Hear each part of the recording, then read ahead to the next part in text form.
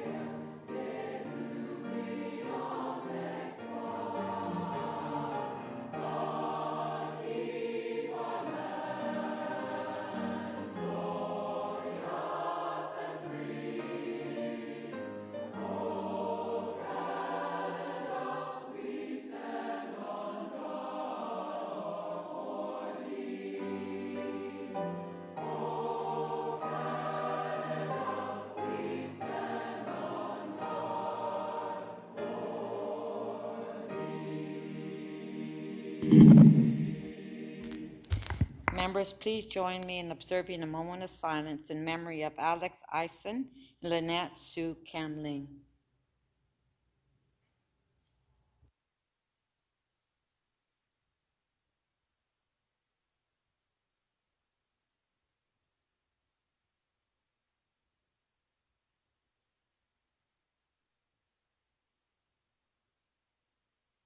Thank you.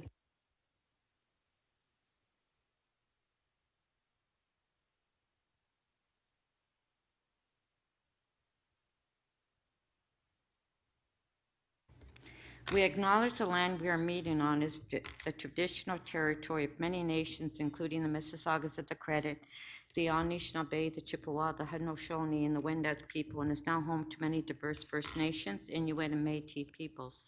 We also acknowledge that Toronto is covered by Treaty 13 with the Mississaugas of the Credit. For the benefit of those who are connected to the internet, the city clerk has posted all of the agenda materials for today's meeting at toronto.ca/council. This meeting is being held as a hybrid meeting. Members of council, staff, and the public are participating in today's meeting remotely and in person, and the meeting is being streamed live on YouTube. I'd like to welcome the public who are here with us today and who are watching the meeting online. May I have a motion to confirm the minutes? Moved by Councillor Lai. Councillor Lai, if you can read the motion, it's on the screen. Council confirmed the minutes of council from the regular meeting held on May 11 and 12, 2022, and the special meeting held on June the 1st, 2022, in the form supplied to the members. All those in favor, please raise your hands. Opposed, if any, carried.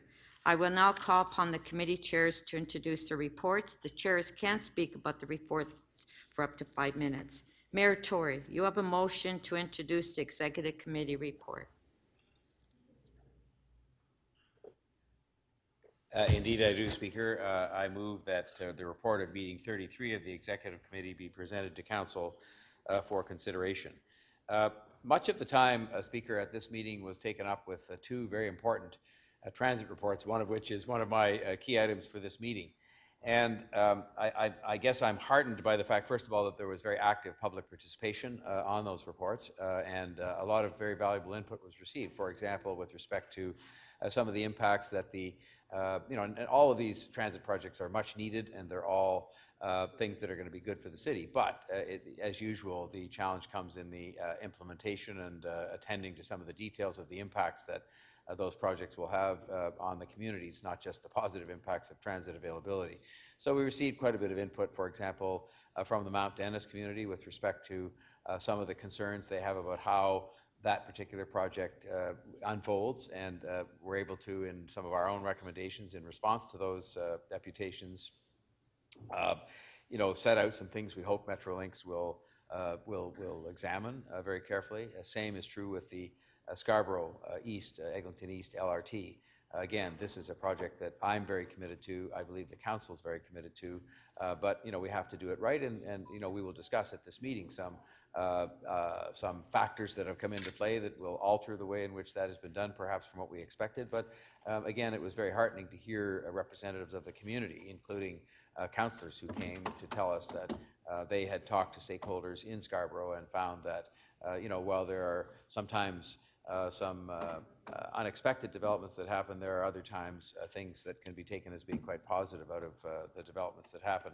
The reality in Scarborough is that the discussion we're going to have about the line in effect being separated is a result of the fact we're building so much transit in Scarborough that one project isn't fitting as easily together with another as we thought. But the good news of it all is that, and I went there yesterday, I should say, by the way, I was up on my way to announce that wonderful new long-term care initiative that we have built on the grounds of an old unused police training facility. And I drove by the Scarborough subway, and there's actually very active construction actually taking place there. So, after all the debates and whatever side people were on and all this kind of thing, all those different votes we had, to go by and actually see that there are machines and sound walls to protect people from construction noise and boring machines, I think should be heartening to the people we represent, because a lot of times we take so long to make these decisions. So those reports will be in front of us, and that's not to give short shrift at all to the waterfront LRT. I mean, this is a project, if we want to learn the lessons of history, this is a project that must proceed, because there's already been enough development down there, and I think it's being done in a very thoughtful, very sensitive way. If you look at a lot of the buildings that have happened down there, the George Brown College and other things, but at the same time, we cannot make the mistake we've made in the past, which is to sort of be sitting here 10 years from now and find that there's been even more development, even of a higher quality, including on the Portlands and Villiers Island and everything, and that we hadn't come to grips with the issue of the transit that's necessary to serve that community or those communities in a proper manner. So this was meant to move forward the design process. I think Councillor Mihevc is going to have something to say, a motion about even trying to accelerate that a little bit more with our support. But we've got to go, and it's a task that lies on my plate, principally with your support to the other governments, and get them to partner with us on that project to make sure it gets financed, because those are the two things. You need a project that's designed, and you need money to build it. So those were very important reports, one of which is going to be a key item in this meeting coming up shortly. And I should also say that we had some very helpful items, and it underlines the value to me of the LGBTQ LGBTQ plus advisory committee and the accessibility advisory committee, because they do good work, and they're able to focus in a kind of laser-like manner on some issues of concern to those communities and provide us with helpful advice. And those were considered by the executive committee as well and form part of our report that's in front of this meeting. Thank you, Speaker. Thank you. Councillor Holliday, you have a motion to introduce the audit committee report. I do, Madam Speaker. Hopefully we can get that up. That the report of the Audit Committee from Meeting 12 on June 6, 2022 be presented for consideration by City Council. Thank you to the clerks. Members, there are but only 5 items before us today from the Audit Committee, but don't read too much into the short number. There was plenty of discussion around the Audit Committee. I predict there may be a little more at this City Council meeting. And often we think of the Audit Committee in terms of dollars and cents. And at least one of the items, the second item, flowed through the media that way. But there's a lot to that audit. There was about public health. There was pieces about case management. But most importantly, it's about human beings. And it's about protecting the most vulnerable in our city and using the precious resources that we have in the most careful way possible to serve the people as best as we can. So I will remind members that there is a supplemental report to audit item number 2, which is a look at the hotel shelters. And that was recently posted, so please have a look at that. I imagine we'll have some discussion and some questions on that. I'll also take a moment just on the theme of not so much about dollars and cents. The following 3 items after the first 2 on shelters is about cybersecurity. Now, I don't know that it's going to get a lot of discussion at Council today, and nobody should ever read into that it's not something that's very much before Council and something that we think about a lot. because those reports are comprehensive, and there's a lot of them. But that's about the integrity of our government, something that's challenged every day. So it's important that the public knows that there's a lot of work going on here, even though we don't discuss it, and there's real good reasons we don't discuss it in public. But it's my chance to say thank you, of course, to Madam Auditor General, the Toronto Public Service, the staff, for all of the work that they've done on this, and of course, to you, the members of the committee, and members of council for your support through this. With that, Madam Speaker, I am pleased to make those remarks and present the agenda for consideration today. Thank you. Thank you. May I have a motion from a member of the Board of Health who attended the board's meeting to introduce the Board of Health report? Councillor Perks. Thank you, Speaker. I move that the report of the Board of Health meeting from meeting 37, May 16th, 2022, be presented for consideration by City Council. Thank you. Councillor Ainslie, you have a motion to introduce the General Government and Licensing Committee report. Good morning, everyone. I would like to move the report of the General Government Licensing Committee from meeting number 31 on June 7th, 2022, be presented for consideration by Toronto City Council. Thank you. Thank you. Councillor McKelvey, you have a motion to introduce the Infrastructure and Environment Committee report. Thank you, Madam Speaker, that the Infrastructure Environment Committee meeting on May 20th, 2023, that's meeting 30, be presented for consideration by Council. Thank you. Councillor Bylaw, you have a motion to introduce the Planning and Housing Committee report. Morning, I do, Madam Speaker. That the report of the Planning and Housing Committee for meeting 34 on May 31st to 2022 be presented for consideration by City Council. Thank you. Councillor Grimes, you have a motion to introduce the Etobicoke York Community Council report. Yes, I do, and good morning, Madam Speaker. Oh, yes, Item 8. I chaired the meeting, right? He can You still. want to introduce it, Madam Speaker? Yes, you can. Go ahead, Madam introduce it. Speaker. Yeah. Item 8 from the report from Etobicoke York Community Council from meeting 31 on April 19th, 2022, and report from meeting 32 on May 27th, 2022, be presented for consideration by City Council. Thank you. Councillor Pasternak, you have a motion to introduce the North York Community Council report. Yes, thank you, Madam Speaker. I move that meeting 32 of the North York Community Council be presented for consideration by City Council. Thank you. Councillor McKelvey, you have a motion to introduce the Scarborough Community Council report. Thank you, Madam Speaker, that the Scarborough Community Council meeting number 32 on May 27th, 2022 be presented for consideration by City Council. Thank you. Councillor Perks, you have a motion to introduce the Toronto and East York Community Council report.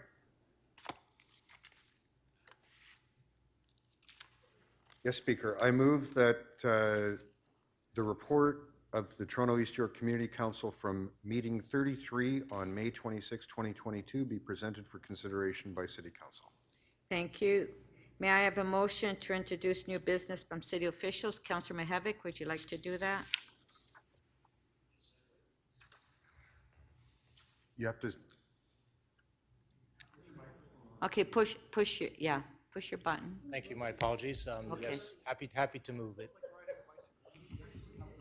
You have to read Oh, it. sorry, my apologies. I'm Read a new rookie here. New business submitted by. I would like to move the following motion: new business submitted by city officials be presented for consideration by City Council. Thank you. Rusty. All those in favor of the motions, please raise your hands. On favor, opposed, if any, carried. Okay, are there any declarations of interest? Please indicate the committee, the item or motion number, and the nature of the interest. And remember that you must also file a written declaration of your interest with the city clerk. No. I would now call for petitions. Are there any? Oh, sorry, Councillor Mihevik. My apologies, I didn't know how to press the button. I have three that I need to declare. TE 33.10. Do I need to mention The reason, reason? I've worked with the applicant in the government relations role since that terminated on May 31st, but in abundance of caution, I'm declaring it. Similarly for TE, sorry, for SCC 45.24, 5800 Yonge Street. I've worked with the applicant in a government relations capacity that terminated on May 31st, 2022. And lastly, TE 33.4, 1500 to 1536 St. Clair and 20 to 36 Caledonia. I have an investment in the development. Okay, thank you. So you'll submit in the forms to the Yes, they're clerk? right here. Okay. Councillor Layton? Yes, thank you very much, Madam Chair. I'd like to declare an interest in IE 30.10, authorization to establish an obligatory reserve fund for the Home Energy Loan Program with funding from the Federation of Canadian Municipalities. While it won't impact it, I do have an outstanding funding agreement with the city in relation to the Home Energy Loan Program. Okay, thank you. Are there any further declarations? No? Okay. Oh, sorry, Councillor Cole. Yes, I have declaring an interest on IE 30.8. It's the Blue Box program. My son is employed by the firm doing the report on the Blue Box program. Okay, thank you. Are there any further declarations? No, I don't see any other names. Anybody here? No? Okay. I will now call for petitions. Are there any petitions at this time? Okay. Members, I will now review the order paper. We have 3 deferred items before us today: EY 31.7, NY 30.8, and DM 45.1. The mayor has designated item PH 34.8 an open door program 2021 call for applications results supporting 919 affordable rental and supportive housing homes, and item EX 33.2 on advancing city priority transit expansion projects, Eglinton East Light Rail Transit and Waterfront East Light Rail Transit, as is key matters for this meeting. PH 34.8 will be our first item of business today, and item EX 33.2 will be considered at 11:30 this morning. The notice of a motion run-through is scheduled for 2 p.m. on Thursday only if the mayor's key matter is completed.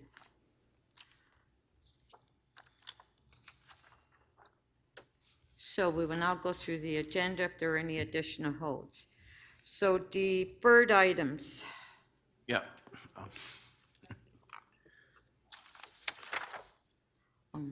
Okay, members, before I take additional holds, the city solicitor has advised that items CC 45.18, 2200 and 2206 Eglinton Avenue East, 1020 and 1030 Birchmont Road, and 75 Thermos Road, official plan amendment and zoning bylaw amendment, needs to be withdrawn from the agenda.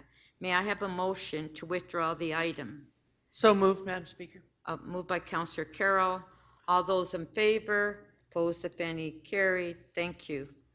Okay, so we will now go to the agenda. Any additional holds? Deferred items. Madam Speaker, NY 31.2, 147 Overbrook, we have to hold that down for staff advice. Okay, thank you. Are there any further holds? Councillor Grimes, we're on deferred items. Thank you, Madam Speaker. EY 31.7, please remove a private tree 3 Sonoma Way. I'd like to refer that back to Community Council. Okay, so Councillor Grimes is moving EY 31.7, application to remove a private tree to go back to Etobicoke York Community Council. On favor? Carried. Councillor Fletcher. Sorry, mine is for the Executive Committee. Speaker. Okay. Counselor Perruzza, deferred items. I'd like to hold DM 45.1, 4175 Four Winds Drive, zoning bylaw amendment application request for directions. Okay, thank you. We will now go to Executive Committee. Counselor Fletcher. Yes, thank you. EX 33.1, Metrolinx Transit Expansion Project, second quarter 2022. Wards all, please. Speaker, thank you. Thank you. Counselor Carroll.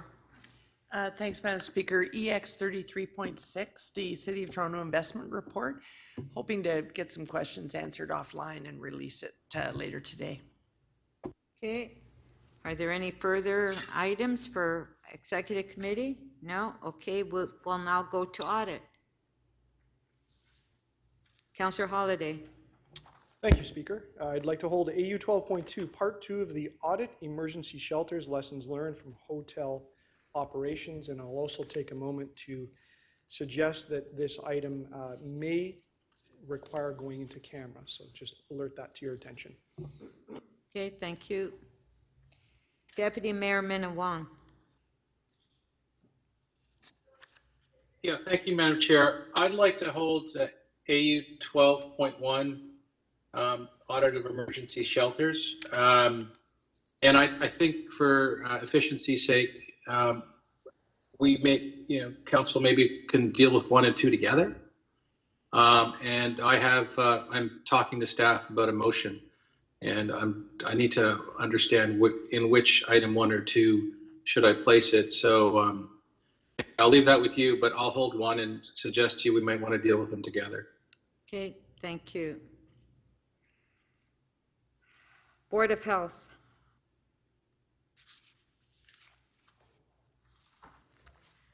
Okay, General Government and Licensing.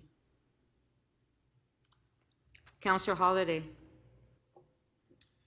Thank you, Speaker. If no other member is interested in holding it or asking questions, I'd like a recorded vote on GL 31.9, which is the large multi-passenger pedaled vehicles. Okay, Councillor Holliday has asked for recorded vote on GL 31.9, large multi-passenger. Love you, bud. Have a great day. Pardon? Recorded vote.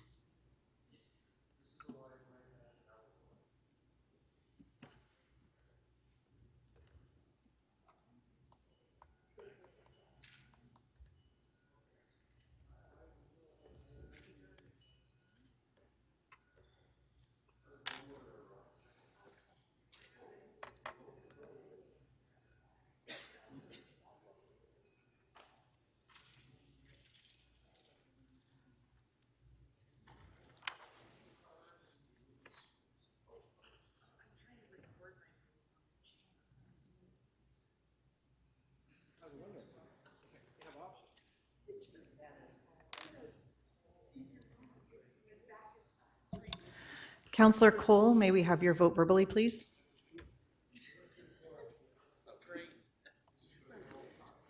It's to adopt item GL 31.9.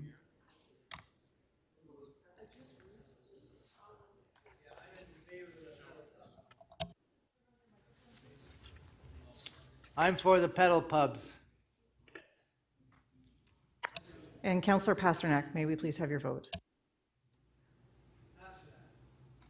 In the affirmative. Thank you.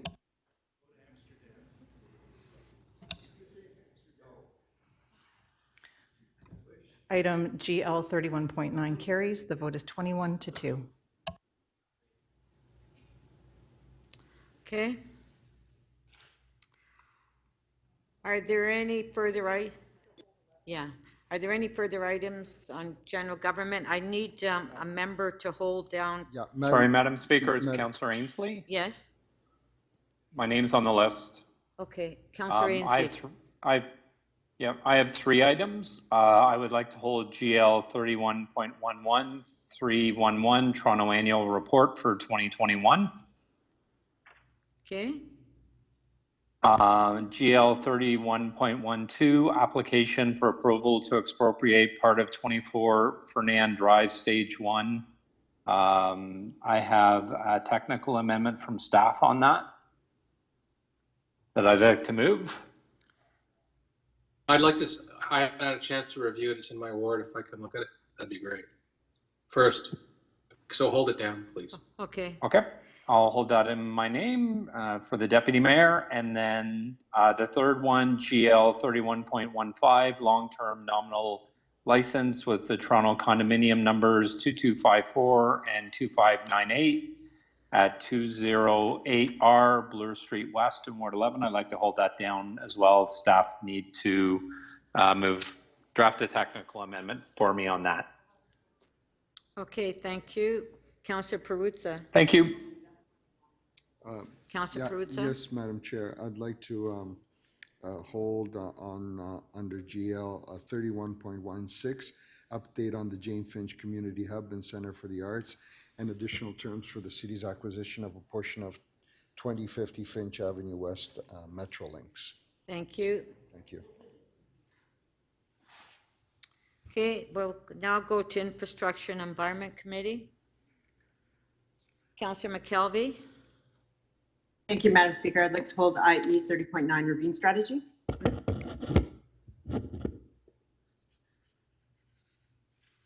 Thank you. Councillor Grimes. Thank you, Madam Speaker. I'd like to hold IE 3019, revisiting active TO intervention on Lakeshore Boulevard West.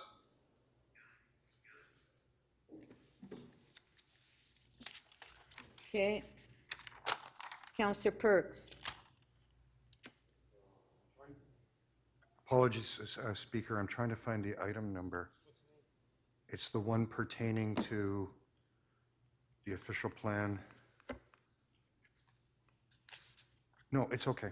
It's okay. Councillor McKelvey held the item I'm interested in. Yeah, okay. Councillor Fletcher. Same, Councillor McKelvey, you beat me to it. Yes, Councillor McKelvey held down the ravine strategy. Okay, we'll go to the next item. Planning and. I have a hold on CMP there, on infrastructure. Which item? IE 30.7, the Midtown Infrastructure Implementation Strategy, final report, wards 8, 12, and 15. It's already been held down by. I'll hold it Councillor- again, thank you. It's been held down by Councillor Matlow. That's good, I'll hold it again. Double hold on that one. Okay, so we will now go to planning and housing. Councillor Perks. Thank you very much, Speaker. I have a few. First, I would like to hold PH 34.1, our Plan Toronto Final Environment and Climate Change Official Plan Policy Updates. I would like to hold, hang on, PH 34.14, Area Specific Amendment to the Sign Bylaw to 2025 Wilson Avenue, Ward 7. PH 34.15, Area Specific Amendment to the Sign Bylaw 55 Beverly Hills Drive, Ward 7. And Speaker, I'd like to advise that on these two items and the following two items, which are all the sign items, I'm going to need to go in camera on those 4 items. And that completes my list for planning and housing. Councillor Fillion. Thank you. I'd like to hold PH 34.18, review of mediation and settlement and planning process. Thank you. Deputy Mayor Minnan-Wong. Yes, Madam Chair, PH 34.2, housing now 770 Don Mills Road. I have a motion, transportation motion written and supported by staff. Do the clerks have that ready? I'll check. Do we have that motion?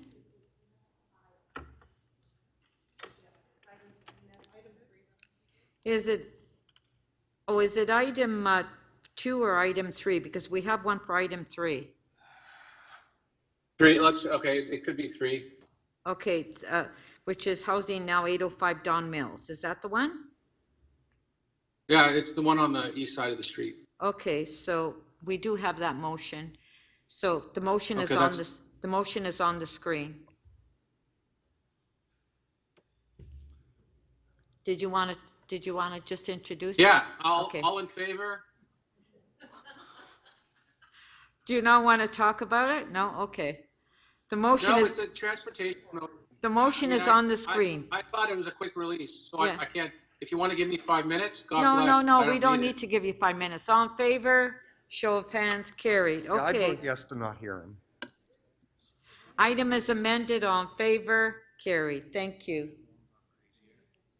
Counselor Holliday. Yes, thank you, Madam Speaker. I would like to hold item PH 34.5, which is review of Chapter 629 and other property maintenance regulations. And I would like to hold PH 34.9, Toronto Rent Bank Grant Program Pilot Update. Thank you. Thank you. Counselor Mihevik. Thank you, Madam Speaker. I'd like to hold PH 34.4, city-initiated zoning bylaw amendments to implement the Ontario line. Thank you. Is that it? Okay. We now will go to Etobicoke York Community Council. No, okay. North York, Councillor Holiday, Etobicoke York Community Council. Thank you, Madam Speaker. You're pretty quick this morning. I do want to hold item EY 32.11, pedestrian crossing protection, Dundas Street West and Wimbledon Road / Old Oak Drive, and advise you that I will have a series of questions for staff on this when we get to it. And I would also like to request a recorded vote on EY 32.20, which is a convert pedestrian crossover to traffic control signal, Cordova Avenue and Central Park roadway. Thank you. Okay, so on EY 3220, Councillor Holiday is asking for a recorded vote.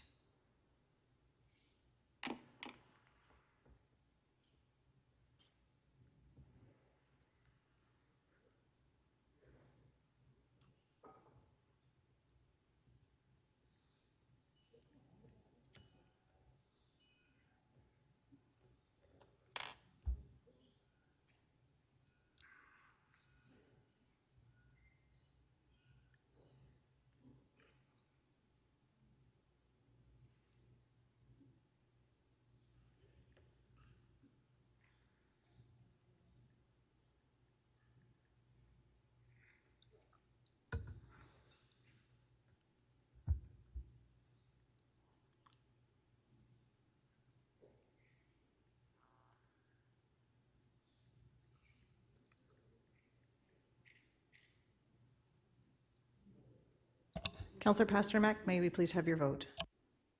In the affirmative, please.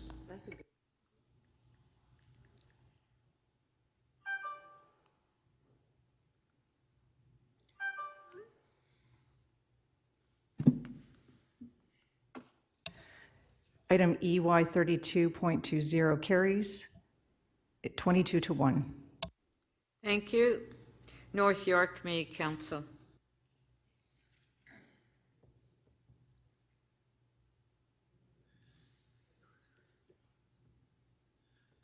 I've got an item, Madam Speaker, that I'd like to move a motion on right now. Okay. City Clerks has the motion. It's NY 32.2, 109 Erskine Avenue.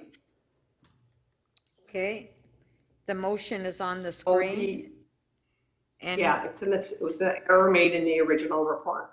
NY 32.2. On favor? Opposed, if any, carried. Item is amended. On favor, carried. Okay. Scarborough Community Council. Councillor Crawford. Thank you, Madam Speaker. I'd like to hold SC 32.8 construction staging area for 2030-80 and 2030-82 Kingston Road. Thank you. Toronto and East York Community Council. Councillor Bradford. Thanks, Madam Speaker. If I may, I'd like to hold TE 33.33, Corridor Safety Review, Queen Street East.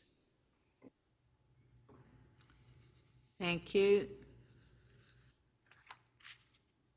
Councillor Fletcher.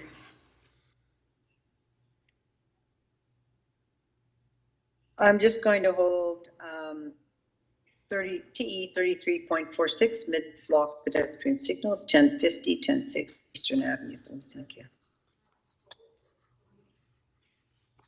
Thank you. Councillor Bailão. Thank you, Madam. For item T 33.4, 1500 to 1536 St. Clair Avenue West and 2036 Caledonia Road, I have a motion, and I could release it with that motion from staff. Does staff have that motion? Okay, we'll put the motion on the screen. Okay, Councillor Bailão, it's on the screen. Thank you, and I move this with the item.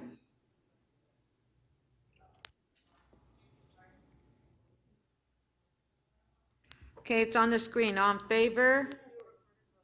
Oh, you want a recorded vote? Oh, right, okay. Not me, I'm fine, but Okay, just one sec, please, Councillor Bailão, sorry. Councillor Mihevc has an interest in this, so we'll have to do a recorded vote.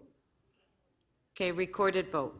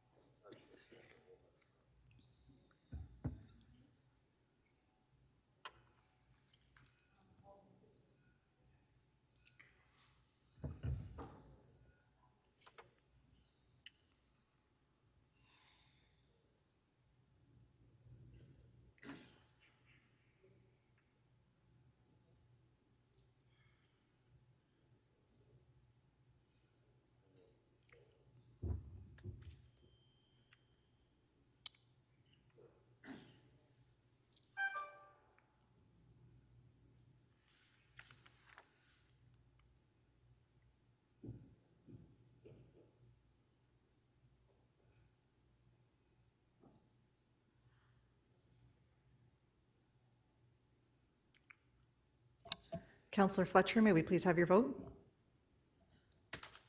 It's a yes. I'm just trying to log back in. Thank you. Thank you. And Councillor Pasternak, may we please have your vote? In the affirmative. Thank you. Motion 1 carries 22-0. Okay, item is amended. Recorded vote.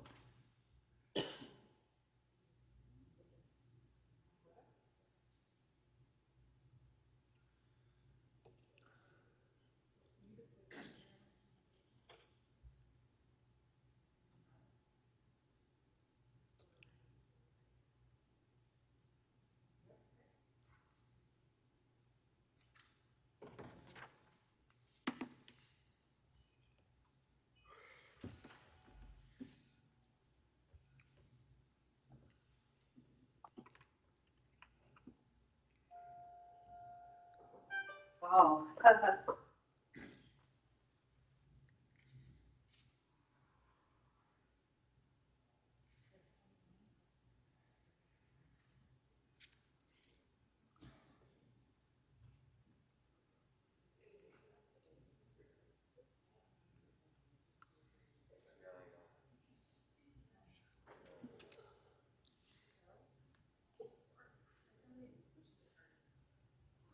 Well, the good thing about this setup is we got lots of space, right? And Councillor Pasternak, may we please have your vote?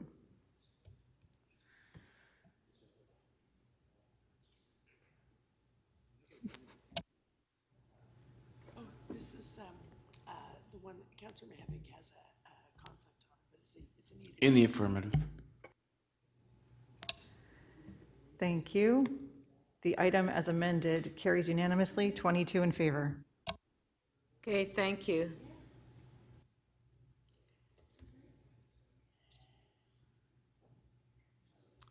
Counselor Perks. Yes, Speaker, I would like to hold TE 33.2, 35, 41 through 63, 65 and 95 High Park Avenue, and 66 and 102 through 116 Pacific Avenue, rental housing demolition application, final report. Thank you. Counselor Holliday. Thank you, Madam Speaker. I would just like to ask for a recorded vote on TE 33.81, which are traffic control signals down street at Freeland Street and down street at Cooper Street. Thank you.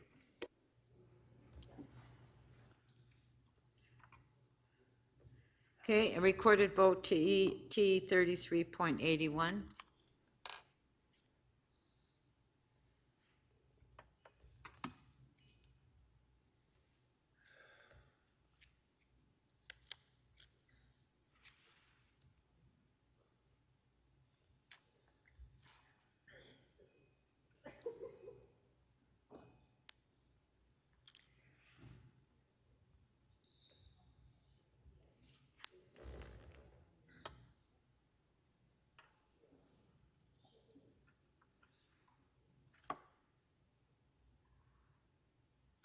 Councilor Mantis, can we get your vote, please?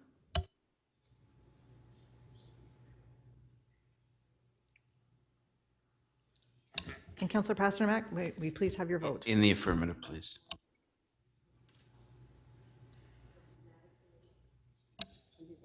Item TE 33.81 carries. The vote is 22 to 1. Thank you. Counselor Carroll. Yes, Madam Speaker, I apologize for going back, but I forgot about this earlier. In GL 31.14, back in government management, I'm wondering if I can hold that. I need to ask a quick question of staff. It's 31.14, below market lease with operator for childcare services, 38 Monte Quinter Court. Okay, thank you. Thanks. We'll now go to new business.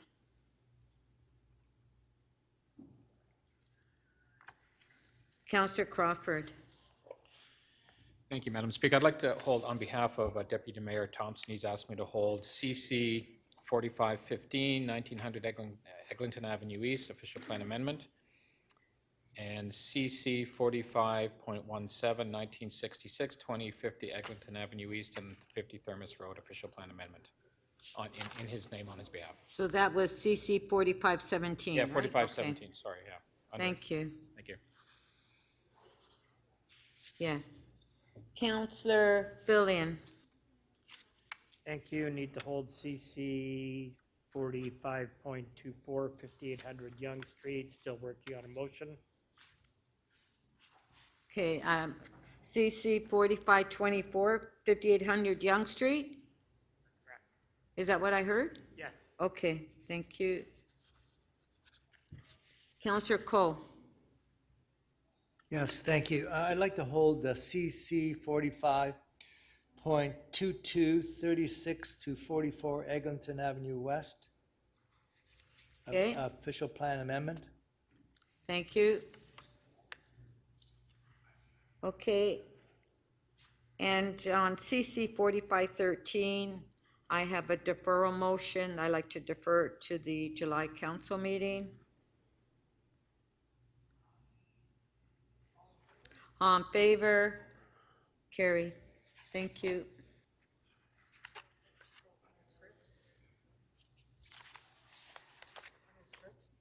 You didn't hold the item that's next on your script, CC 45.1, so you don't need to time it. On page 9. Hold on. Oh, wait, okay, yeah.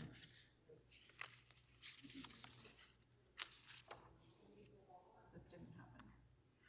All right, okay.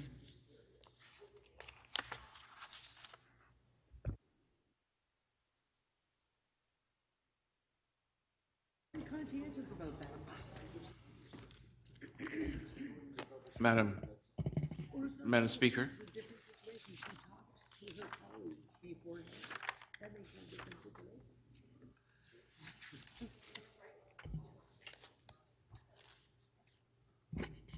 Madam Speaker, on new business, CC 45.1, if that isn't held already, I'd like to hold it.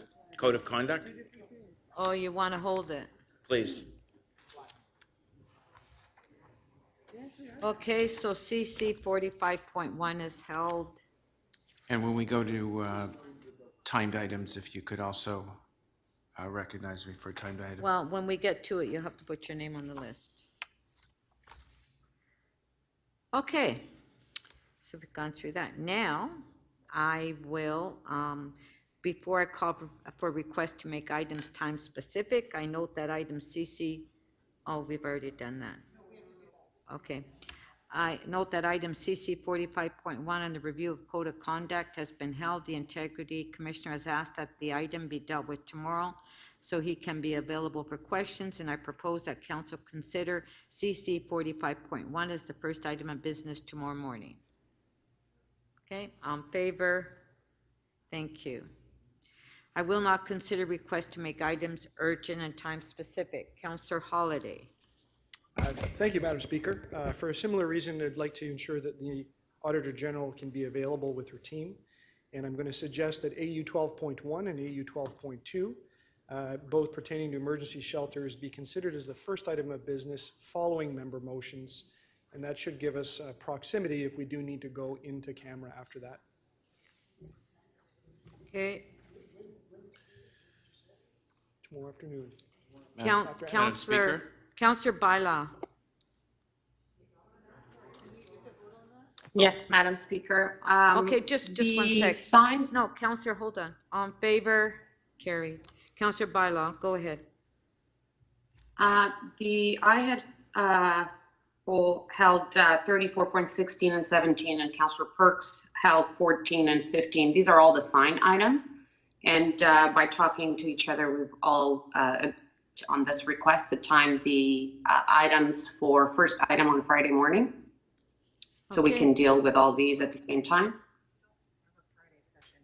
Sorry, Friday morning? Yeah. Yeah. Okay, Councillor Baila, I've been told by staff that we don't have a Friday morning scheduled council meeting as of yet.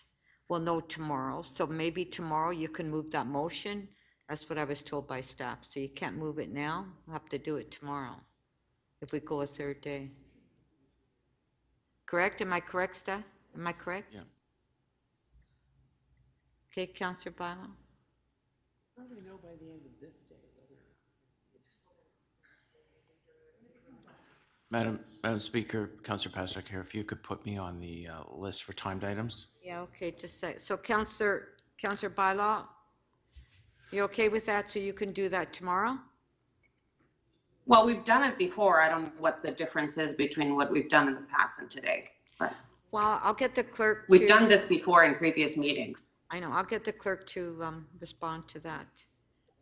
Council wants to do it, then it can do it. It's just right now we don't have a session on the third day, but you can do it. If we don't get to a third day, then we'll just consider it in order. Okay. Okay, Councillor Baila, the clerk has now advised me you can do it, but if we don't go for a third day, then it would just be the last item on the second day. Yeah. So Councillor Baila, a motion on favor, carried, thank you. Councillor Grimes. Thank you, Madam Speaker. I think I was talking to Councillor McKelvey. I think she wanted to move the Ravine strategy, IE 30.9, right after the mayor's two key items. And then I'd like to move IE 30.19 right after that as the fourth item. So I'd like to move those two on behalf of Councillor McKelvey. IE 30.9, Ravine strategy after the mayor's key item, and then IE 30.19, active TO right after that.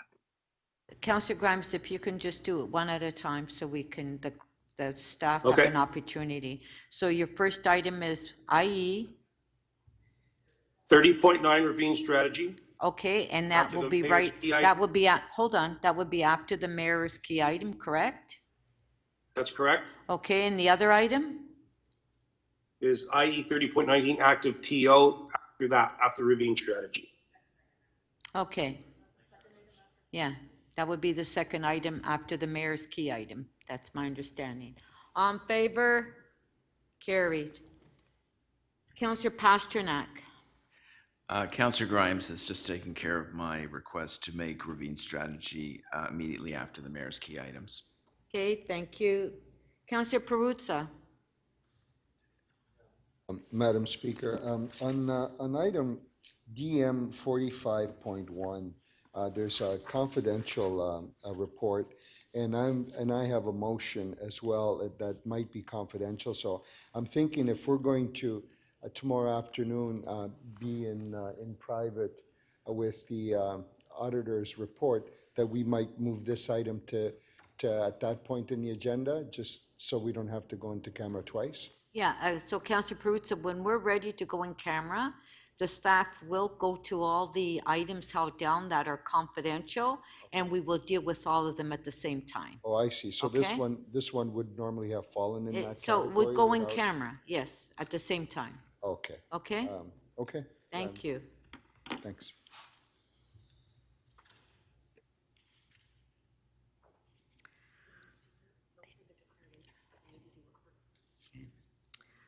Okay, so on item IE 30.8, Councillor Coe has declared an interest, so we'll both have a recorded vote on that item. So Councillor Coe, if you can please,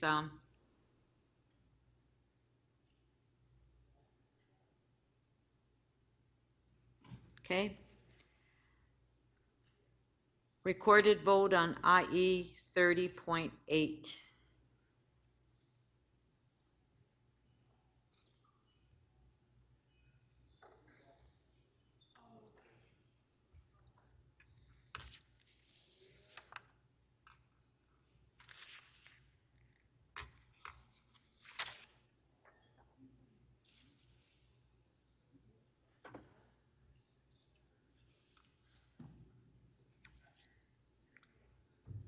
Councillor Carroll, can we get your vote, please?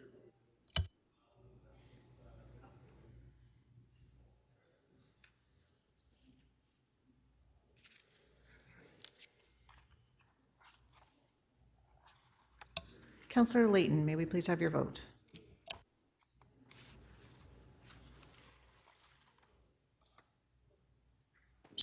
My computer hasn't prompted me. I will vote in the affirmative. Thank you. Item IE 30.8 carries unanimously, 22 in favor. Thank you. So our next one is IE 30.10, which Councillor Layton has declared an interest, so we'll have a recorded vote on that item.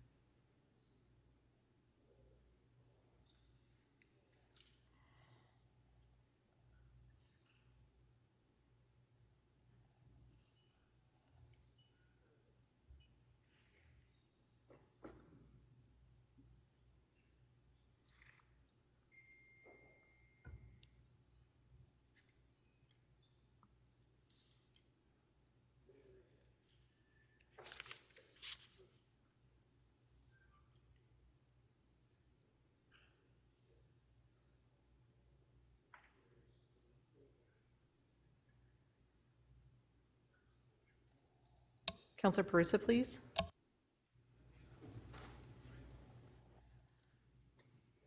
Councillor Lai, please.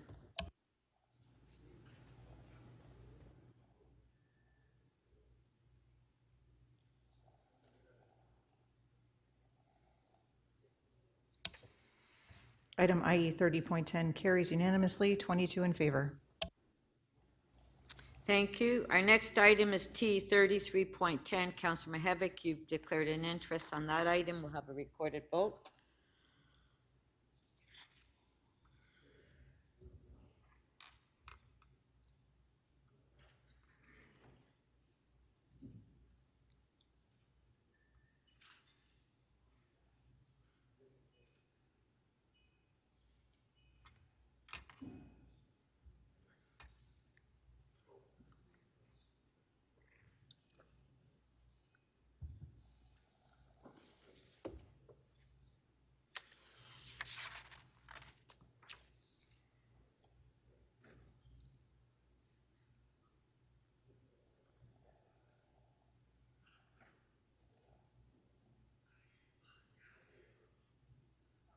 Counselor Mantis?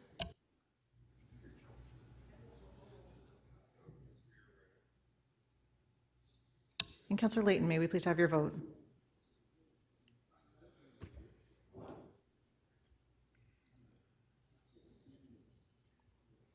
Counselor Layton, may we please have your vote? Yes, I'd like to vote in the affirmative. Thank you.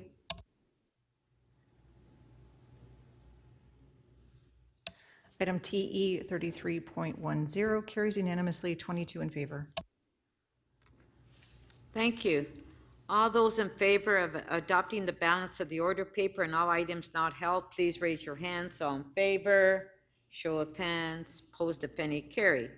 Members, I want to remind you that regardless of whether you are attending today's meeting by video conference or in person, you will continue to submit and approve your motions by email. The clerk's staff are available by email to help you with motions. If you do not have your motion ready, I will not recognize you, and I'm also reminding members that you must state your motion first before you speak to it.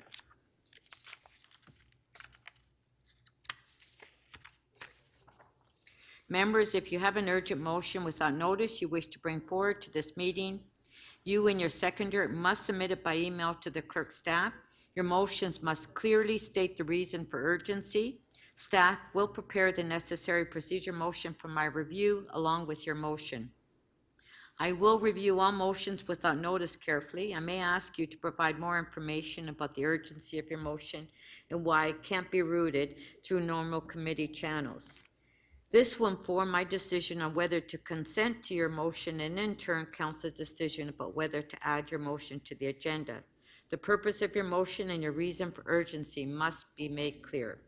I will advise council after each recess which motions I have agreed are urgent and that need a motion to add to the agenda. It will require 18 votes to add a motion without notice to the agenda during this meeting.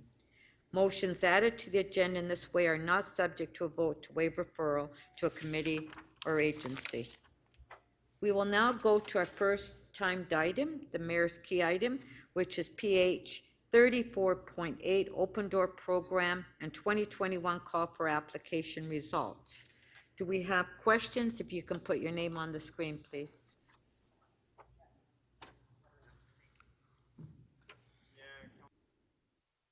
Councillor Bylaw.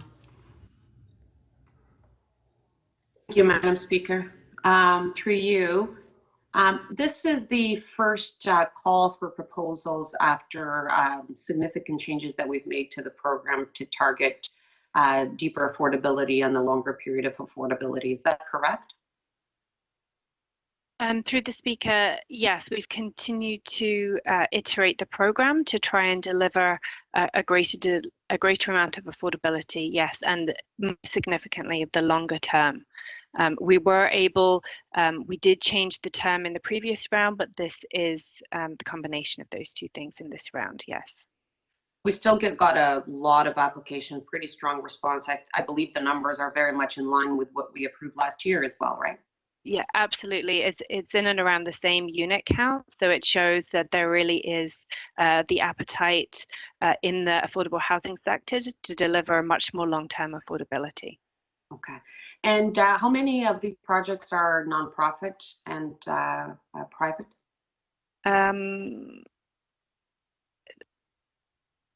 I believe through the speaker, it's about 13 nonprofit projects. I'd have to confirm. We have 6 nonprofits in that early stage of new development. And so that's really good news because there'll be the supply pipeline for the next round as well. Are we seeing some of the ones that we supported last year coming through now for full applications? Through the speaker to you, Deputy Mayor, yes, we're seeing some projects return to us, not just as a result of the development funding that we provided, but also some projects coming back to us because they're able to deliver some more units and are looking for additional funding. Okay, thank you.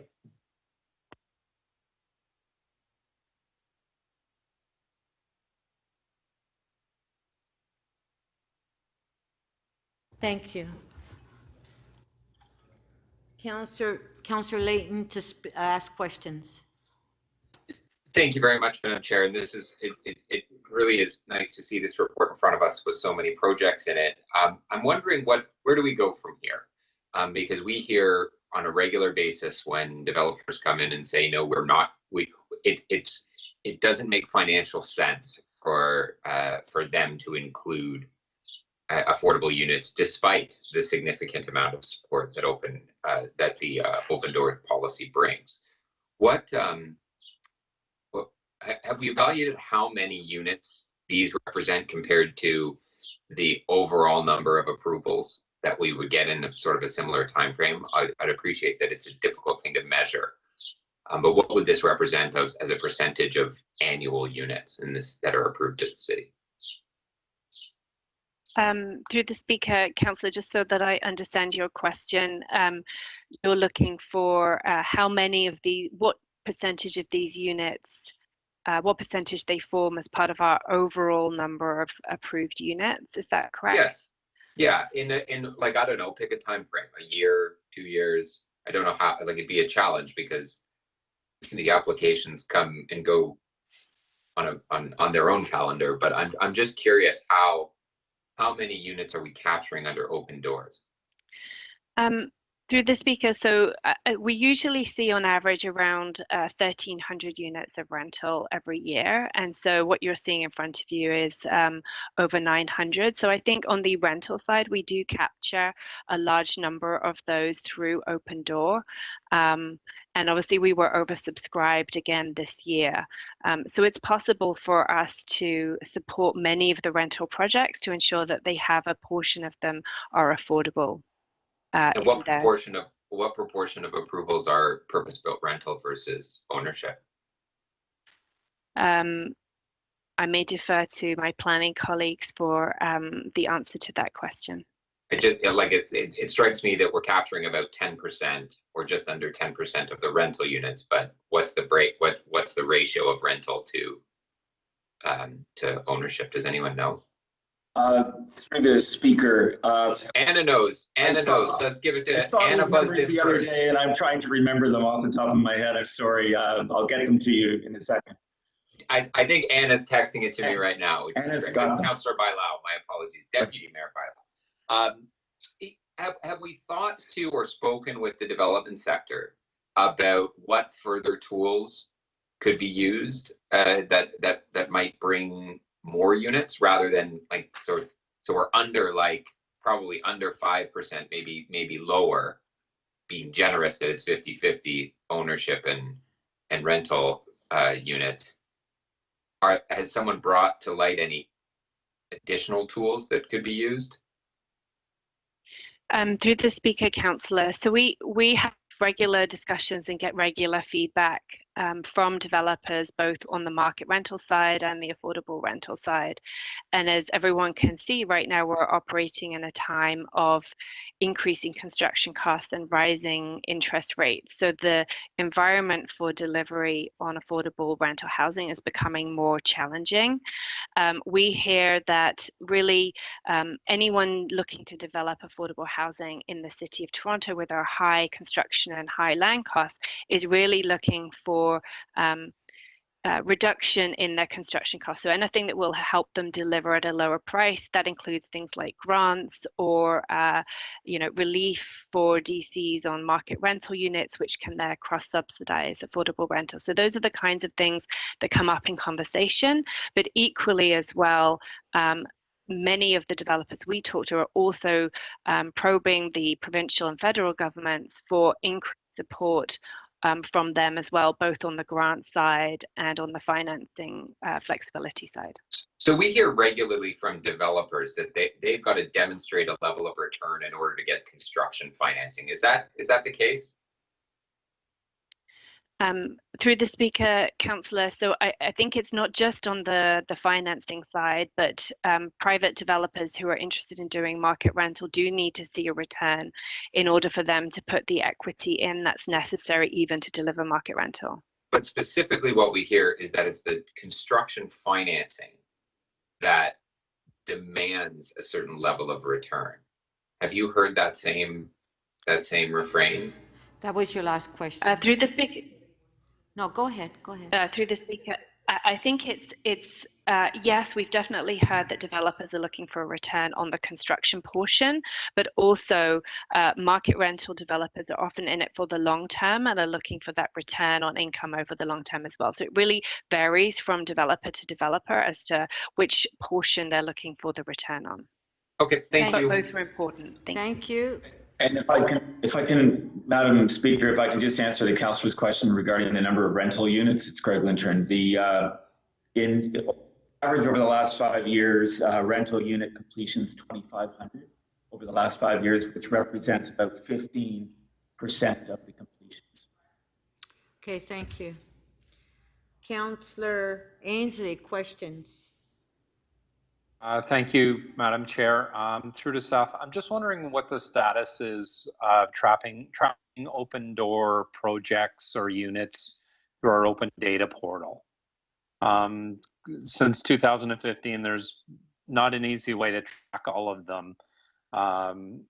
You know, they're scattered around dozens of different staff reports and individual per site deals, I'll call them. Would it not be appropriate to be tracking on our open data portal? Through the speaker to you, Councillor, yes, absolutely, and that is our aim. We do have a robust data strategy that we're working on that will include much easier access for council and the public in relation to tracking data. That's something that we're staffing up for right now and hope to be delivering over the next year. In the meantime, we do include regular reporting on Open Door in these kind of annual report backs and also on our annual report card that we do through Housing TO. But yes, we are working towards something that's more robust and much more open from an accountability perspective. Okay, so Ms. Bond, you're expecting you'll have something on the open data portal within the next year covering everything back to 2015? Through the speaker, Councillor, that is what we are aiming for.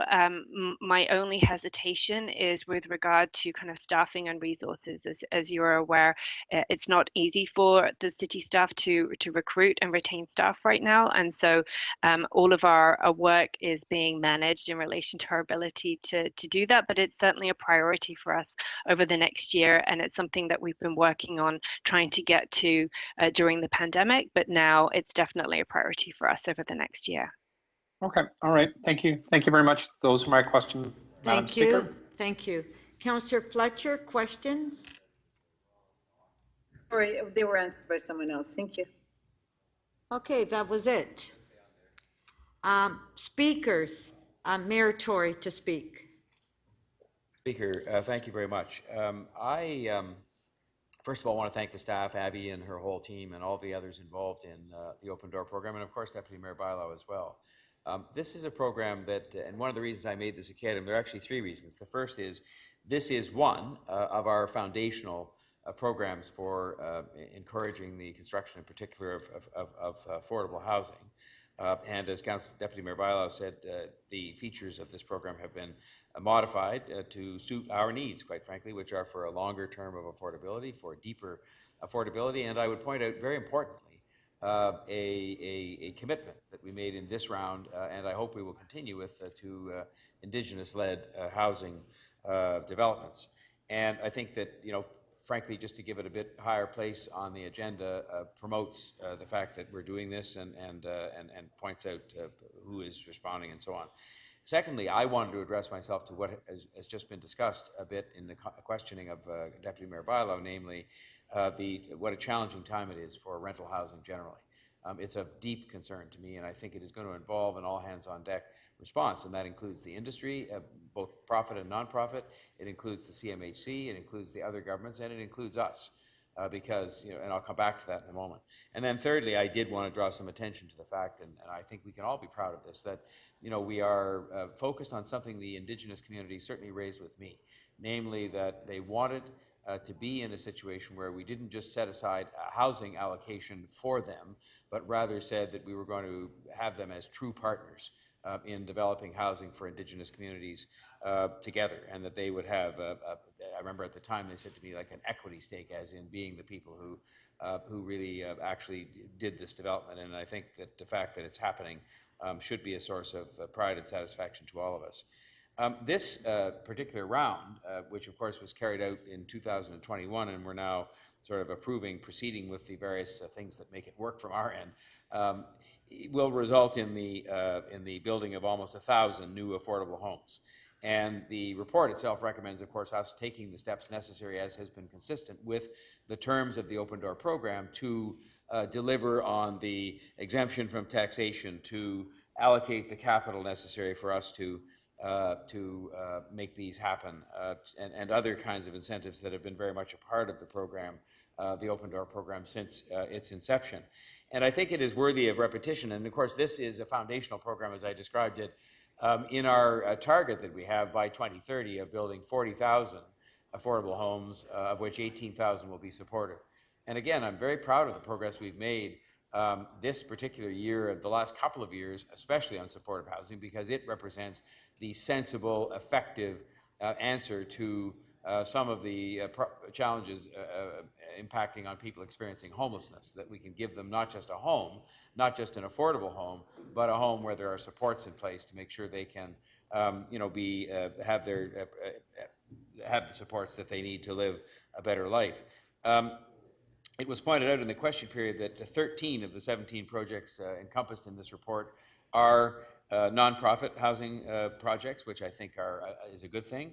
Two of them are Indigenous-led, which I think is also a good thing, and 3 will be involved in the creation of more supportive housing. These are all very positive features of the portfolio of housing providers that will participate in this round.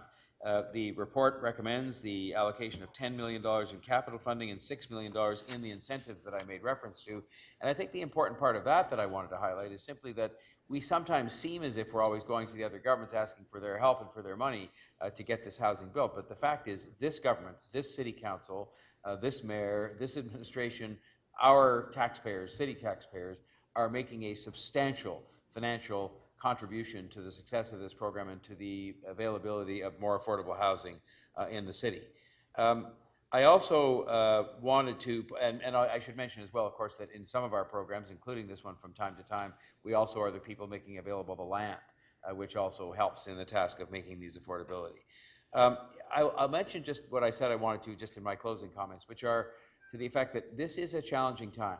If you look at the impact that rising interest rates and rising construction costs have had on the viability of projects that were kind of nailed down in the financial sense before all the changes took place, really, if you look at interest rates in the last 6 months or so, we are going to have to sit down together with the other governments. And I'm now indicating that I will be issuing an invitation to do so, at least as far as projects in the City of Toronto are concerned, to have a rethink of those and make sure that together with the industry, we find ways to make sure that the numbers work.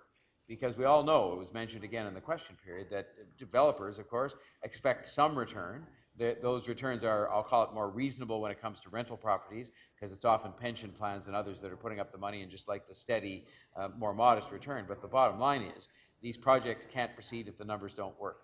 And things have changed sufficiently to cause us to have to sit down with these other governments, all hands on deck, to work with the industry, with the CMHC, with other governments, to make absolutely sure, because we need this housing. We know that. We need it to achieve all of our targets, and the targets aren't things drawn out of a hat. They're based on people coming here that need a place to live. And so I commend this report to you. I thank the staff again for their hard work in making this happen, and I trust this will be approved with enthusiasm, because it's important to our city's well-being. Thank you, Speaker.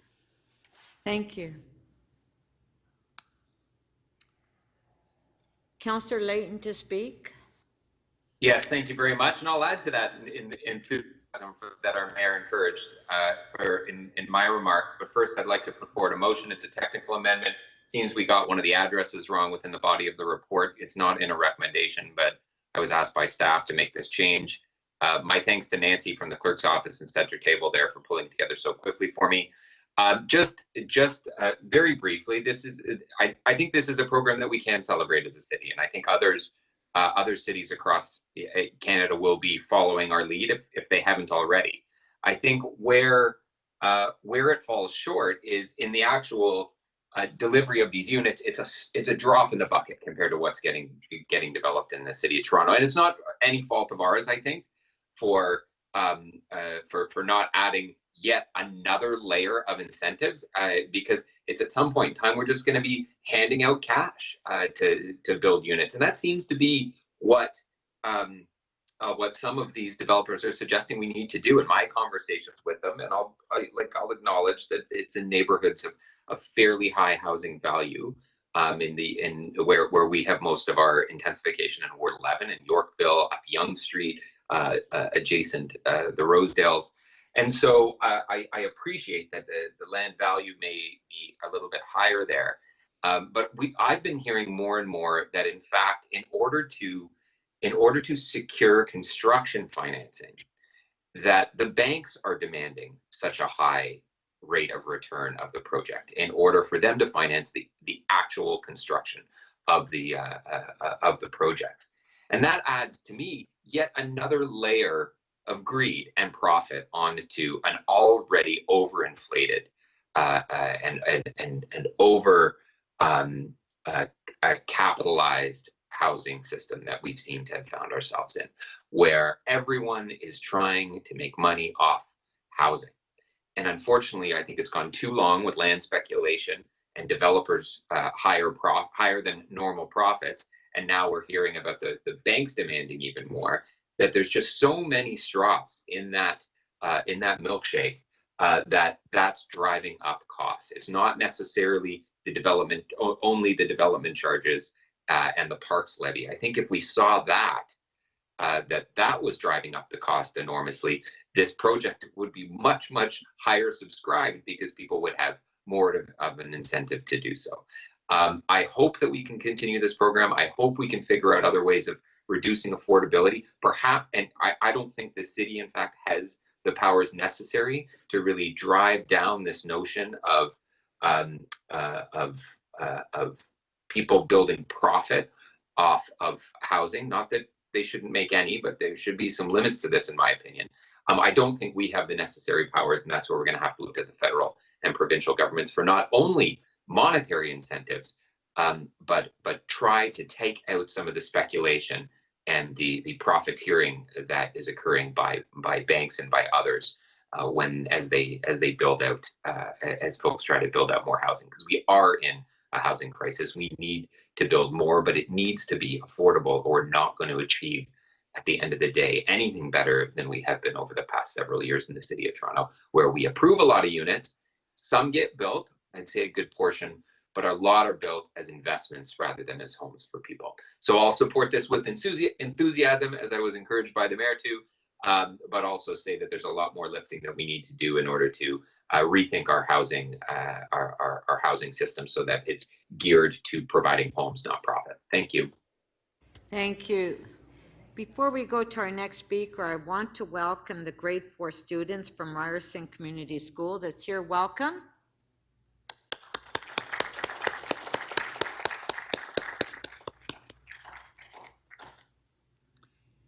Councillor Ainsley to speak. Thank you, Madam Speaker. I do have a motion that I would like to move, if clerks could put it on the screen. Simply that City Council requests the Chief Planner and Executive Director of City Planning and the Executive Director Housing Secretariat and other appropriate staff to have all open door projects listed on the City of Toronto Open Data Portal with regular updates as projects are approved. I'm very happy to support this project, Madam Speaker. We don't have enough housing. We definitely don't have enough affordable housing. When I talk to my residents now, it's probably on their top 3 list, if I can call that, when they talk about housing for themselves, for their family, even for students that are leaving school and looking for a place to live as they get out into the work world. But when we talk about the open door affordable housing sites, and I'll use Scarborough as an example, often I'm talking with our local MPPs and MPs when they ask, what can we do to help the City of Toronto? And I always say, well, you can send me a check. And then they say, what can we send you a check for? Well, housing. We need much more affordable housing built in Toronto. And then they say, well, how much is being built in Scarborough? And it's quite difficult to figure that out. There's really no public-facing way to look up that information on the city's website. I know staff have made a commitment to have all of these projects and units listed in the open data portal, but I am putting forward this motion to formally request that that be done. And I would lastly like to thank Mayor Tory and in particular Deputy Mayor Bylau for all of the work done on the affordable housing portfolio. Thank you very much. Thank you. Councillor Cole to speak. Yes, I think the mayor certainly emphasized the need to partner with the Indigenous community of certainly Toronto in terms of providing affordable units.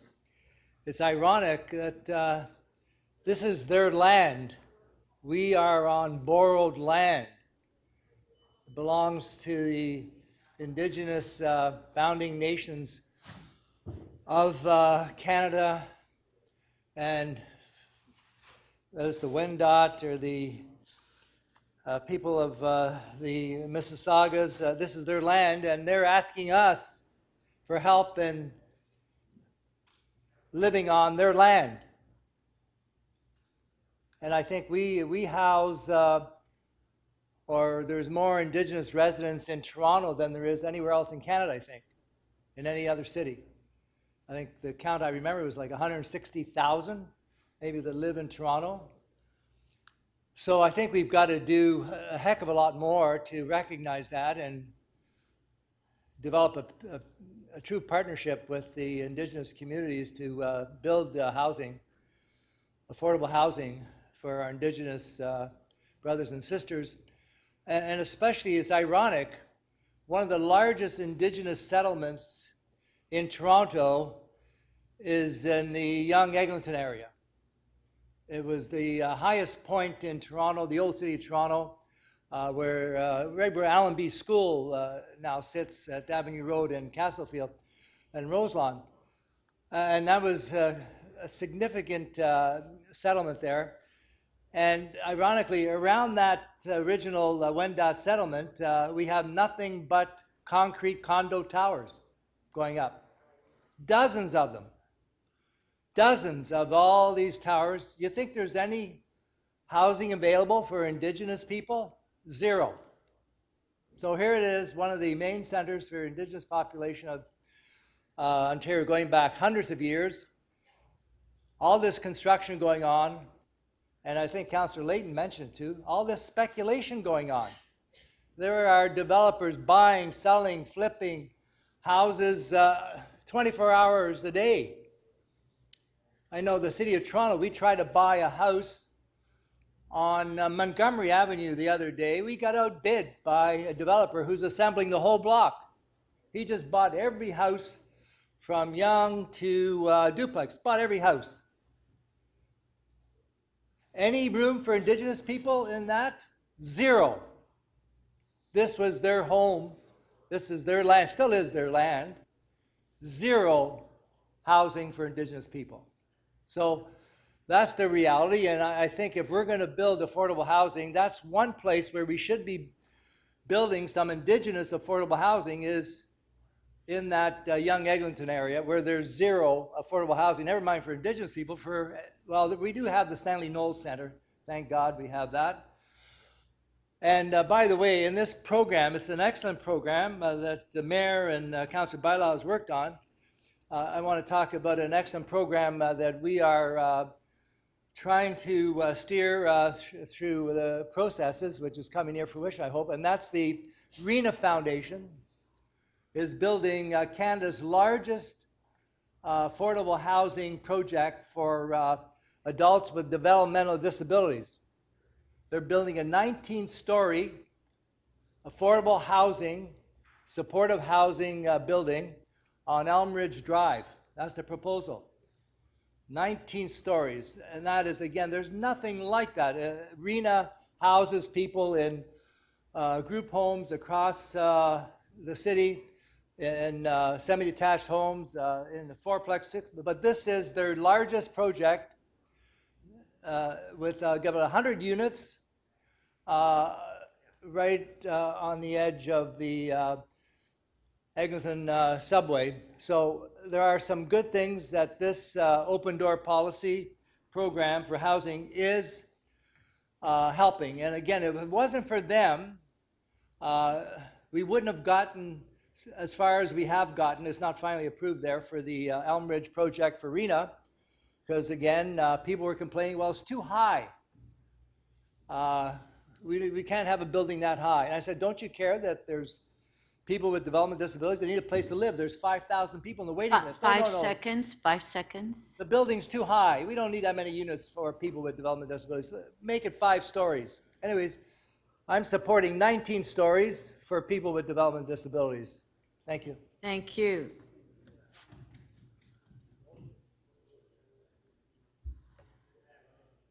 Okay. Are we ready to vote? Mayor, did you want a recorded vote? Okay, recorded vote. Okay, first on the motion by Councillor Layton. On favor, show of hands, carried. Motion by Councillor Ainsley, on favor, show of hands, carried. Okay, item is amended, recorded vote.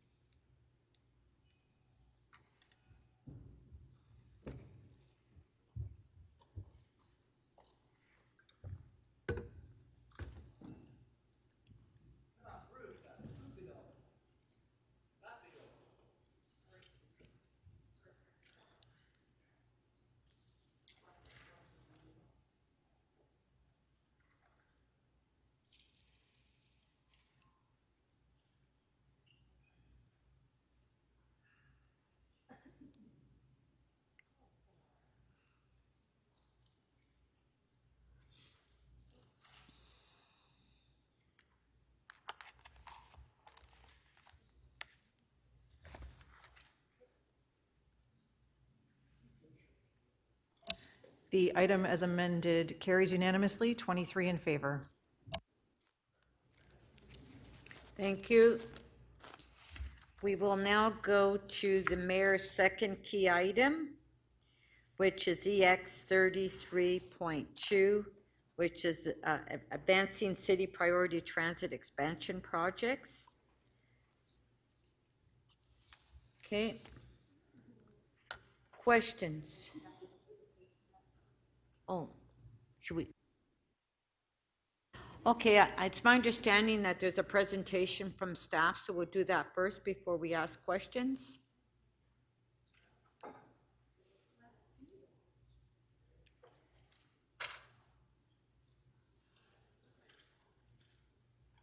Good morning, members of council.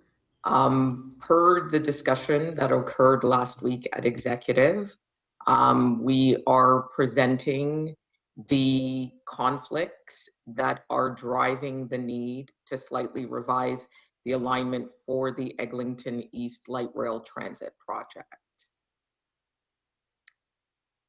And so quick overview and background, staff initially planned for the Eglinton East LRT project to be a through service concept from Kennedy Station. We received direction and approval from council back in December 2020 to do just that and to undertake an environmental assessment. Once we started the work, we realized that there were some significant issues and conflicts with the Scarborough Subway extension being undertaken by Metrolinx. And so in February of this year, we were directed to undertake a joint constructability exercise with Metrolinx to resolve some of the alignment issues that were discovered. We were also directed to evaluate the potential of a maintenance and storage facility at the Conlin site instead of UTSC, which was the initial direction. And we were also directed to ensure that the New Shepard McCowan station for the Scarborough subway extension did not prohibit future higher order transit connections along Shepard. And so just to give everybody an overview of the impact that we're talking about, the Scarborough subway extension was widened from original design back in 2019.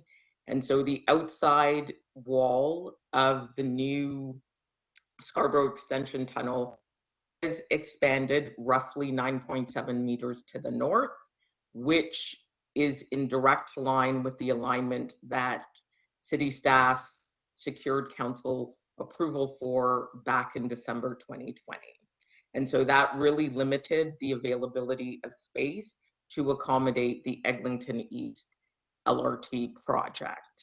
And so some of the conflicts that we've highlighted were some interface issues with the Eglinton Bridge abutment, the limited separation distances between tunnel box separations, a direct conflict between the Eglinton East LRT tunnel box and the emergency exit building for the Scarborough subway extension, some traffic and utility conflicts. So utility conflicts were not really examined in a great deal of detail, but what we do know is that there will be a great deal of utilities being relocated to support the Scarborough subway extension, which some of which will likely have to be moved back to accommodate Eglinton East LRT. And so the most critical of these issues that made it impossible to proceed with the original alignment as approved by council is that the Eglinton East LRT tunnel box would be resting directly over top of the Scarborough Subway Extension Board tunnel with insufficient separation distance. And what is noteworthy is that the Scarborough Subway Extension tunnel was not designed to support the additional load being created by the Eglinton East LRT tunnel. And so as such, that additional load, along with construction disruption caused by the Eglinton East LRT, could negatively impact the integrity of the Scarborough Subway Extension Tunnel. And so what we looked at, even with all of these conflicts, we looked at the possibility of still implementing the through service. And what we realized is that the Eglinton East LRT alignment would have to shift considerably north, potentially wiping out a lot of the properties along the north side of Eglinton. It would require the acquisition of around 15 to 20 properties. And so considering this, along with the other impacts and interface issues, we instead proposed that we would proceed with a distinct service alignment. So that would mean that, yes, you would have to make a transfer at Kennedy, but it would actually enable the implementation of this higher order transit at this location. Along with this distinct service alignment, we are also proposing a connection to the New Shepard McCowan station so that you would effectively be connected from multiple points, given that there's a great deal of transit being built in this area. The other thing that's noteworthy is it is likely that transfers would be occurring at Kennedy anyways, because it gives you the opportunity to access GO or to go downtown. And so certainly it gives users multiple options in terms of transit. Thank you. Thank you. Okay, so we do have questions. Councillor McKelvey. Thank you, Madam Speaker. For the Eglinton East LRT, if the stars aligned, What would be the earliest shovel in the ground date, and what could be the earliest completion date for that project? So through you, Madam Speaker, Councillor McKelvey, the earliest shovel in the ground date 2026, and the earliest completion date would be 2030, 2034. Sorry, 2033, 2034. Okay, and City Council has allocated $1.2 billion towards the project. So I say the stars aligning because we need funding from other levels of government. So can you just confirm that it is 1.2 billion that we have allocated here? Through you, Madam Speaker, yes, that is correct. Councillor McKelvey, it's 1.2 billion. Okay. There are some wonderful letters that have been submitted on this item. Hopefully you've had a chance to read them all. I just want to call out one in particular from TTC Riders, Scarborough Students Union, 42 Voices, Centennial College students, that recognizes the importance of this transit line, but does say some of their concerns, which, you know, I think in Scarborough we're scared of having another Scarborough RT. And they have suggestions around signal priority, a good connection at Kennedy that's closed, that's covered, that's not a wind tunnel like the RT, that's easy to access, and that this line would also have high capacity infrequent service. So I know you are now going to look at the vehicles and do consultation. So maybe can you speak to, will all of those things be looked at over the next year before you report back to us in 2023? What is the scope of the assessment you'll be doing? So maybe I'll start off, Councillor, through you, Madam Speaker. It's Derek. So to answer your question specifically, yes, these items will be considered as part of the ongoing, or as part of the next steps in the advancement of the Eglinton East LRT. This, whether it's signal prioritization, how we're going to actually deal with the at-grade connection into Kennedy Station to create that convenient connection. These are all items that will be considered as part of the work that we're going to be doing. And then maybe I'll transfer over to Shellen to respond to any of the other questions. For you, Madam Speaker, Councillor McKelvey, I just want to point out that this current phase of work was just ensuring that we had an alignment that was implementable. We will be actively engaging the public on the option and taking their comments and suggestions as part of the public engagement strategy, which will follow on early in Q1 of 2023. Okay, great. So we're not making any decisions around the frequency of service, the type of service, the vehicle today in this report. It's just giving you the authority to further investigate this, and in addition, that corrected alignment, recognizing the conflict we have at Kennedy, and as well extension into Shepherd. Through you, Madam Speaker, that's correct, Councillor McKelvey. Okay, great. The Durham BRT is just included in there as a throwaway. I just want to just want to confirm we are not voting on any recommendations related to the Durham BRT today. That was solely a status update. Through the chair, that is correct. Okay, thank you. We're not asking. Okay, thank you, and thank you for your hard work on this. Thank you. Okay, our next question is Councillor Grimes. Thank you, Madam Speaker. I just want to know about the Waterfront East LRT in the pecking order to be built. When is that? We're looking to get a shovel in the ground, and when do we see that happening?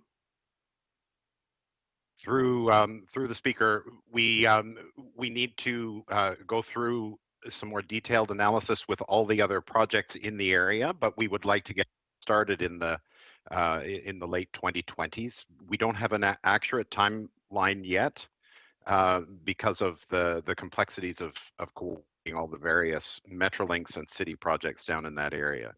But we are trying to get that in place in a similar timeline to the Eglinton East LRT. 2020. So James, I know you know these questions that are coming here. You know, in 2015, I think we did the Waterfront West reset, and I think we had both closing the gap. I know you're quite familiar with that. Where is that compared to the Waterfront Waterfront East LRT? As you know, and I know you know as well, James, Humber Bay Shores, with the development happening at the Christie Lands, all the development happened up Park Lawn that was not in the city's plan. Where is that in the pecking order? When do we see this happening? So through the speaker, at the last council meeting, we were directed to come forward in 2023 with more detail, Councillor, about a proposed approach that we could take in implementing the waterfront sorry, I'm confusing here now, the extension of the subway in your ward, but we've also talked about that report, including an update on the Waterfront West. The TTC is doing a critical project right now that had been delayed a little bit of connecting between Exhibition and Dufferin, and that is resuming now that things are a bit clearer with the Ontario line at Exhibition Station. So we will come back in early 2023 with a clearer recommendation on how council may choose to advance those and the resources required for those other projects. Yeah, so just to be clear, so my colleague now is the work happening behind Exhibition Place. How do we close the gap between St. Joe's Hospital and Dufferin, which goes through Councillor Perks' ward? Has got some concerns. I understand that, but where is that in the pecking order? When do we see that being built? When we figure that out? Through the speaker, we have not begun any detailed design work on that. That would be part of what we need to sort through and highlight in this report in Q3 or Q1 of 2023, pardon me. So there's still early design and environmental assessment work that would be required on that stretch. But the work's been done since 2015. I thought there was work to be done on some of that work. So I noticed Scott Haskell from the TTC. The work that has been done is related to connecting Exhibition and Dufferin. Okay. Scott, so when do we see? Do we look at this happening in late 2020s also, or when do we see this happening? Through the chair, it's Scott Haskell here. I'll take that. As James said, we did put on hold the connection between Exhibition Station and Dufferin Street because of uncertainty about the Ontario line. That's now largely lifted, and so we will be restarting that work, working with the city and others in 2023 to see where we can get to with that. All of the work done by the city to rebuild the bridge on Dufferin Street over the railway has accounted for a future extension of the streetcar, and so we have not precluded any extension like that. At this point, we don't know when we would be able to start construction on that. It is not a funded project. Great, thank you. Those are my questions, Madam Speaker. Thank you. Councillor Ainslie, questions? Thank you, Madam Speaker. Through you, and I don't know if this is our transportation staff or TTC staff. I wanted to ask about the alignment at Kennedy Subway Station.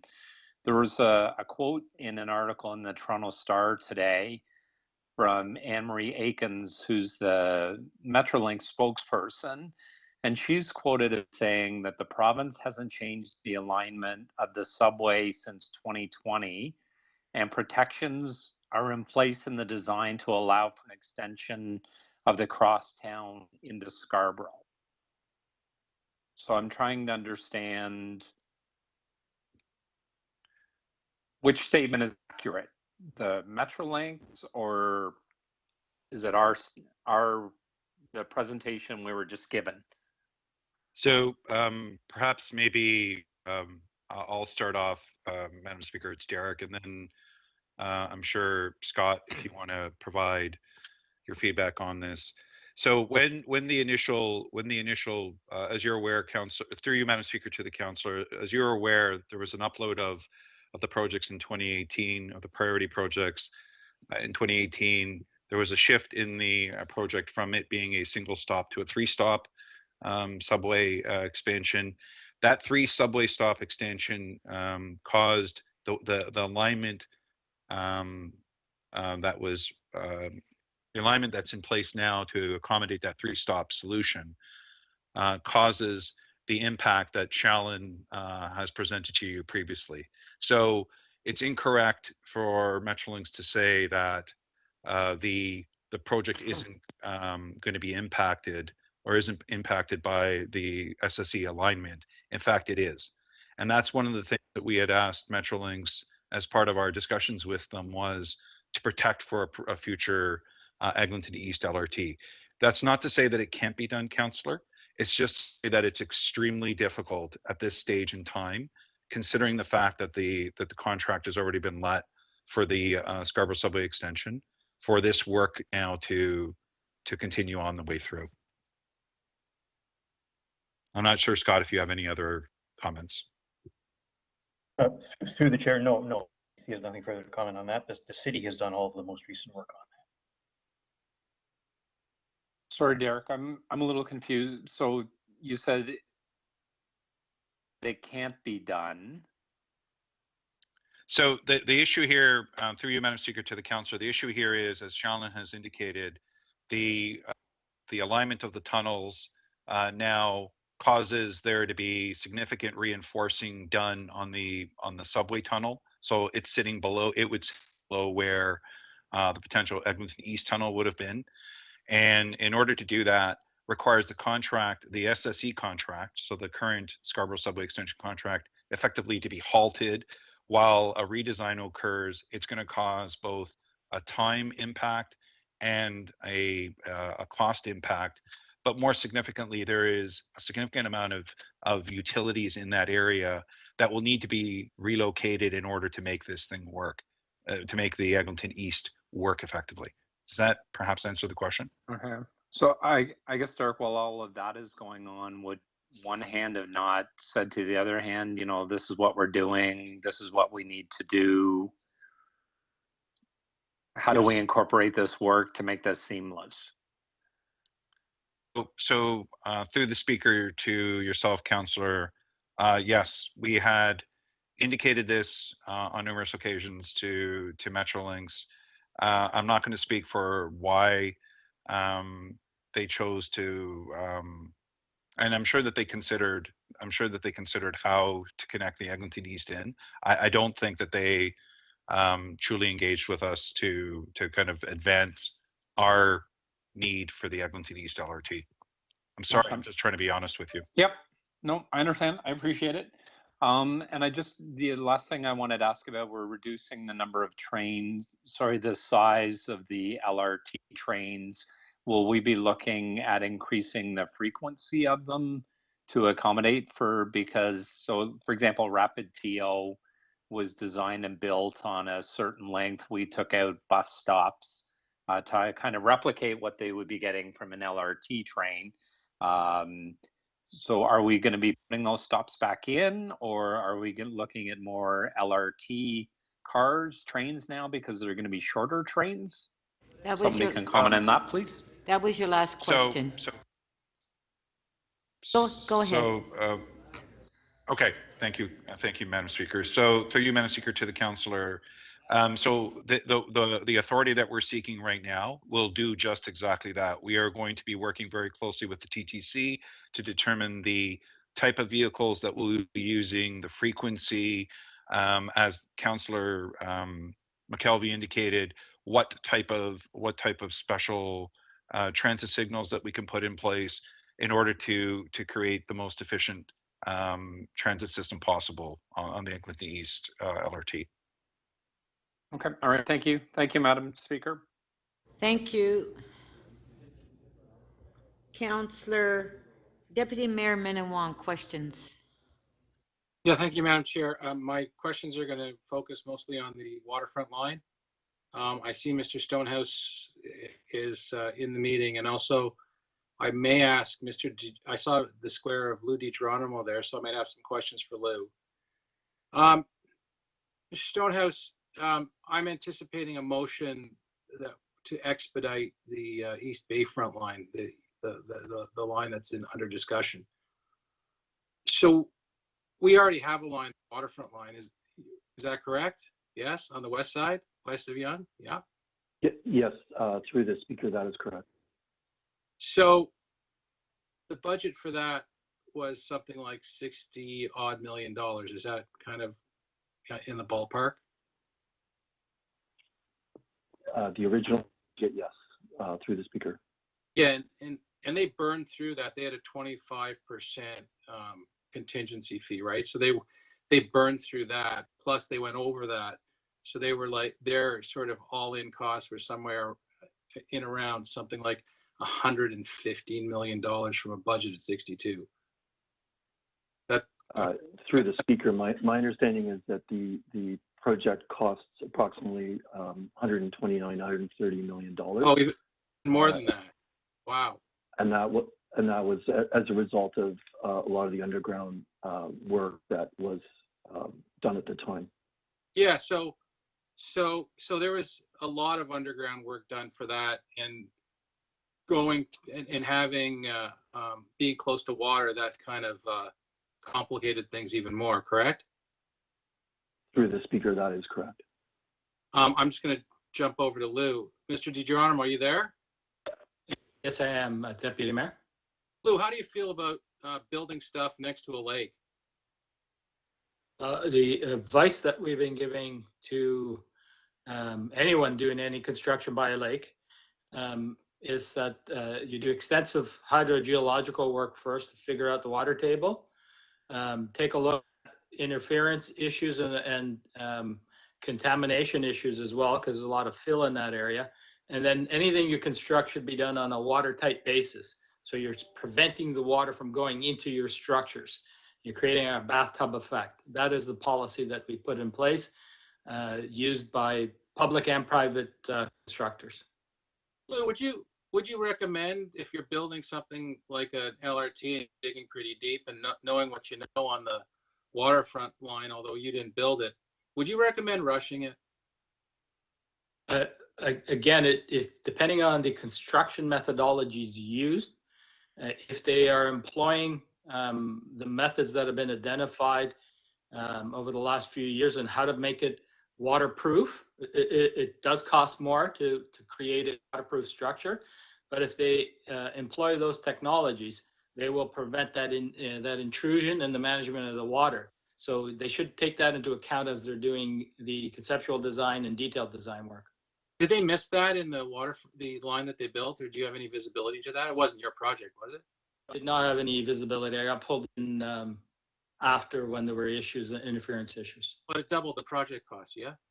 And anytime you're working filled area, and we do as a city as well, some of our wastewater treatment plants are in fill areas, and we face the same challenges in Toronto Water. You must do a lot of work up front to understand your groundwater conditions, your soil contamination conditions, and then you plan for it accordingly. So and you budget. Right, Lou? It's really sounds complicated. It does require more investigation up front, in my opinion. Yes. Yeah. Back, Mr. Stone. Thank you, Lou. Back through the chair, back to Mr. Stonos. There were other problems that I recall with the waterfront line, like the line problem, like they had directional problems, they had design problems. People were driving into the tunnel. Is that right?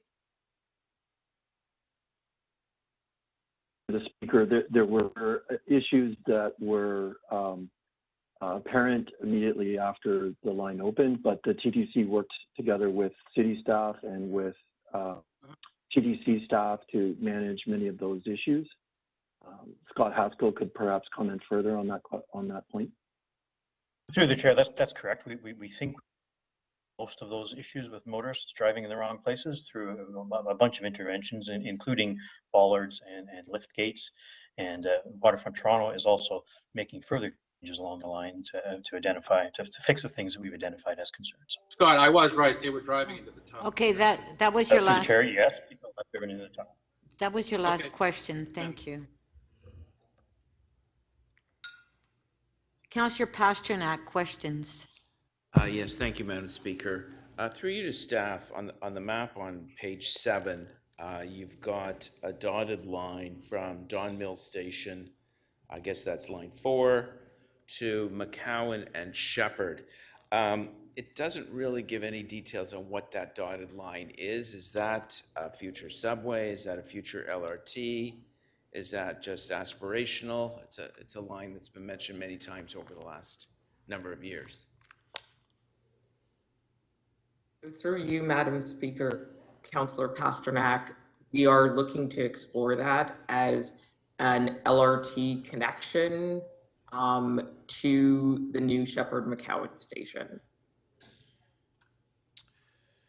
So is the LRT a council direction or is that staff generated? And as far as connectivity was concerned, that's an existing subway line.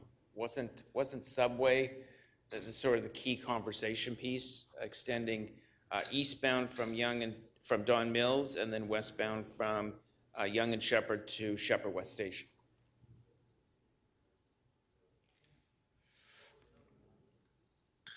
So through you, Madam Speaker, I believe that it's under provincial jurisdiction. The province has really only talked about extending the Shepherd subway to McCowan, and there is that short distance that we want to explore as a connection as part of the work that we are undertaking on the Eglinton East LRT.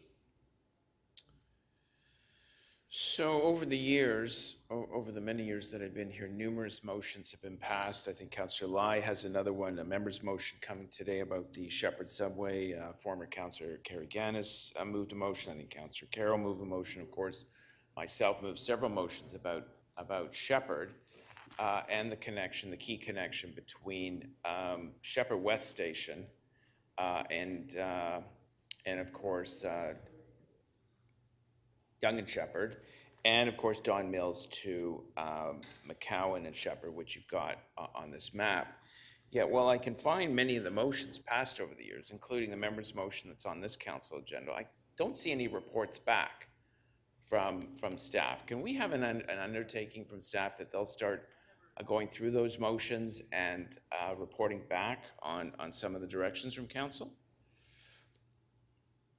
Through the my reference to the report in Q1 2023 to Councillor Grimes just a little while ago is meant to be a report that will look at all of those lines, Councillor, including the western extension of Shepherd, so that we can see and put forward to council what might be next or what might make sense in terms of priorities for further projects that council may choose to advance. So that's again Q1 of 2023 that we'll be coming forward with that.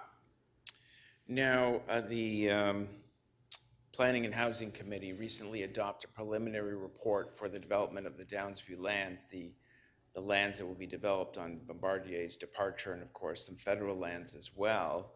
They're anticipating in the coming decades 80,000 people will be living in those lands, and yet there isn't that east-west connection via subway. That report was adopted by committee. It did not come to council. Will you be looking at that report and reporting back on how we can make this happen, whether the next step is an environmental assessment or putting it on the Metrolinx staging of projects? What's your strategy for getting this done? Through the speaker, certainly in the context of the work on Downsview, we are looking at the various transit options that may exist to serve or not exist that we will need to consider to properly serve that large population that you referenced. And that is also something that we can consider. We are looking in our review at what development is happening in different parts of the city and how that might influence the priorities for the next any next projects. I do note that that Downsview does have several existing stations and a GO station, but you're correct, there isn't the east-west connection there. Right. Yeah, just for clarity's sake, those stations are excellent from a north-south axis, but east-west is sort of missing. That was your last question. Thank you. Thank you. Councillor Lai, questions? Thank you, Speaker. I just heard something that Charlene was saying that the extension from Don Mills to Cowan on Shepherd is an LRT. I just wanted to be clear that whether this is a provincial jurisdiction or whether it's cast in stone or whether this is a council's direction. So perhaps maybe I'll take that, Councillor Lai. through you, Madam Speaker, to Councillor Lai. There has been, this is the extension from Don Mills to McCowan Station is within the provincial jurisdiction. They're the ones that have commenced or will be commencing the planning for that. They have not yet determined at this point in time whether it will be an LRT or a subway. It is still too early for them to make that determination. However, they have indicated that they will be working with the city to ensure that there is that connectivity that continues through the McCowan Station. So my next question would be: is staff spending time on doing work on this being an LRT when it has not been confirmed that they wanted a subway or an LRT? So again, through the speaker to you, Councillor, no, we have not been in any sort of discussions with the province yet, because they have just announced recently, yet again, that they are considering this extension. So it's still to be determined what this extension will be. Okay, thank you. Those are my questions, Speaker. Thank you. Okay, we will now go to speakers. We will now go to speakers on the item. Councillor McKelvey to speak. Thank you, Madam Speaker. I just want to draw attention to some of the letters that were submitted for my council colleagues. There are letters from the Scarborough Community Renewal Organization, and in there they say, all things considered, we believe the staff recommendation would be a good outcome for Scarborough generally, and in particular for the Malvern community. Likewise, there's a letter from TTC Riders, the Scarborough Student Union, 42 Voices, and Centennial College. All of them speak to the importance of the Eglinton East LRT connection, including closing the loop to Shepherd. While they do point out, as I did say in the questions, they want to make sure that this line is just as effective as the Eglinton Crosstown, that there is signal priority, that connection at Kennedy, while they recognize the need to transfer, it's closed, it's covered, it's warm. It's not like the RT connection that we have right now, that it's a high capacity line with frequent service. And we did hear Mayor Tory say at the executive committee, as well as other councillors, that we would all be looking for this closely over the next year as that public consultation takes place, ensuring residents have the ability to have their say, and that all of those things are studied. And you heard staff say today that they will be looking at all of that. I want to point out that over the last 4 years, over this term, transit plans in Scarborough have been significantly improved and moved forward under the leadership of Mayor Tory and Scarborough councillors. We started out with a one-stop subway and an Eglinton East LRT plan to the University of Toronto Scarborough. We now have a three-stop subway, and the deal that was negotiated by the mayor allowed us to reallocate $1.2 billion in funding to the Eglinton East LRT. And there's been other improvements. Working alongside Councillor Thompson, he moved a motion, I think it was in 2019, that removed phasing and to ensure that we have full construction up into Malvern, a community that very, very much needs transit. Working along city staff and our partners at the University of Toronto Scarborough, we've moved the maintenance and storage facility off of the properties behind U of T over to the lands over on Conlins. That gives us the ability to have much needed lands available for economic development. There's many discussions over what that space could be, including considering, can we bring a high performance track training facility over by the Pan Am Center. And then through today's report, we see that city staff are now going to do the next steps to evaluate closing the loop entirely to Shepherd. For once, I think we are starting to see consensus on Scarborough Transit. Scarborough isn't fighting Scarborough. We are united. We are united in wanting to see the Eglinton East LRT. We are united in wanting to see the subway to McCowan. We are united in wanting to see higher order transit along Shepherd from Don Mills to McCowan that will complete the transit loop in Scarborough. So I just want to thank everybody again for their hard work on this to date. Thank city staff for sitting down with Metrolinx to work through this, to do a constructability exercise that was directed to them by by us here at council through a member's motion. I think it was in April, recognizing that the city was having problems having Metrolinx come to the table to have those discussions about design. But since that was passed, everybody has come to the table, has come up with a plan that really is a consensus that moves us forward. And I use the word consensus because consensus does not always mean everybody is happy. It means that everybody is giving up a little bit for a plan that moves everybody forward together. And I think that's where we're landing today. I wholeheartedly support this proposal. Thank you again to Mayor Tory, to my councillors on Scarborough Council, and I hope all of you will stand united with us to move this forward. Thank you, Councillor McKelvey. The next speaker is Councillor Mihevc. Thank you very much, Madam Speaker. Well, first I want to compliment Councillor McKelvey. That was excellent. This Scarborough does need that transit, and it is all good. I do have a motion that is directed at the other half of this report, which is around the waterfront, the LRT East piece of this report. And I do have a motion that I'd ask staff to put on the screen. Is the motion ready? It is. Oh.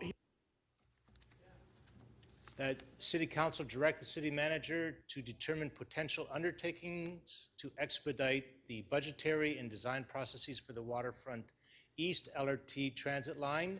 And 2, that City Council direct the city manager to engage with officials of the province and federal government to identify and secure funding to advance the waterfront East LRT transit line as expeditiously as possible. Having sat on the TTC for, 20 of my years at City Council, I can tell you that when TTC did its analysis, and these go all the way back to the end of Mayor Lastman's years, and certainly during the Miller years, this was always determined as one of the key projects and of the city. And when you think about it, think of all the land that's in the waterfront East area. There's as much land as everything south from College to the waterfront between something like Spadina and Parliament. It's that much land. And that is not going to be unlocked unless there is an LRT connection there. That's been established by every administration, including this one, and the mayor has graciously said, yes, we need to go faster here. We all know that we got to unlock that value for this city for all kinds of good purposes. And guess what? As Councillor Bailao, Deputy Mayor, has pointed out at the committee meeting, we own a lot of that land as the City of Toronto. So affordable housing and all the other city building opportunities rest before us. But we need that line. So the reason for the motions is this. In my experience, in our experience at the city, if a project takes 10 years, it's 5 years of paperwork. 5 years of paperwork is low dollars, but they take time. They take a lot of time. You don't get the shovel in the ground when you start to spend big dollars, really about halfway through the project. And so what this tries to do, we understand that the project is at about 30% design. It's possible to get it to 60% design within the next year if some additional funds are secured, and the request in the motion is to ask staff to find those funds and to make that happen, so that when the mayor goes to other orders of government, he says, you know what, we got a shovel-ready project. It is ready to go, and we can capitalize on it right away. So that's why I'm asking for support for this. It also has the support of the Waterfront BIA and a number of other players in the local community. This is our opportunity to get all the planning work ready so that when the money is there from other orders of government, small dollars at the beginning, yes, big dollars later on, especially for the Union Station to Queens Quay portion. We know that that's bigger dollars, but that then leads to all kinds of public and private investment that happens later on when it is finally built. Thank you, Madam Speaker. Thank you, Councillor Mihevc. We do have a question for you by Councillor Grimes. 3 minutes, Councillor Grimes, clarification of the motion. Thank you, Madam Speaker, and to the rookie council, my friend, Councillor Mihevc. I heard you talk about unlocking potential. Do you believe that the waterfront west out in Humber Bay Shores and the Sealands have already been unlocked? Can you repeat the last part of your sentence, please? The Waterfront West LRT, which has been on the books, you talk about 5 years, we moved a motion back in 15, so now we're in 27 years ago. But do you believe that out in the West End, where Humber Bay Shores is the fastest growing community, where shovel-ready plans for the Christie site are on, do you believe we already unlocked the potential in the West End of the city for the LRT? Well, I do know South Etobicoke enough to know that there is a lot happening in South Etobicoke. And do we need an LRT along the waterfront east and through Exhibition Place? And I know the questions that you raised around the Dufferin Bridge that need to be overcome. Yes, we need that. And I can tell you this, I remember Joe Pantaloni as the local councillor trying to figure out that little piece around Dufferin. So yes, that too is a very valuable project. The city is booming. We have 40% of all the cranes in North America are in this city. And that is a happy but difficult pleasure that we have now. So we need to, this is not just a moment for the city to grow in population and building for new people coming. We need to build the infrastructure, and happily, right now, we seem to be in a moment where all orders of government are attuned to that. Thank So you. it's going to happen So sooner or Councillor- later, so Councillor Councillor- Grimes. Yeah, so Councillor Mahavik, I'm happy to support your motion, and I know the need is great out there, but do you think that the east, this line should take precedent over the west? You know, that's been a kind of conundrum here at the city, with many debates. So, you know, this report is on Eglinton and Waterfront East. Right. And it's like saying, I love my children, but which children do you love the best? No, Well, they're all necessary. I Okay, love them uh, all. Counselor- And so I don't want to set it up as a match between Waterfront East No, and either Waterfront do I. West. Okay, Councillor Grimes, Councillor Grimes, you're to ask a question and clarification of his motion, please. I will support your motion when it comes. Okay, that's not- I am asking for clarification. No, So, no, but you're not Councillor Mahavik, asking I clarification of his motion. am. No, I am. you're So, not. Councillor Mahavik, if I move the same motion as you got for the west, Well, you support it? Councillor Grimes again. Okay, thank you. Thank you. No, it's okay. Councillor, Madam Speaker, I'm asking Councillor Mahavik a question, which I think is. I'm happy is to answer. relevant. 30 seconds. Give me 30 seconds, Councillor Nunziata. But it's clarification of your motion. Yeah. Okay, Councillor when- Mahavik, 30 seconds, go ahead. When the matter of the LRT for Waterfront West comes forward, I will support any and all motions that strengthen it and make it happen more quickly. Thank you.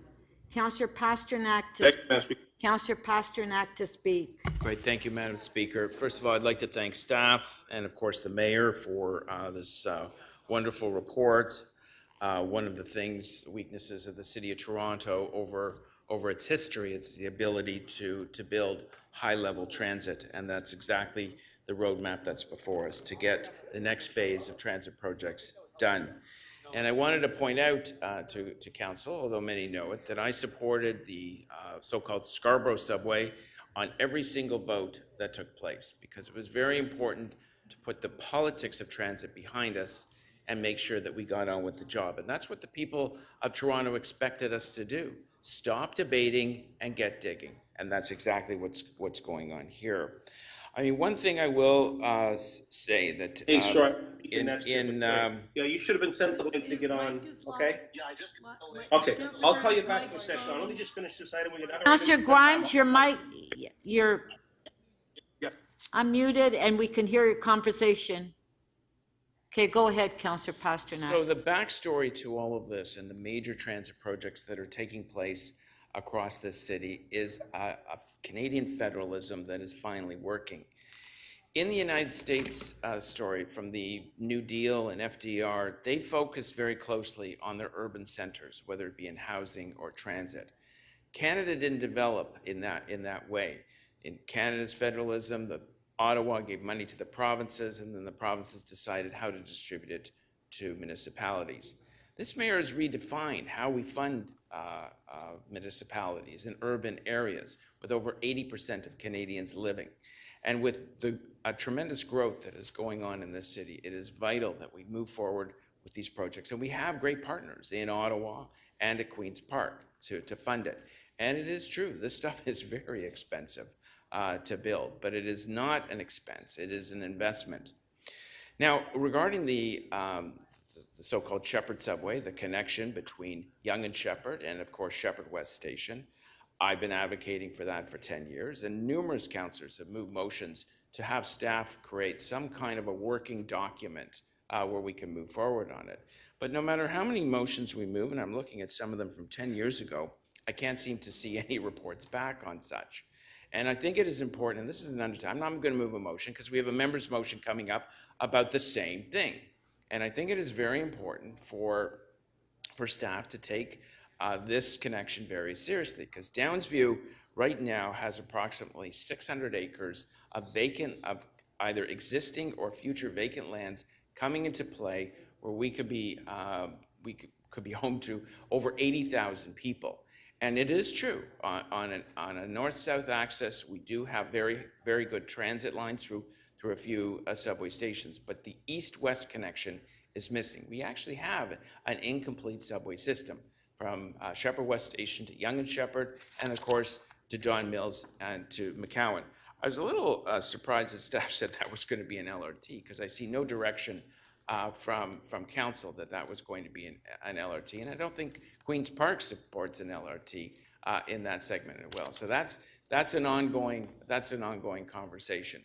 But once again, to sort of summarize, that the work that is going on in the ground now, and we see great things happening on Finch West with the Finch West LRT, on Eglinton, of course, with the Crosstown that we hope will be opening up in the next couple of years. And of course, the mayor did mention that he's seeing work done in Scarborough. So the key piece to city building and urban development and keeping our federalism alive is before us today, and then other reports that are coming. Building transit is key to getting people around, moving people and goods around, and of course, giving opportunities to the people of Toronto to get to their place of work, to get to their educational institution, and to just get around with ease and safety. Thank you very much. Thank you. Deputy Mayor Minnan-Wong to speak. Yes, thank you, Madam Chair. My remarks are very much along the lines of what, in many ways, were the rhetorical questions that I asked staff of, because I already knew the answers. We're building a waterfront line, the east part of the waterfront, but we've already been subject to the disastrous public works project that happened on the west side. A project that went over budget, started around 62. Now we heard from staff, the price tag was $130 million. And the big question is, how did it get that big? Could it have been avoided? Was there proper planning in place? Was there proper design taking place? Why do these projects always have to go over budget? And here we are on the water. We're building in a similar place, right next to Lake Ontario, and we know there are going to be cost implications to that. We know there are going to be huge dewatering problems. There are going to be design problems, and there is some sense from the caretaker councillor that he wants to rush this thing along. And from all the indicators, that's exactly what we shouldn't be doing. Now, design's fine, but we've got to do detailed design. We've got to do careful examination. We've got a warning in front of us from what happened on the other side of Yonge Street, and we should take that warning seriously. We should act prudently. We should act carefully. We get a lot of that money from the other levels of government. That doesn't mean we should waste it by not planning the project. And the thing is, we already know about the dewatering disaster that took place from the waterfront projects. It's going to be something else this time. It will be. And when you rush, you make mistakes, and that costs in transit projects millions and millions of dollars. And how many times has this council been bitten by that on transit projects? Let's do this right. Let's take the time that's necessary, and let's take care of the taxpayers' money. I know everyone's eager, but every dollar we waste on over budgeted projects is a dollar that we can't spend on another transit project. So we're on notice, and we need to take that notice seriously. Thank you, Madam Chair. Thank you. Councillor Ainsley to speak. Thank you, Madam Speaker. I want to begin by thanking Mayor Tory for the numerous meetings he's had with our federal MPs, the Toronto Federal Caucus, MPPs, as we advance transit in Scarborough. And I know it's coming to fruition. We have a 3-stop subway extension, which is on the west end of my ward. But more importantly for me, this report is moving forward the eastern extension of the Eglinton LRT. And that's going to go through 7 neighborhood improvement areas in my ward. It's going to bring students to the University of Toronto Scarborough campus, the Centennial campus at Ellesmere, Morningside. It's going to connect with the future Durham BRT. It's really improving transit in eastern Scarborough. We currently have the first of a number of lines of the Rapid TO running on Eglinton, Kingston Road, and Morningside from Kennedy up to the University of Toronto Scarborough. It's very well used, but it's buses. And one of the complaints that I often get, and we heard from students at executive committee, that the buses bunch, they don't always run on time. I think what we're going to see with a modern LRT train along here is an end to that. Much more accessible transit for my residents, not only in the neighborhood improvement areas, but throughout the community, helping people get to work, shop. It's long overdue. The reason the Rapid TO line went there is it's those number of transit routes along it are some of the highest used transit routes in Toronto. We need a higher order of transit along this line. And I'm also very happy to work with my colleague, Councillor McKelvey, as we've also been reaching out to our MPPs and MPs in Scarborough. We can't build this type of transit on the property tax alone that we collect. We need the provincial and federal government to come to the table to do their part to improve the communities. And I'm hoping as we move this forward, it'll build that impetus for them to write a check and help us out, bring a higher transit to eastern Scarborough. And with those words, Madam Speaker, I'd ask everybody to support the recommendations in this report. Thank you very much. Thank you. Councillor Grimes to speak. Thank you, Madam Speaker. I have a motion.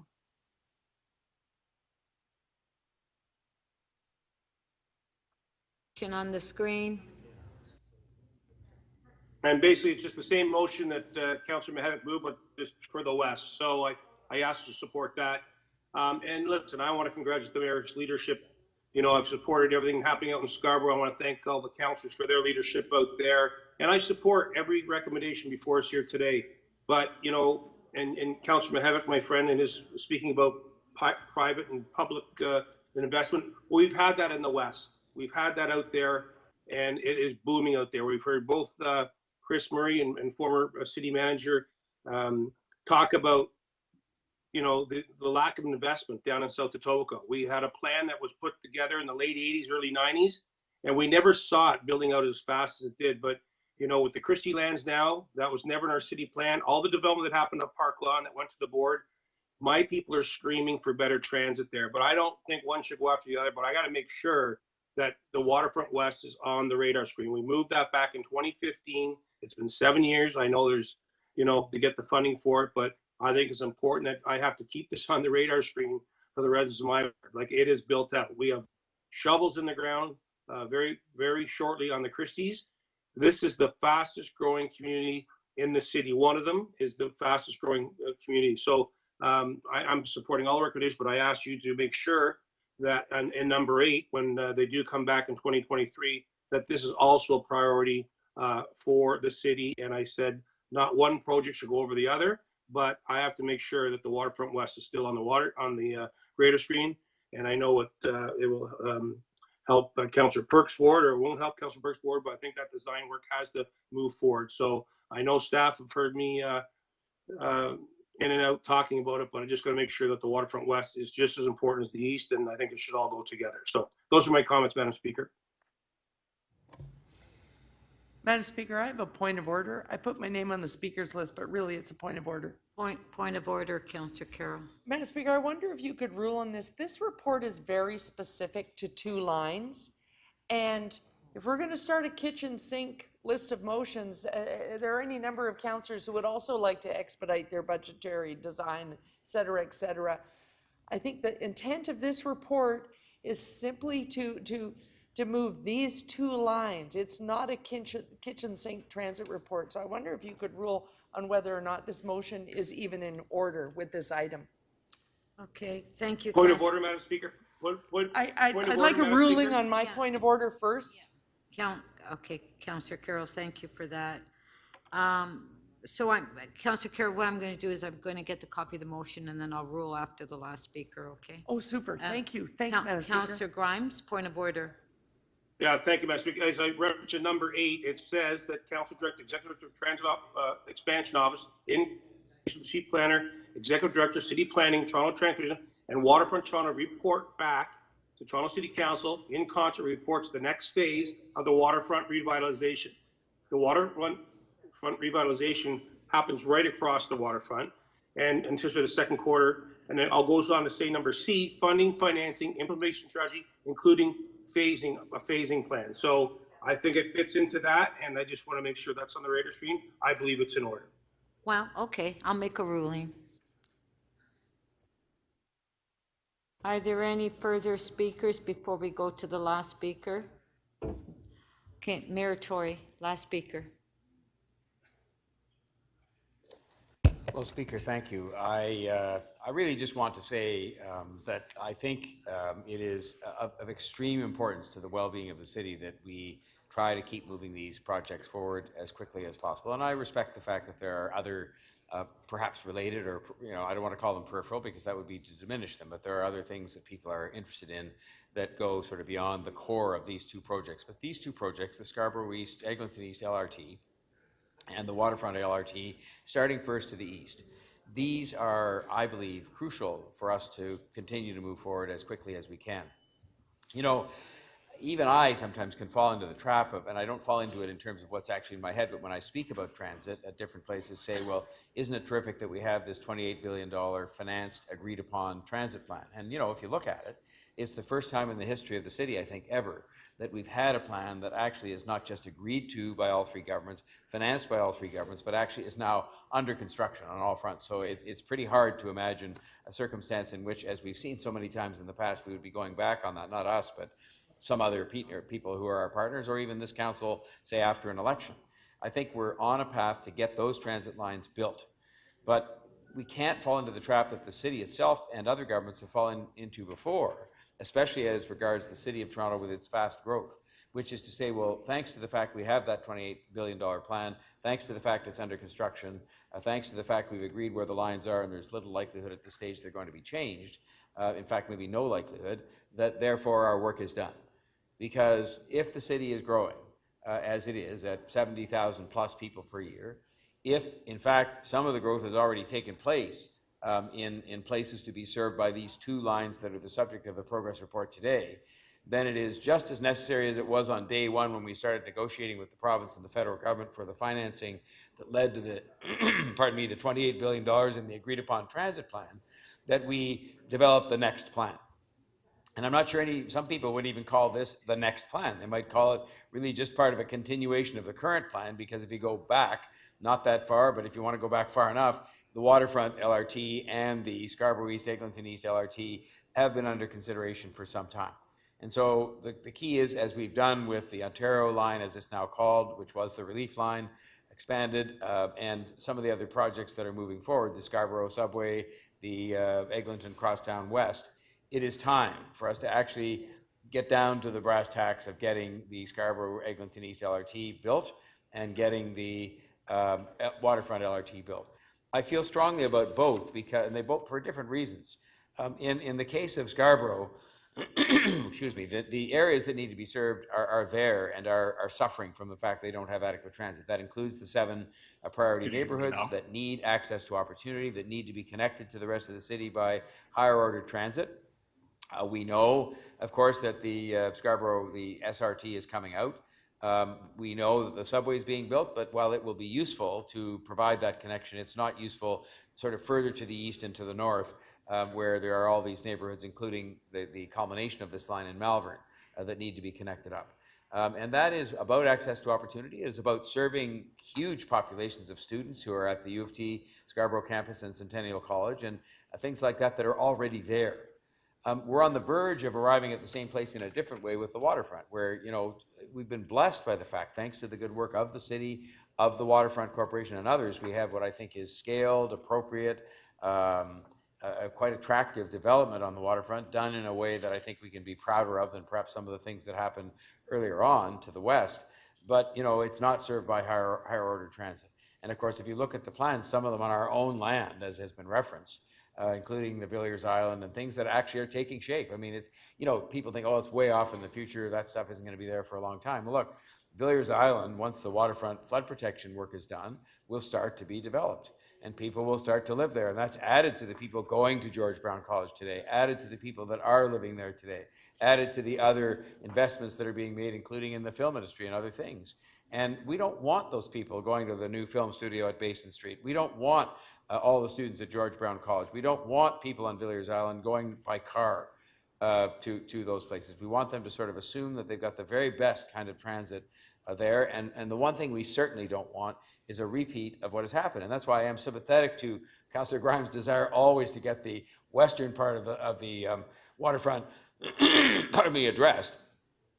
Because we did approve, in the end, we have to take some responsibility, as well as I guess the OMB, for approving a bunch of condos that are out there that are often stranded and have no opportunity to get proper transit to where they need to go. So this report, I think, moves us forward. It's a progress report, but it's also next steps. And I'm very mindful of the fact that must be part of our plan going forward in the next term of council to get those done and built and funded. And I'm mindful of the fact that also that includes consideration of what we do to the west and other things that have to do with the Shepherd, for example. So I commend this report to members of council and look forward to getting on with this transit. Thank you.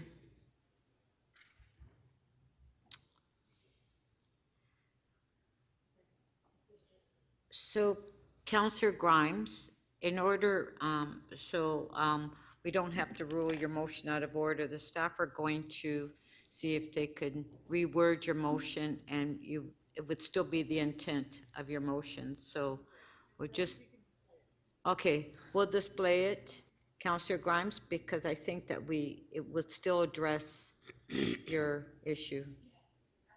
Thank you, Madam Speaker. I appreciate it.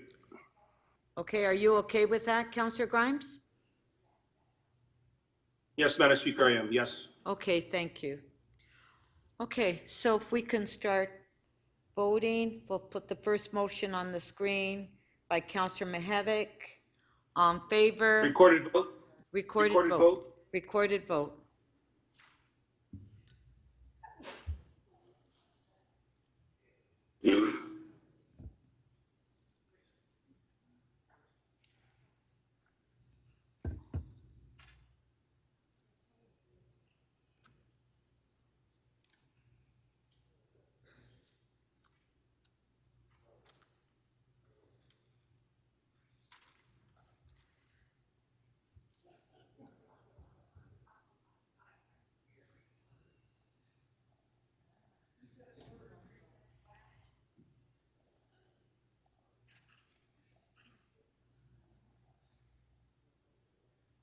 Councillor Cole, please.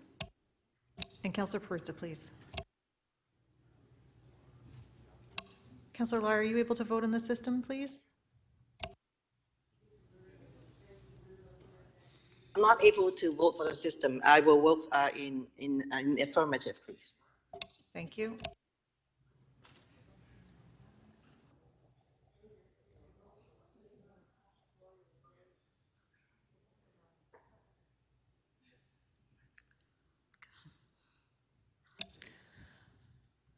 Motion 1 carries unanimously, 22 in favor.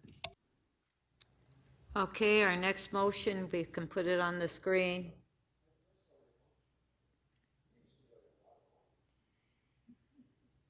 Motion by Councillor Grimes, recorded vote. Recorded vote.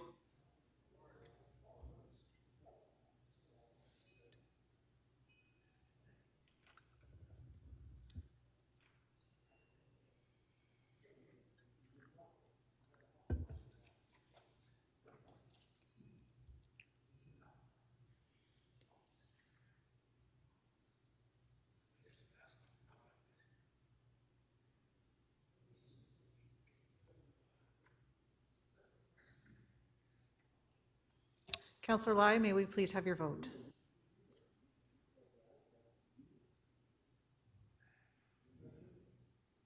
Councillor Lai, may you state your vote verbally, please?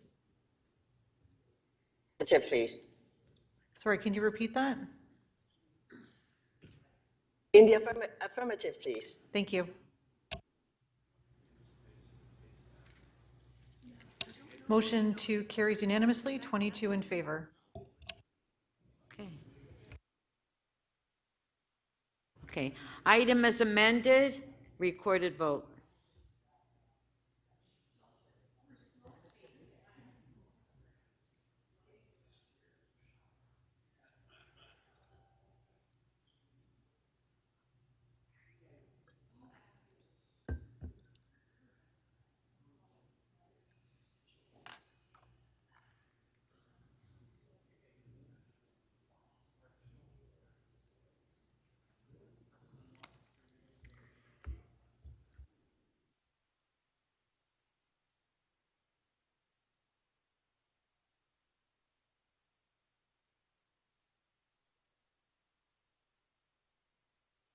And Councillor Lai, may we please have your vote?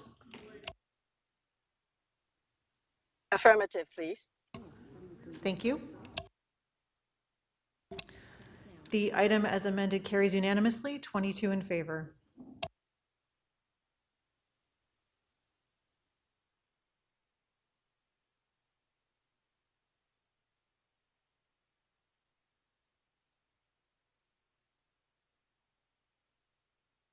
Okay, our next timed item was IE 30.9, which is the Ravine Strategy. Councillor McKelvey held the item down. Do we have questions to staff? Councillor McKelvey. Thank you, Madam Speaker. My first question is, what funding have we received from other levels of government for the ravines between for 2022 to 2023? So through the speaker, Mr. McKelvey, I'm going to ask Kim State.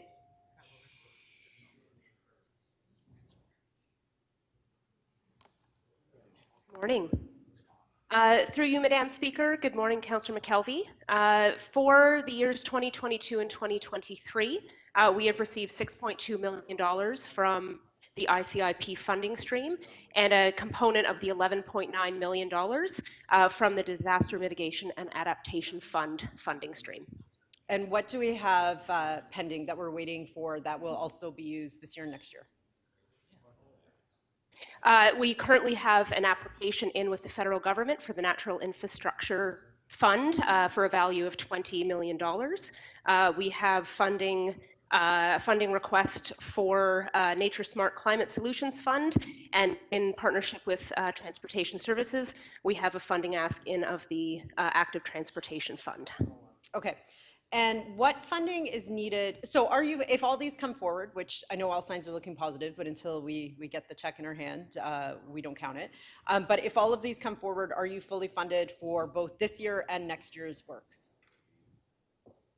Yes, we've, with considering everything in the pipe, we have reached our capacity spend in the current capital works to the end of 2023. Okay, so what funding is still needed for 2024 and beyond then? So thank you for the question. The ravine strategy, as we know, is a long-term strategy, and we are active in building longevity in a robust funding plan. So for our long-term capital need, while it's close to 150 million, we have identified projects over a 5-year period starting in 2024 for a value of $35.5 million. Okay, great. And so I'll have a motion later asking for some advocacy to other levels of government for that, just as a heads up to you. How are we engaging Metrolinx and other partners? Because the ravine strategy is about looking at the ravines holistically. We recognize there's many players involved in that. So how are we bringing all of those folks together at the table? So through you, Madam Speaker, yes, as I highlighted in a presentation that we provided to Infrastructure and Environment Key, the city can't do this work alone, and we have many partners which are contributing to the collaboration to implement and deliver the ravine strategy. So specifically to Metrolinx, we are engaging with Metrolinx on every project impacting ravine and natural feature protected lands, from seeking design solutions to minimize impacts. We've also recently engaged with TRCA staff to talk about a strategy related to those impacts around cumulative impact of these works. And as you will recall, we do have a motion that was included in the last cycle directing us to work with the TRCA staff to use the ecosystem services valuation data to quantify the benefits of our ravines to assist in that conversation. Okay, and then my last question, how are we incorporating Indigenous knowledge and Indigenous representation into this work? So Indigenous, Madam Speaker, Indigenous engagement has been taking place with the creation of the ravine strategy since 2018. Specific to implementation, we are working closely with the Indigenous Affairs Office on initiatives such as developing economic opportunities, placemaking and placekeeping. Related to a leadership table, we will be seeking Indigenous representation to help us move forward with campaign work. And the report before you today highlights the work specifically that we've been doing in partnership with Umber Lodge, which is specific to incorporating Indigenous ways of knowing and being. And the motion or the recommendation for you addresses not only deliverables through the ravine strategy, but also our commitments through the city's reconciliation action plan. Okay, thank you. Thank you for your work on this. Thank you. Thank you. Councillor Bradford, questions? Thanks, Madam Speaker, and through you, just a couple quick questions on the funding, and I'd like to understand what the process is in terms of implementing those dollars and how we determine where the dollars that we're receiving are going across the different ravine projects.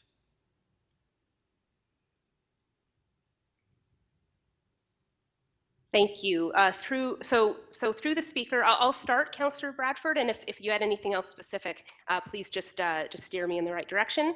In terms of operating and capital dollars, that is determined through a couple of priorities through the ravine strategy, including the identified priority investment areas that are identified in the report. And specific to the federal funding, of course, we look for our partnership projects, ones that are shovel ready, and of course they need to meet the criteria of these different funding streams. So that generally determines what projects we are able to put forward in partnership with other divisions through the city and the TRCA. Okay, what are the dollars currently allocated to the Taylor-Massey Creek Master Plan? Through you, Madam Speaker, we know that we've just completed the master plan for Taylor-Massey Creek. We have ongoing operational funding to undertake natural area management, including invasive species management throughout Taylor Creek. And specific to the Investing in Canada Infrastructure Program, the ICIP funding, we currently have 0.44 million allocated from the total of 6.2 million, specific to planned trail state of good repair work for 2022.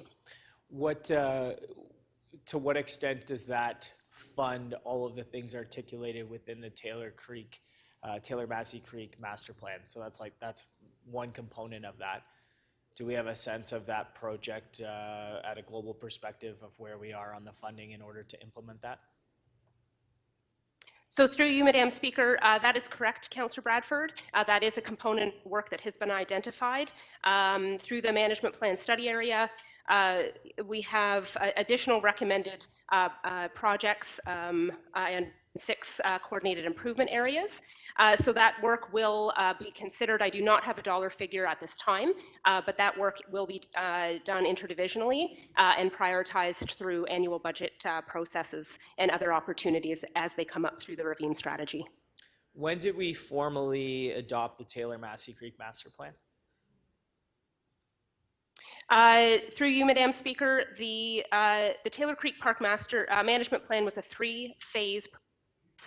We had a status report that came in 2016, a sub-watershed master plan in 2018, and the current management plan, which was just finalized this year.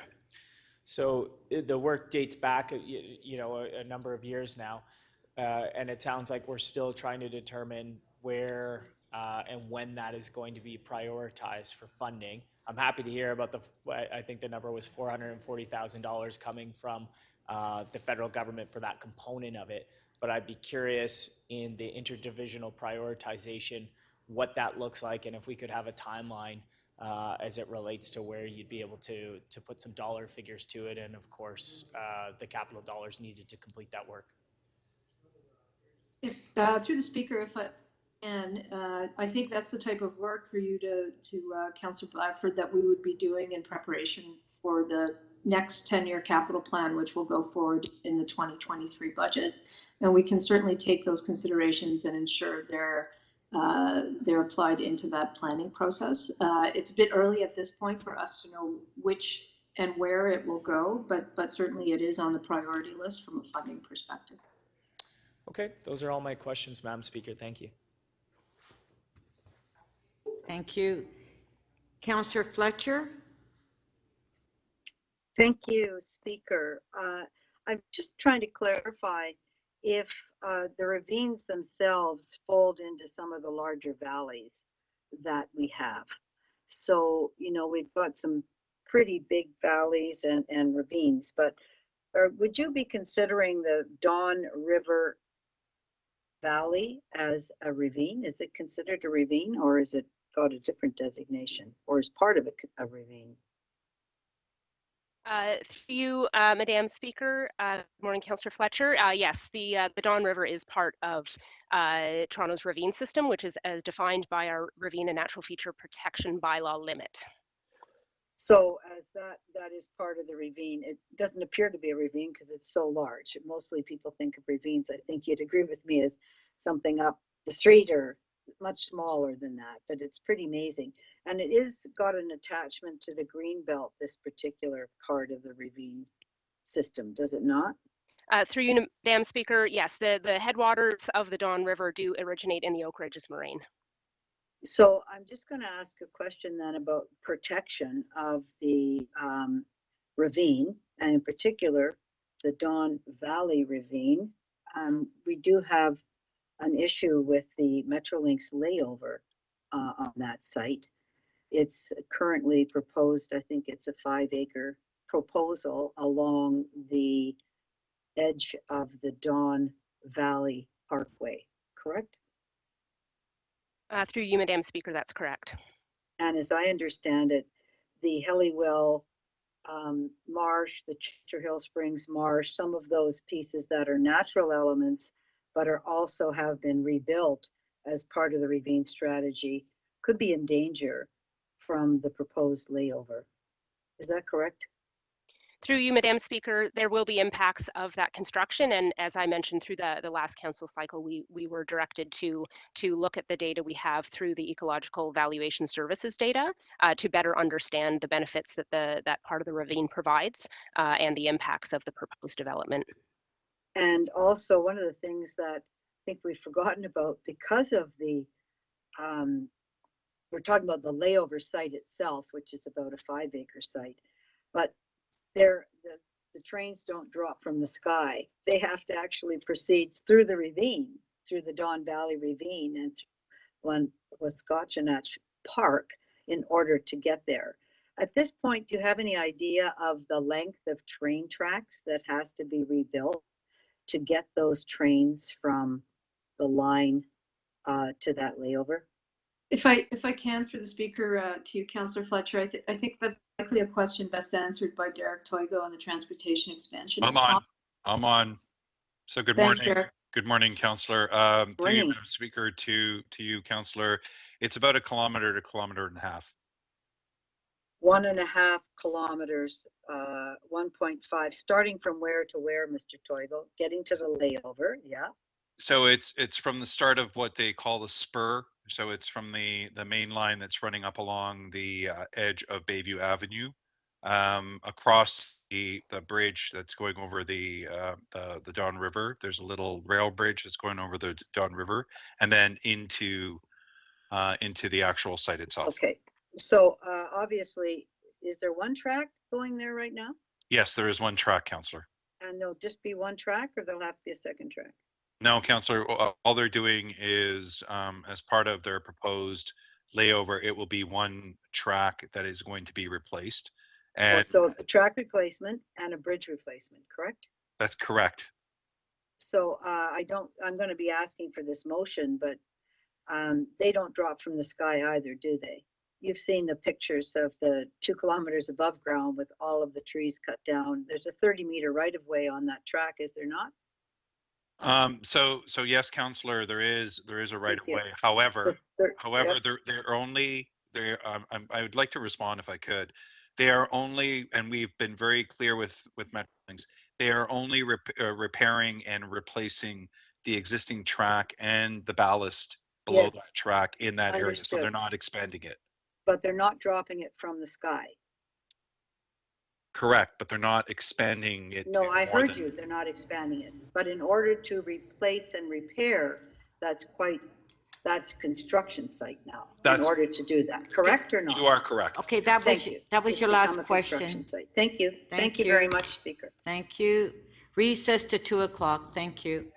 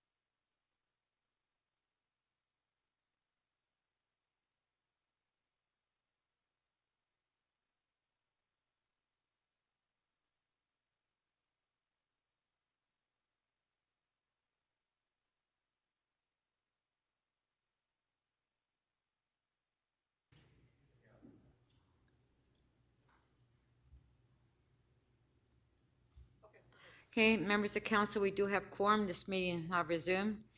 Members, before the recess, council was debating item IE 30.9 on the ravine strategy. I've also reviewed a number of urgent motions without notice to be added to the agenda. I believe that we don't have 18 members to introduce the motions. Am I correct? No? Okay. Are there any release of holds? The clerk will open the speakers list on CMP and you can place your name on the list. Any release of holds? Councillor Pasternak. Yes, thank you, Madam Speaker. On page 1, NY 31.2 was a deferred item. It looks like the applicant and city staff cannot get this together for this council meeting. I'd like to defer it to the next council meeting in July.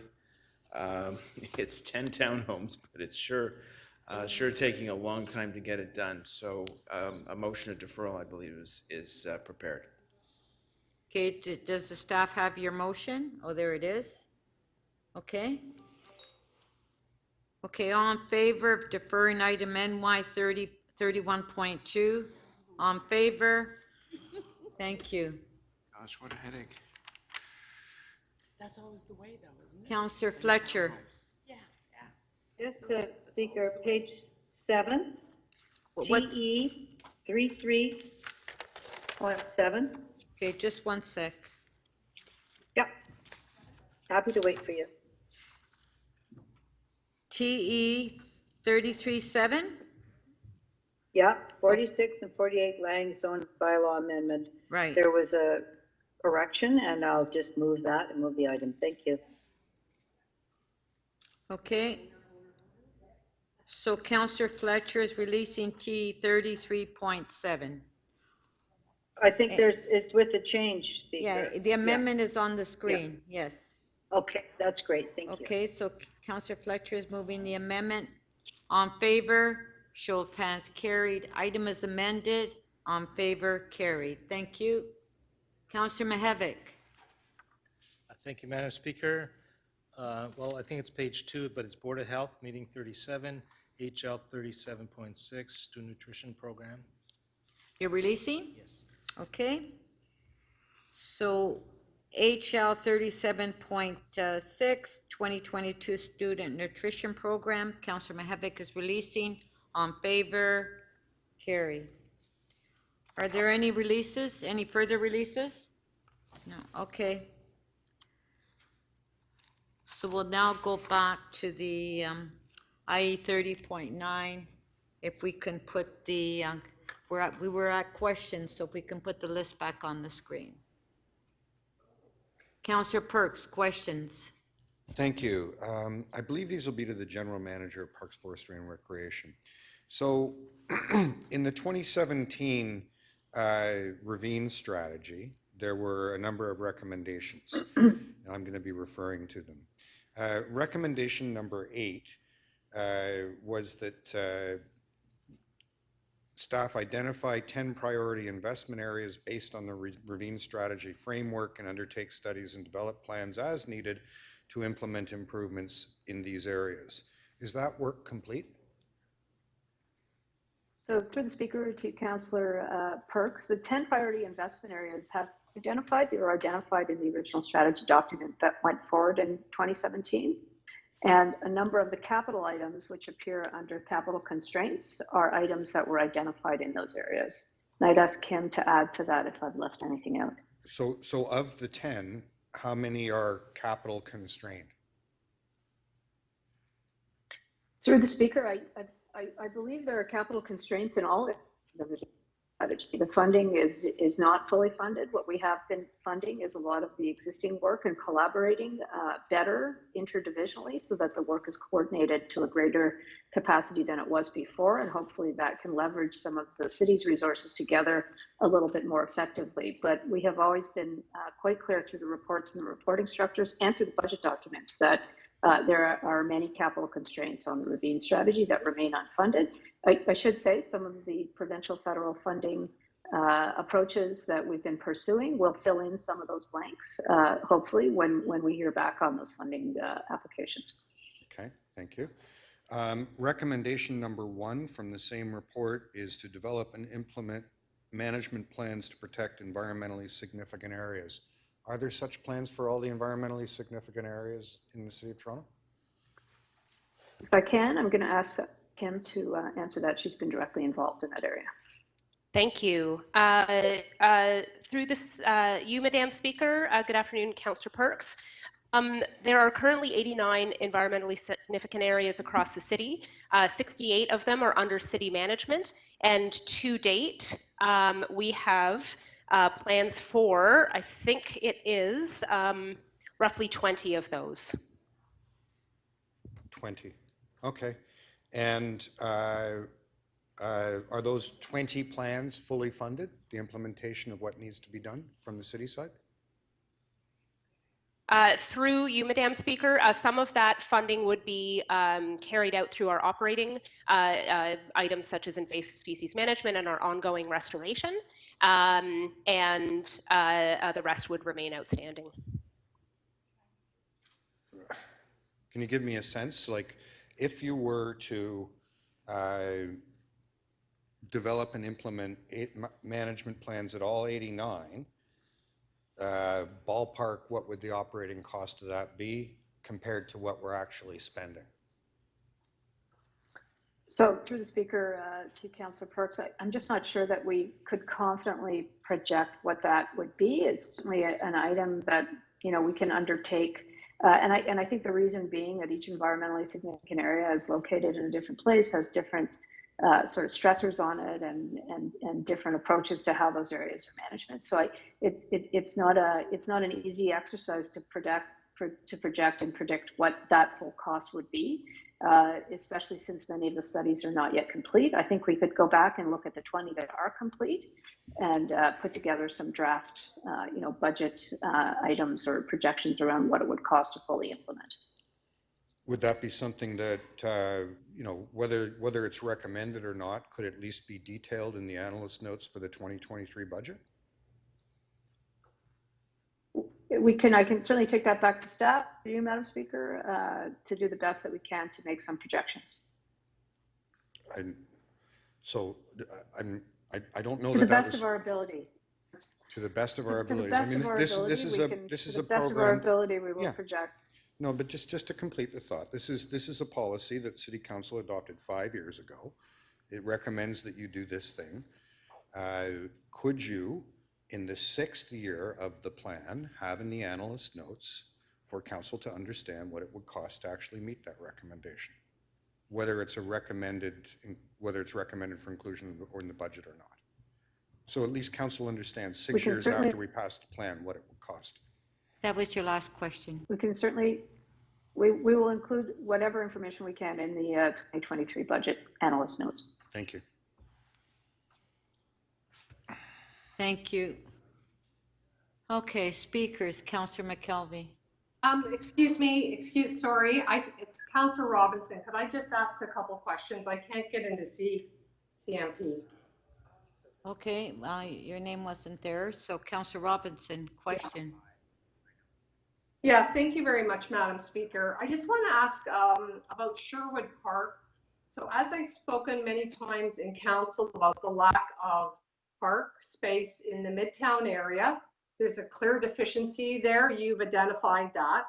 But one idea your staff came up with is looking at parks and ravines around the Midtown area for residents to use. And one of those parks is Alexander Muir Park that leads into Sherwood Park, that leads into Blythewood Park.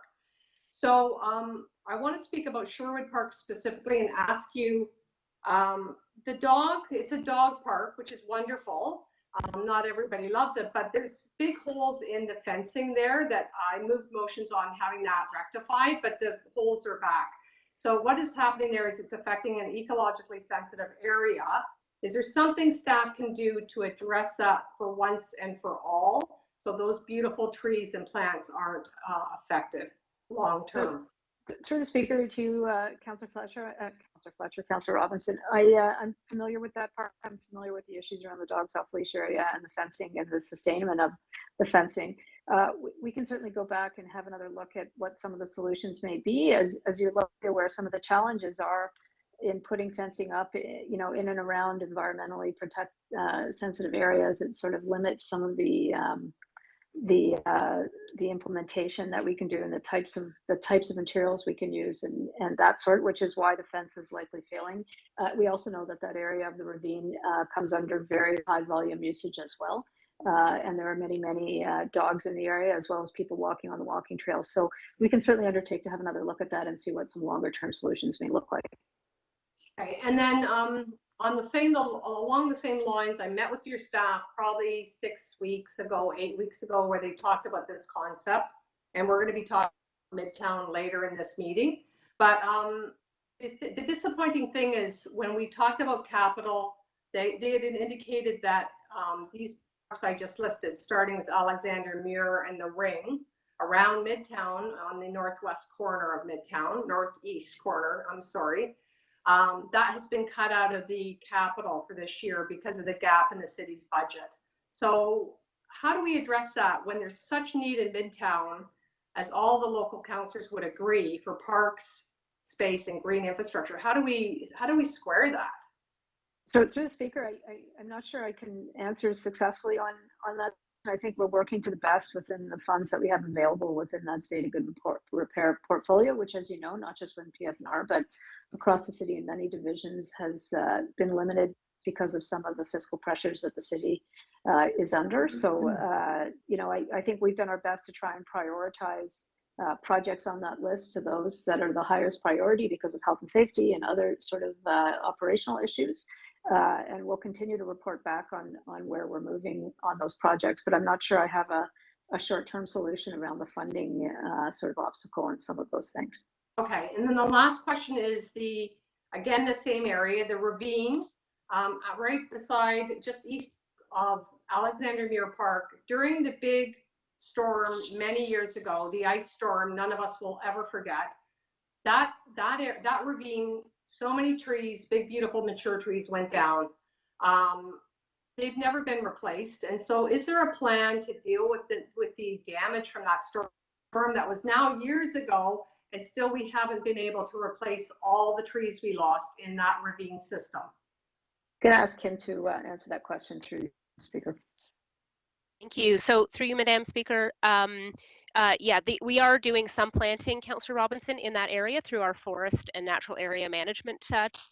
And so the planting has taken place, and certainly we recognize it'll take some time for those trees to offset the mature losses through the storm. Thank you very much. Thank you. And if I can ask members of council, if you're present at council, can you please turn on your video so we know you're here? Councillor McKelvey to speak. Thank you, Madam Chair. I have a motion that City Council requests the City Manager to forward this item to the provincial and federal governments, thank them for their contribution to the ravine strategy to date, and discuss opportunities for the remaining investment of $35.5 million needed for additional unfunded capital infrastructure work, and that's between 2024 and 2028. Over the last few years, I just want to thank city staff for the incredible progress that they have made on the ravine strategy.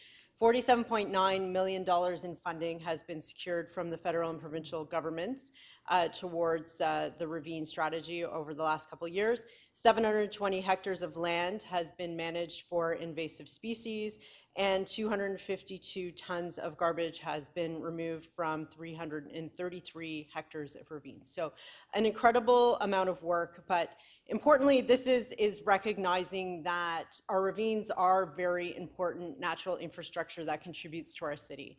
And city staff took that further. They looked at what are those ecosystem services that are provided, and if we had to put a dollar value on that, what would that be? And the number is astounding. It's $822 million annually of benefits. And those are benefits such as filtering water, sequestering carbon, recreational opportunities, erosion protection, flood protection. So there's many good things that our ravines provide.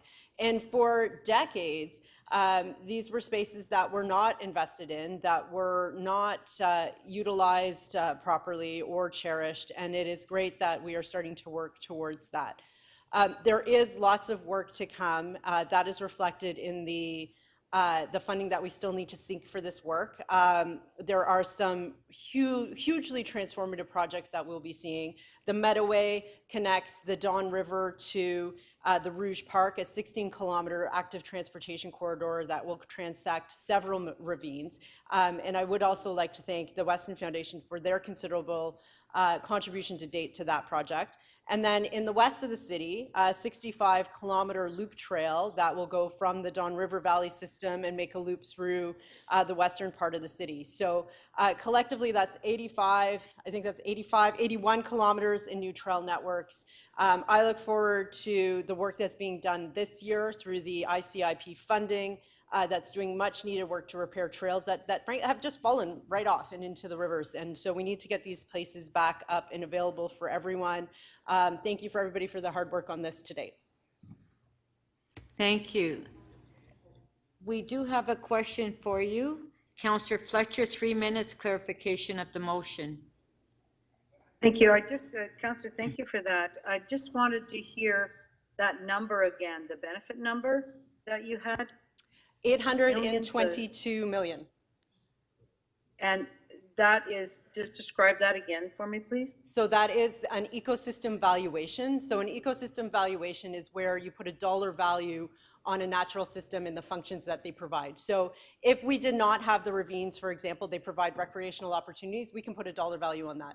We could put a dollar value on if we had to sequester that carbon ourselves. We could put a dollar value on the flood protection, on the erosion protection, on all those good benefits. So it's starting to recognize that this is natural green infrastructure that's contributing to our city. And it's just a way for people to recognize that in a tangible way, which they might not otherwise appreciate.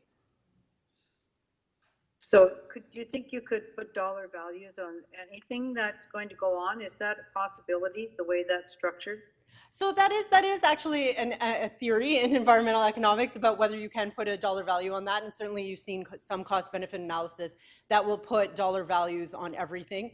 I think there's a place for that. I mean, personally, I don't believe in putting values on human life, for example. But there are some people that would think that is something that could be done through that sort of analysis. So I think it has a limit. I think it's a tool to open our eyes, to make us think, to make us recognize, but it isn't the end-all be-all of that sort of valuation. And if we were to look at the big systems that we have, like I know you have the Rouge River and that valley and that system, and then there's the Humber system and the Don system. How should we look at those as far as ensuring they're protected and part of they're kind of anchors in the ravine system, are they not? No, absolutely. I think that I do mention that as a dollar value, but I think there's this intrinsic value that is associated with those systems. Certainly, looking at things in terms of dollars doesn't look at any sort of indigenous knowledge that's associated with those lands as well. All those other things that we know contribute in that connection that we have with the earth. So I think that we all recognize these are very valuable systems. We're so lucky to have it. I think we're the envy of the world to have these ravine systems right at our doorsteps that are accessible to us. And so I think, though, we've had some great strides over the last couple of years to move forward on protecting those systems, but certainly I think through that unfunded work that we know needs to happen, there's still a lot more work to do. Thank you. Thank you. Councillor Perks to speak. Thank you, Speaker. Imagine for a moment that you're a Torontonian who enjoys and loves our ravines and our natural areas, but doesn't necessarily follow city politics that closely. And 5 years ago, we told those people, we are going to protect and improve our ravines. If you were watching this debate today, if it turned out to be the one political thing you looked at, you would be baffled. You would be utterly baffled. 5 years ago, we told Torontonians that we were going to do evaluations and start to improve all of the environmentally sensitive areas in the ravines and in the city of Toronto. We haven't even evaluated a quarter of them. And that quarter, we haven't implemented the plans that the evaluation suggested that we do. Similarly, we promised Torontonians 5 years ago that we would pick 10 priority areas and do the work necessary to make the improvements there. And as you heard from the general manager, we have not completed the work on any of them. Not on any of them. So if you are that ordinary Torontonian who loves our ravines and felt that a promise was made to you by this council 5 years ago, and you happen to be watching today, you would feel that we didn't quite tell you the truth, that we had no intention of doing it. But instead, year after year after year, during the City of Toronto budget debate, the thing that we're all lectured on and told is the absolutely most important thing is to keep property taxes low. If you can't connect those two dots, you're not understanding why we're failing so badly in the promises that we made the Torontonians 5 years ago about our ravine system. It's a choice. It's a choice we make every year when we consider our budget. We say it's more important that people who own property in the City of Toronto keep low taxes than we provide a beautiful ravine system that's healthy and flourishing the way we promised to. Every year, we make the choice that keeping taxes low is more important than our ravines, every single year. And the fact that we have done none of the 10 priority projects and that we haven't even evaluated 3/4 of the environmentally sensitive areas, and the remaining quarter, none of them have their work complete on it, should embarrass us all. Thank you. Councillor Fletcher to speak. Yes, and I do have a motion there. I hope the clerks have that, Speaker. Councillor Fletcher's motion. Okay, it's on the screen, Councillor Fletcher. Thank you very much. I have the motion to request the general manager to report to July 7th meeting of the Infrastructure Environment Committee on the impact of the train tracks and bridge to be built through the Wanscotchanach Park in relation to the proposed Metrolinx layover in the Don Valley, including the right-of-way width of the train bed, the length of track, size of track, right-of-way of tracks, fencing, and the impact of the construction to build and rebuild the tracks and bridges to accommodate diesel trains in the Wanscotchanach Park in the Don Valley. And thank you, Speaker, for that. I just am bringing this forward again today, and I want to thank our chair of the committee for really laying out the importance of the ravine areas that we have in the city. And I do believe we have the Rouge Valley area. It is, well, it's a national park now, but everybody's envious. We have all the Humber River to the lake. We have the Don River to the lake. And of course, we have the man-made, human-made Leslie Street Spit, which is 1,000 acres of wilderness downtown. So we have these incredible, incredible gifts that we need to protect very much. And this particular layover that is in the Don Valley, and I know that you've heard about it before, is a 5 acres that is north of the bridge that will take out, as I mentioned, and I think Ms.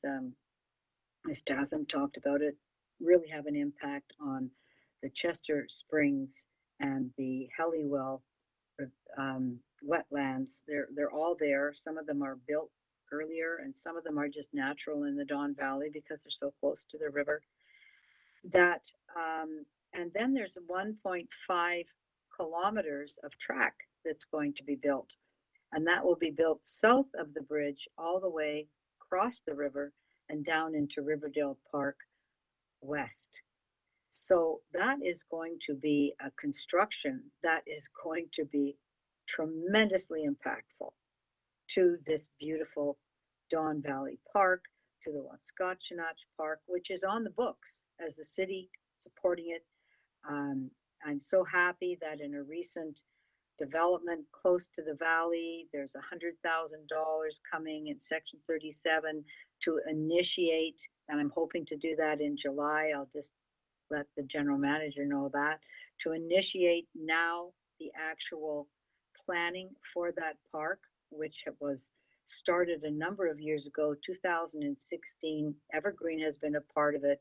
The community's been a part of it. City is a part of it. And I'm very happy to bring those dollars to the table to actually begin looking at what that park looks like and making the contribution of this area to the general ravine strategy that was so clearly outlined by Councillor McKelvey, and what I'll call as the places that are the envy of the world that we have them.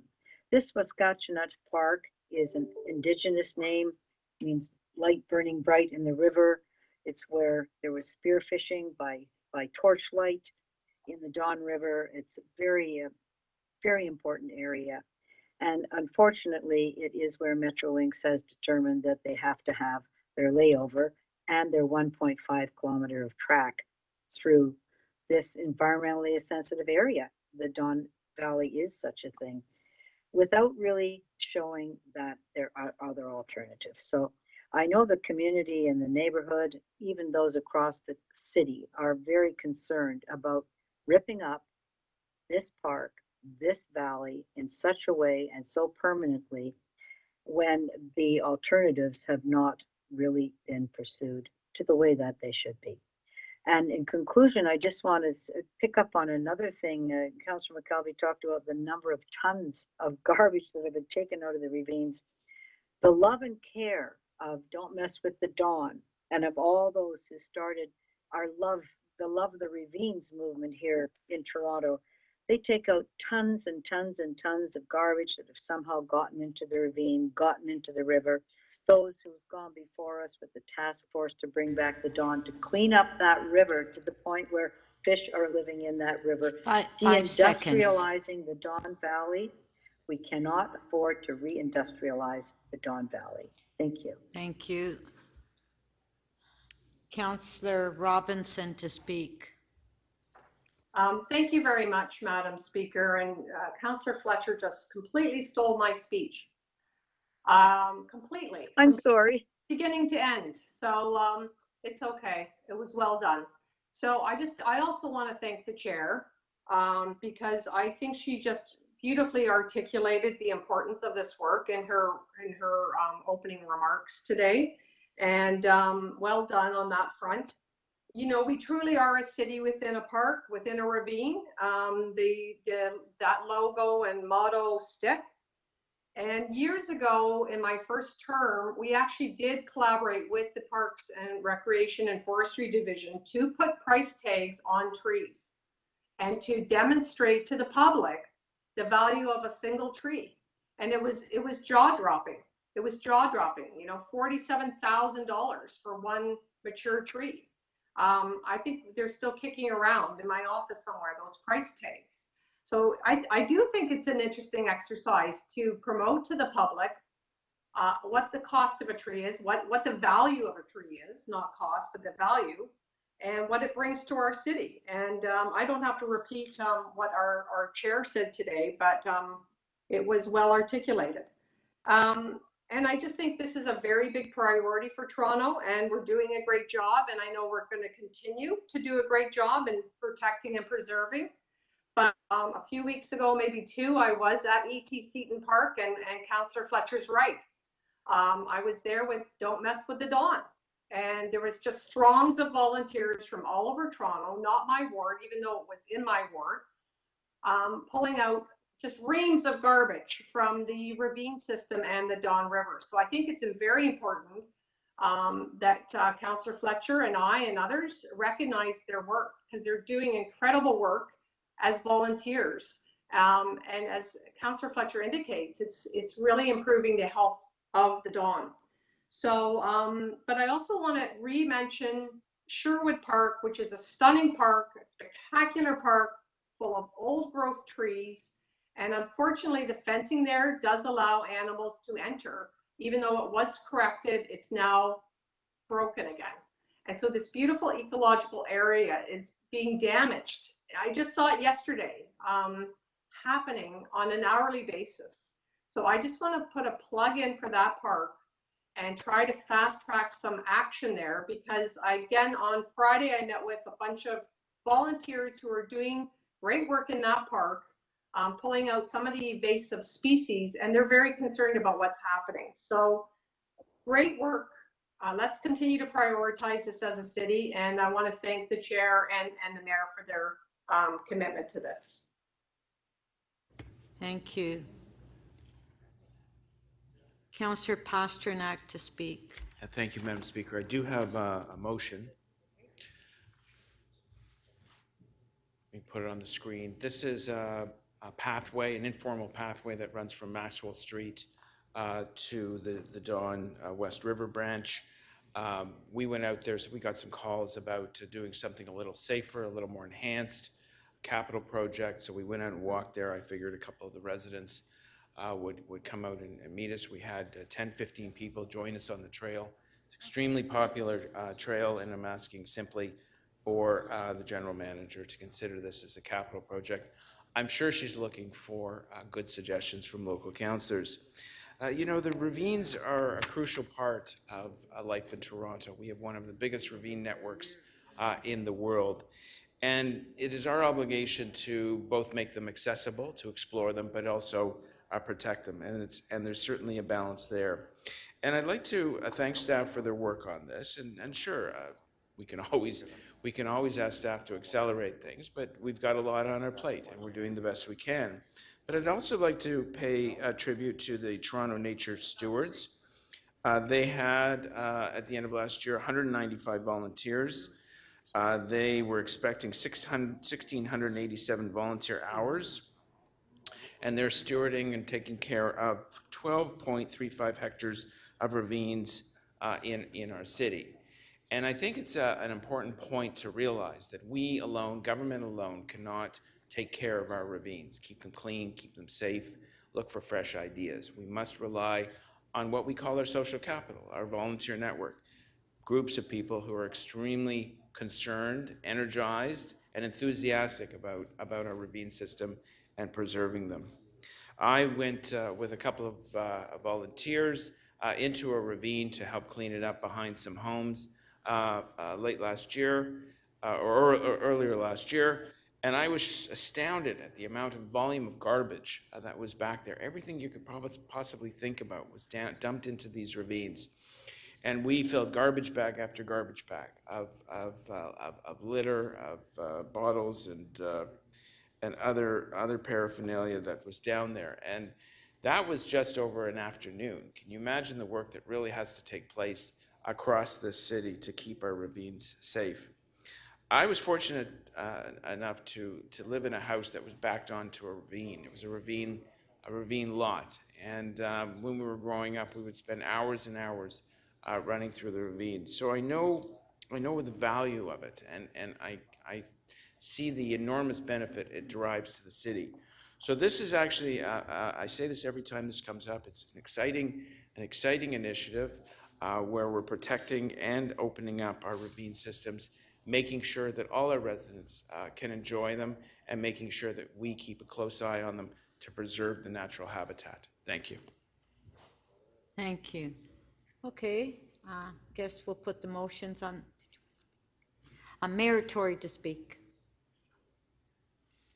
Well, Speaker, just in the interest of balance, I thought I should have a word on this in light of some of the comments made by Councillor Perks through you. You know, I think it's true to say that with this kind of work that, you know, it can never be done fast enough. It's like building transit. It's like, you know, building more affordable housing. And I think the gist of, and I don't want to sort of quote him, but the record will show that he was basically suggesting nothing had been done and that people should be very upset about this because we had sort of indicated we had a plan and hadn't been carrying it out. And I just think the report doesn't say that, the officials didn't say that, and you can cherry pick parts of their answers if you want and try and really, you know, put down the efforts that our staff are making and put down the commitment that has been made. But I think it's important that we talk about the fact when it's never enough. I mean, I agree it's never enough. But the fact of the matter is that in our operating budget this year, since the councillor through you, Speaker, made reference to the operating budget, there is $12.5 million. There's $105 million in capital. And, you know, that's actually, by my reckoning, quite a lot of money. And is it enough? Well, no, it's never enough. Of course not. There's not enough being put into anything. But we've got another problem on the other side. And we'll have a chance to have a dialogue with the people on this come October, you know, where they're having an affordability problem, quite frankly. And so, we could say we're going to do everything tomorrow and massively raise taxes. And, well, the councillor would stand here on Tuesday, which is, today's Wednesday, and say it's about ravines, and tomorrow it'll be about some other subject, and the day after that. So you just keep adding up the tax increases, and before long, you are strangling older people that are trying to stay in their homes, younger people that are desperately trying to stay in homes they've bought based on lower interest rates. People are trying to struggle to buy a house. And so we'll have that discussion, and I welcome it. But I can tell you right now, I stand here as a mayor, and I hope to be able to continue as mayor, but the voters will decide that. And I stand here on behalf of the council and say we will keep the commitments. And the way it was portrayed, quite frankly, that nothing had been done in the priority areas, $5.5 million has been invested there, and it resulted in 720 hectares of land managed for invasive species, 252 tons of garbage and material and metal removed from 333 acres of ravine land, a lot of work that has been done on restoration, and it continues to be done. And at least the councillor was fair, Speaker, in saying that the work is underway but not completed. Well, yeah, we're not at the end of the plan yet either. And I'll tell you the other thing, and I would love to have the help of that councillor or others with respect to trying to get more money from the other governments to help with this, because yes, it's a Toronto asset and a treasure, and something I'm personally committed to seeing that we restore and keep up and do better with. But the fact is we do have commitments of $40 million plus from the other governments, with I think about another $100 million in applications that are in. And I think the energy might better be spent, instead of being critical of the staff for the efforts they've made, albeit that we'd all like to have it all finished by now, to actually help us advocate to the other governments to help us with the funding that we can complement with our own money to get this work done. And so I will just say that it's never enough. It never is enough to satisfy me. But we are making solid progress on this. We are committed to this. We will make budgetary commitments as much as we possibly can every year, recognizing the fact that the very same taxpayers, I actually haven't received a lot of email in my office, never have in 8 years here, still don't, from people that are pleading with us to raise taxes. A very few people do. Most people are saying, yes, invest in the important things, including the ravines, but be careful, with the affordability question for us, especially now, when I think it's got worse with the ravages of inflation and other things that have caused people to be very dislocated. So we will get this work done. We've had great leadership from Councillor McKelvey as not just the chair of the Infrastructure and Environment Committee, but also as the ravine champion. She has been absolutely tireless in her efforts to reach out to the other governments. She spent time literally with the federal people in Ottawa and elsewhere getting some of this money and asking for more under programs they do have, and I'm optimistic that money's going to come through. I personally have spent quite a bit of time seeking out private money as well, because there are people who are very interested in the ravines, who I think will come through and help us to do some of the things like the loop. And I think when we revisit this a year from now, those of us who are here, we will find that significant progress continues to be made and will be made going forward. But make no mistake, the kind of money that we're talking about here, the kind of effort that is being expended by staff and by volunteers, because others have been involved in this, is significant, will be significant. We are not by any means stopping one step short of fulfilling that plan. It will be done. And it will be done, but it will be done in a practical and realistic way, because that's what we have to do when we have many, many priorities in front of us that we're asking our residents to finance and people to carry out. So I just thought it was important to sort of bring a little bit of balance to what was a pretty gloomy assessment of work that I think is in progress and always can be speeded up, but is in progress nonetheless in a very sincere and committed way. Thank you, Speaker. Thank you. We can put the motions on the screen. Motion by Councillor McKelvey, it's on the screen. On favor? Show of hands, carried. Okay, next motion by Councillor Fletcher. On favor? Could I have that recorded, Speaker? I'd like that recorded. Thank you. Okay, recorded vote. Yeah.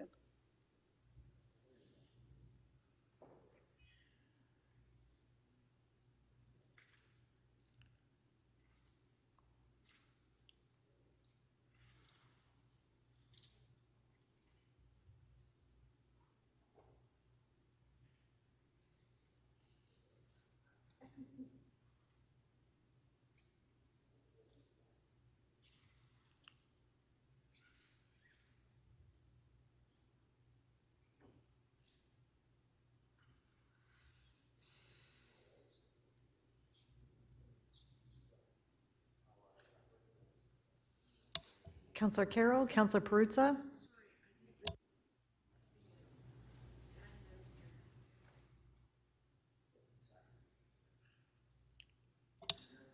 Councillor Perruzza, may we please have your vote?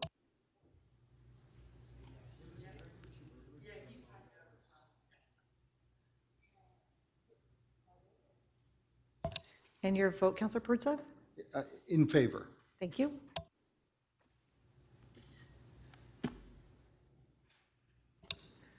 Motion to carries unanimously, 20 in favor. Oh, sorry. Madam Clerk, I'm here. I'd like to vote, if possible.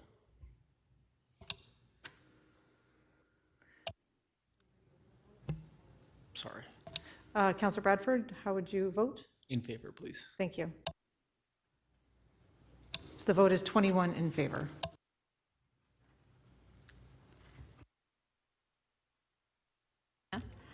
Okay, item is amended. Oh, sorry, there's two other motions. Motion by Councillor, we did that one. Councillor Pasternak. If we could record that too, please. Okay, recorded vote.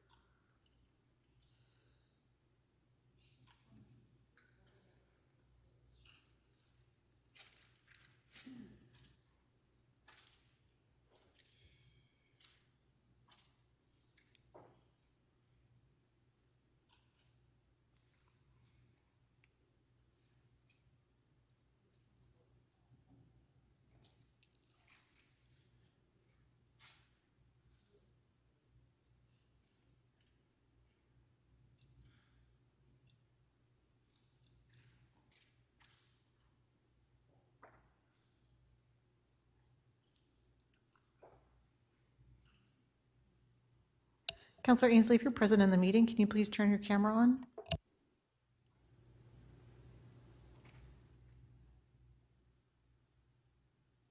My apologies, I thought it was on. Thank you. And Councillor Perruzza, how do you vote, please?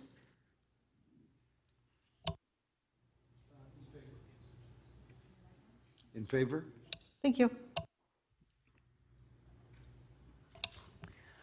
Motion 3 carries. The vote is 20 to 1.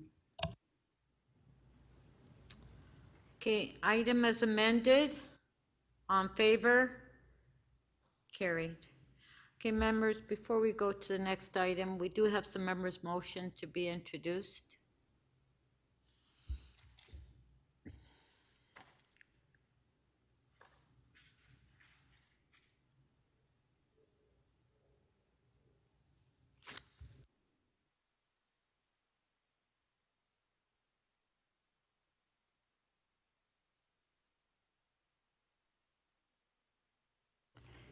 Councillor Mihevc.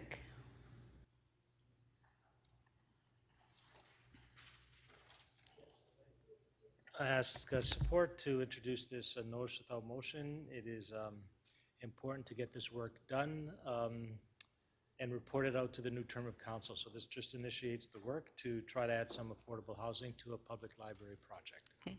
On favor? Carried.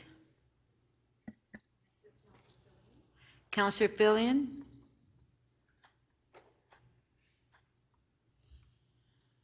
Yes, I'd like to introduce a motion for. Can you turn your mic on, please? Yeah, I have. I'd like to introduce a motion for 5203, 5215, 11 Parkview. It's urgent because we're dealing with a settlement offer. On favor? Carried. Councillor Perks? Yes, Speaker, I've been asked by the Planning Department to introduce a motion with a technical amendment for the 406, 410 Keel Street planning application. On favor? Carried. Councillor Robinson?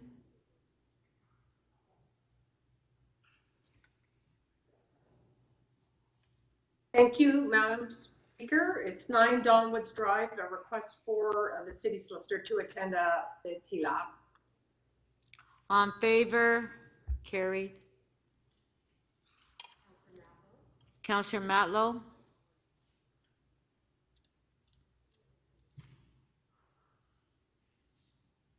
This is a motion to add additional funds to complete a playground improvement project, and the additional funds are necessary to ensure that it proceeds as planned. All in favor? Carried. Counselor Perruzza? Yes, Speaker. It's just introducing a motion responding to a library board request. And the reason for its urgency is these libraries are in lease space and their leases are, always coming up, right? Okay. Okay. All in favor? Carried. Thank you.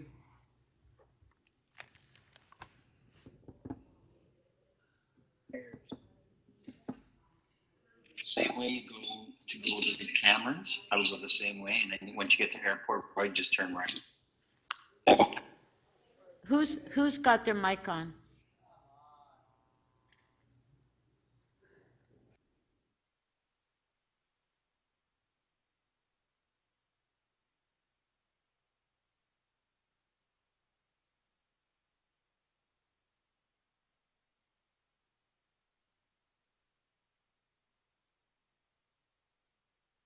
Okay, our next timed item is IE 30.19, revisiting active TO, interventions on Lakeshore Boulevard West. Councillor Grimes, you held the item down. So do we have questions to staff? If you can put your name on the screen, please.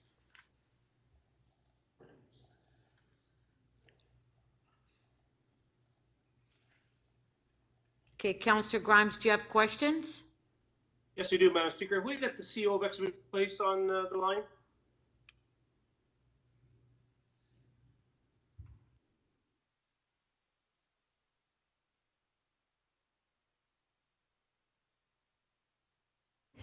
Yes, we do. Yes. Okay. But, so I'll start Councillor my Grimes, go ahead.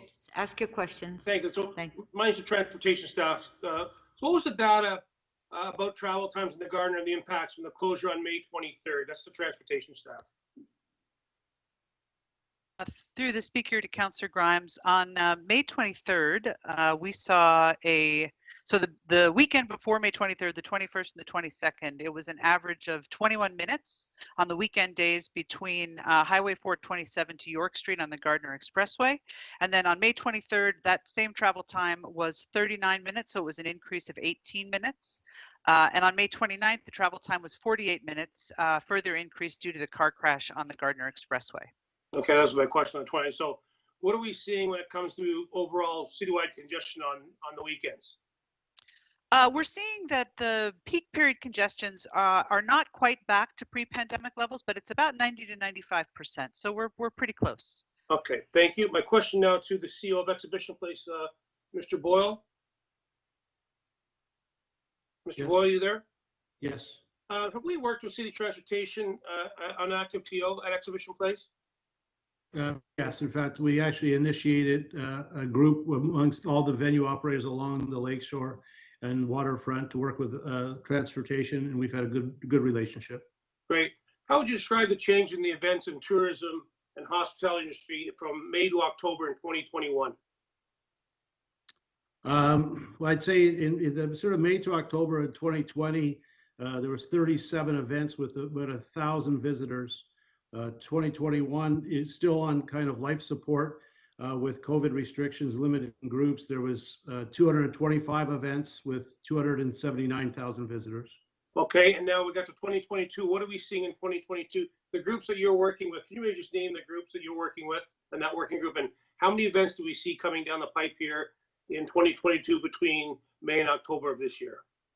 So the groups that we're working intimately with is Ontario Place, Live Nation, Rogers Center, MLSC, and then we've connected with all of our tenants on our grounds as well through this period. Having just talked to all those groups, we pulled numbers together.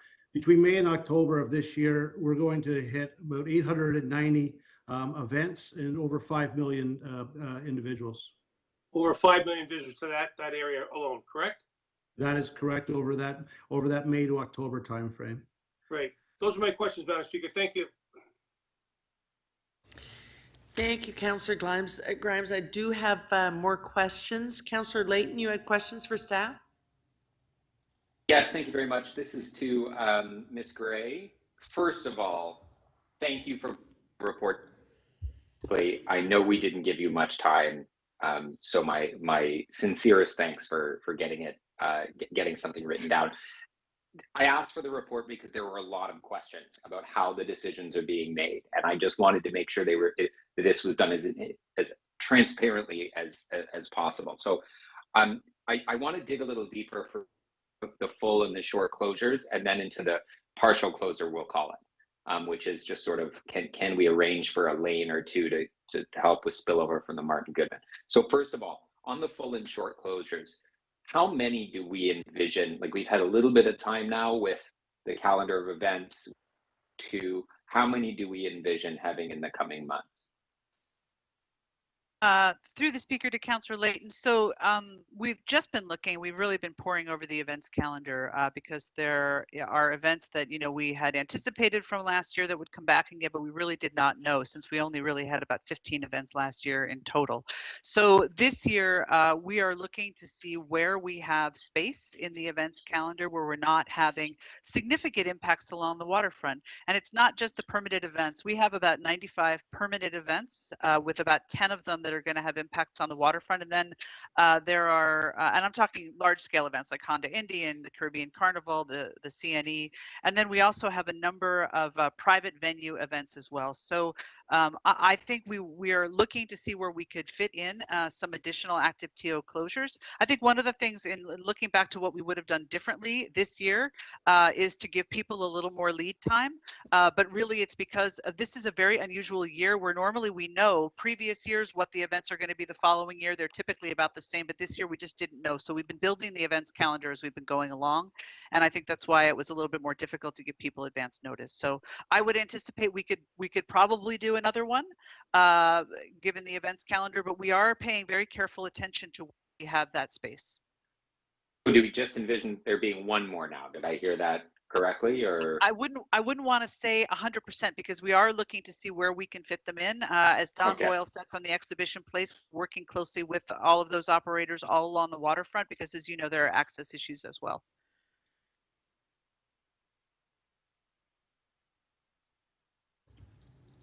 I think we have a frozen screen, Councillor Layton. You have a set of scales in your office. On one side, you have all the events, and on the other side, you have active TO. And at some point in time, the scales tip. I like to think this is what the mayor has been talking about with this find a balanced approach. So who decides when those scales tip? And is it multiple events that are leading to the scales tipping in the favor of not hosting an active TO, or is it a particular size of event? Like, is it a CNE plus a TFC equals a no active TO, or is it a J's plus a TF? You know what I mean here? Like, who's making that call? And are we factoring in the size of the event and the number, or is it like one event, no go? So, through the speaker to Councillor Layton. So it is definitely a recommendation that comes from my events planning staff to me. And it is not just about the number of events, although certainly the number of events, multiple events that have large volume participants, 15,000, and that's not the only number, but when we have multiple events, that certainly has an impact. The other thing I think it's really important to recognize right now is we have exceptional number of construction projects, as everyone knows along the call here, and those construction projects have impacts. We know that King Queen Roncesvalles is undergoing construction right now. It has some impacts on the Queensway, and so when we have lane closures that are in that vicinity, that's also something we take into consideration. So it's really the full picture. It's not just a tipping point of one or two events, but we certainly look at all of those pieces together in order to make that determination. And so I'm just going to have one more. Okay, you have your question. Go ahead. Sorry. You know what? You can add it on to the answer of my next question, but this is how many driveways is it that we have to overcome for the partial closure? If we were to close, say, the curb lane of the eastbound traffic Lakeshore, how many driveways would we need to figure out how to accommodate? I don't have the specific number, although I may get it here in a couple of minutes. But the driveways are things like the paddle clubs, Palais Royale. We've got Exactly. yeah, so there's a number of them along there, and part of the challenge is not just the number of driveways; it's also the way that those driveways align with the roadway and how we could actually manage site conditions so that we could make sure that it was safe for crossing. We would have to do some analysis to be able to accommodate that, and in some cases it would be extremely difficult to accommodate. Otherwise, we wouldn't close those access points for active TO, because there are other access points along the corridor where we can provide alternative access, but the ones that we've had to close up to this point to accommodate active TO have not had that ability to do that. I think that'll have to be your last question, Councillor Layton. Oh, okay. Perhaps the next questioner is Councillor Perks. Perhaps he's following along the same lines. I may have some similar lines of inquiry. If you could restart the time. No worries. Why is it we only find out on Thursdays? Well, Councillor Perks, through the speaker to you, I think that we have not done a great job of providing advance notice, and often one of the tipping points of whether we can accommodate active TO or not is whether we can get the appropriate security support, whether it's paid duty officers or it's our traffic agents, and they are in incredibly short supply. And so we work closely with the paid duty office to determine whether we have, and that's not the only reason. What I said to Councillor Layton about the size and quantity of events, the number of construction projects and the alternate routes is absolutely how we inform that decision. But very often it is up to the last minute as to whether we know whether we're going to be able to have that security personnel. So that's part of it. Although it's not an excuse as to why we haven't given people enough advance notice. I think we really do need to give people more advance notice in the future. So I'm puzzled by this. Like the city is able to go and hire security for our parks without even coming to council. Why are we not able to find the staff necessary to deal with this? We have a significant shortage in paid duty officers and also a significant demand. We have paid duty officers are typically used to help people navigate through construction zones, and there also are traffic agents, of which we have a number on staff, but we have a number that we're still in the process of hiring for. So being able to accommodate the security personnel necessary, active TO covers a long duration, and the Lakeshore West actually is the most significant in terms of the number of security personnel that we require. And we've done a fair amount of work with the police to minimize where we've needed paid duty officers and been able to use security barricades, but there are still locations with active movements where we need transportation officers to be able to do that work. Well, I'm not sure that answered my question, but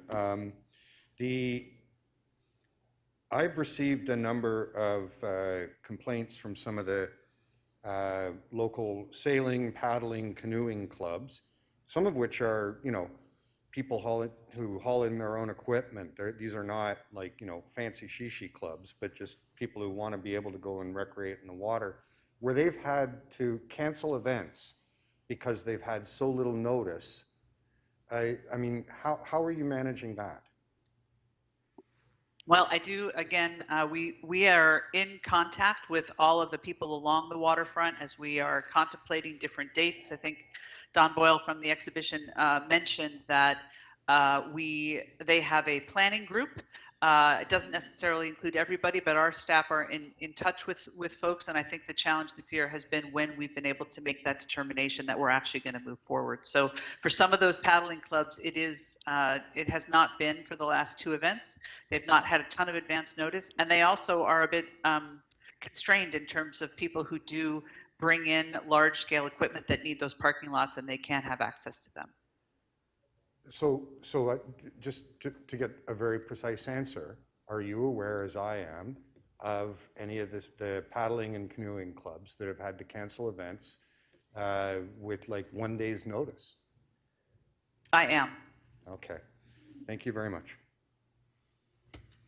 Thank you. Councillor Bradford, questions? Thanks, Madam Speaker, and through you, thanks, Ms. Gray, for your hard work on this. I know it was an incredibly short turnaround for you to put it together a report like this, and admittedly, I think some of us are still kind of going through it. So forgive me if all the details are in the report. When we first started Active TO, how many days of Lakeshore West did we do year one? I think you're on mute, maybe. Sorry about that. Through the speaker, in year one, we did 20 days. So we did multiple weekends, mostly all summer long. Okay, and in the past season, how many did we do in the most recent year prior to this?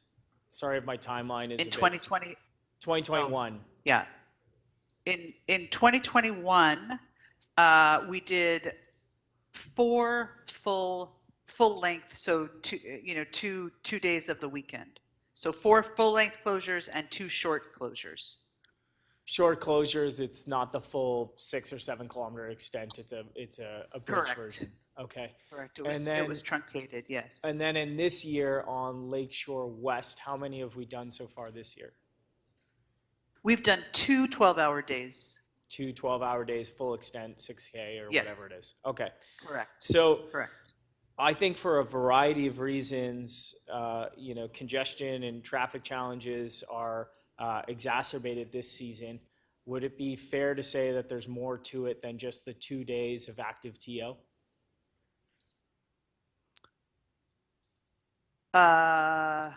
Through the speaker, in terms of the impacts to our ability to have multiple days of Active TO? No, in terms of traffic congestion in the city is not a new problem. It's a challenge. It's one that's gotten worse as we're moving forward out of the pandemic. The events are coming on the calendar. There's more construction. There's parking issues. There's a whole litany of reasons. But in fact, we've actually only had 2 days of Active TO this year.